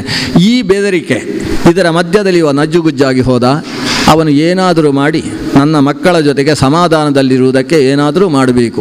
ಒಂದೋ ಪಾಂಡವರನ್ನು ದೂರ ಕಳಿಸಬೇಕು, ಇಲ್ಲ ನನ್ನ ಮಕ್ಕಳ ಜೊತೆಗೆ ನಾನು ದೂರ ಹೋಗಬೇಕು. ನಾನು ದೂರ ಹೋದರೆ ಅದು ಈ ಸಿಂಹಾಸನದ ಶೋಭೆಗೆ ತಕ್ಕುದಲ್ಲ. ನಾನು ಇಲ್ಲಿಯ ತನಕ ರಾಜ ಅಂತ ಕರೆಸಿಕೊಂಡು ಎಲ್ಲ ಸಾಮಂತ ರಾಜರು ಬಂದು ನನ್ನ ಪಾದ ತಲದಲ್ಲಿ ಕಪ್ಪವನ್ನಿಟ್ಟು ನಮಸ್ಕಾರ ಮಾಡಿ ಹೋಗ್ತಾ ಇರುವ ನನ್ನಂಥ ವ್ಯಕ್ತಿತ್ವ ನಾನು ವಿರಕ್ತನಾಗಿ ಹೊರಡುವುದು ಸಮಂಜಸ ಅಲ್ಲ.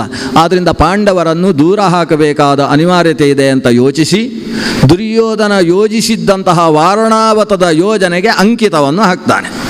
ಅಂತೂ ವಾರಣಾವತದಲ್ಲಿ ದುರ್ಯೋಧನ ಹೇಳಿದ 13 ವರ್ಷಗಳಾದವು ಪಾಂಡವರು ಬಂದು. ಅವರು ಬಂದ ದಿವಸವೇ ನಾನಲ್ಲೊಂದು ಮನೆ ಕಟ್ಟಲಿಕ್ಕೆ ಶುರು ಮಾಡಿದ್ದೇನೆ ವಾರಣಾವತದಲ್ಲಿ. ಅವತ್ತೇ ಯೋಚನೆ ಮಾಡಿಬಿಟ್ಟಿದ್ದಾನೆ ದುರ್ಯೋಧನ. ಮಹಾಮುತ್ಸದ್ಧಿ ಅಲ್ಲಿ ಅರಗಿನ ಮರೆಯನ್ನು ನಿರ್ಮಾಣ ಮಾಡಿಟ್ಟಿದ್ದಾನೆ. ಅಲ್ಲಿ ಬೇರೆ ಜಯಂತೇಶ್ವರ ದೇವಸ್ಥಾನ ಇದೆ, ಅದರ ಹಬ್ಬ ವಾರ್ಷಿಕ ಉತ್ಸವ ಬಹಳ ಸುಂದರವಾಗಿ ನಡೀತದೆ. ಇನ್ನು ಕೆಲವೇ ದಿವಸಗಳಲ್ಲಿ ಉತ್ಸವ ಇದೆ. ಆದ್ದರಿಂದ ನೀನು ಪಾಂಡವರನ್ನು ಕರೆಸು, ಅಲ್ಲಿ ಹೋಗಿ ಉತ್ಸವದ ನೇತೃತ್ವ ಅದು ರಾಜರ ಜವಾಬ್ದಾರಿ ಅಂತ ಹೇಳು, ಅವರಲ್ಲಿ ಹೋಗಲಿ, ಅಲ್ಲಿ ವಾಸ ಮಾಡ್ತಾ ಇದ್ದ ಹಾಗೆ ಉಳಿದ ವ್ಯವಸ್ಥೆ ಎಲ್ಲ ನನಗೆ ಬಿಡು ಅಂತ ಹೇಳಿದರೆ ಅದಕ್ಕೆ ಅರಗಿನ ಮನೆಯಲ್ಲಿ ಮಕ್ಕಳನ್ನು ಸುಡುವ ಕೆಲಸಕ್ಕೆ ಗೊತ್ತಿದ್ದು ಗೊತ್ತಿಲ್ಲದೇ ಇದ್ದವನ ಹಾಗೆ ಧೃತರಾಷ್ಟ್ರ ಅನುಮತಿ ಕೊಟ್ಟ ಅನ್ನುವ ವಿಷಯದ ಜೊತೆಗೆ ಇವತ್ತಿನ ಅನುಸಂಧಾನ ನಿಲ್ಲಿಸೋಣ. ನಾಳೆಯ ಚಿಂತನೆ ಪ್ರಾತಃ ಕಾಲದಲ್ಲಿ 10 ಗಂಟೆಯಿಂದ 12 ಗಂಟೆಯ ತನಕ 2 ಗಂಟೆಯ ಕಾಲಾವಧಿ ಇದೆ. ವಸ್ತುತಃ ಮಹಾಭಾರತ ಅನ್ನೋದು ಕಥೆಯ ರಾಶಿಗಳು. ಅದನ್ನು ಸಮಗ್ರವಾಗಿ ಪ್ರವಚನ ಮಾಡಬೇಕು ಅಂತ ಹೇಳಿದರೆ ಸಮಗ್ರ ಜೀವನವೂ ಕೂಡ ಸಾಕಾಗುವುದಿಲ್ಲ. ಅಷ್ಟು ತತ್ವಗಳಿಂದ ಕೂಡಿರತಕ್ಕಂತಹ ವಿಷಯಗಳಿದ್ದಾವೆ. ನಾಳೆ ನಾವೊಂದು ವಿವಾಹದ ಘಟ್ಟದ ತನಕ ಯಥಾಶಕ್ತಿ, ಯಾಕಂದರೆ ಅಷ್ಟರಲ್ಲೂ ಬಹಳಷ್ಟು ಕಥೆ ಇದೆ. ಕಾಂಡವ ದಹನದ ಕಥೆ ಬರಬೇಕು. ಮುಂದಕ್ಕೆ ಇವರು ಅರಗಿನ ಮನೆಯಿಂದ ಹೊರಗೆ ಬಂದು ಏಕಚಕ್ರ ನಗರಕ್ಕೆ ಹೋಗಿ ವಿವಾಹವಾಗುವಲ್ಲ ತನಕದ ಕಥಾನಕಗಳು ಬರಬೇಕು. ಈ ಎಲ್ಲ ಕಥೆ ಅದು ವಸ್ತುತಃ ಆದಿಪರ್ವಕ್ಕೆ ಸಂಬಂಧಪಟ್ಟ ಕಥೆ. ಇಡೀ ಮಹಾಭಾರತದ 18 ಪರ್ವದಲ್ಲಿ ನಾವು ಆದಿಪರ್ವದ ಪ್ರಾರಂಭದ ಕಥೆಯನ್ನಷ್ಟೇ ಶ್ರವಣ ಮಾಡುವುದಕ್ಕೆ ಸಾಧ್ಯವಾಗಿದೆ. ಎಷ್ಟು ಶ್ರವಣ ಮಾಡಿದ್ದೇವೆ ಅಷ್ಟನ್ನು ಮಹಾಭಾರತ ನಿಷ್ಠವಾಗಿ ಅಧ್ಯಯನ ಮಾಡುವ ಅನ್ನುವ ದೃಷ್ಟಿಯಿಂದ ನಾನು ಸಮಗ್ರತೆಯನ್ನು ಮುಟ್ಟುವುದಕ್ಕೆ ಪ್ರಯತ್ನಿಸಲಿಲ್ಲ. ಮತ್ತೆ ನಾಳೆ ಸೇರೋಣ. ಶ್ರೀಕೃಷ್ಣಾರ್ಪಣಮಸ್ತು.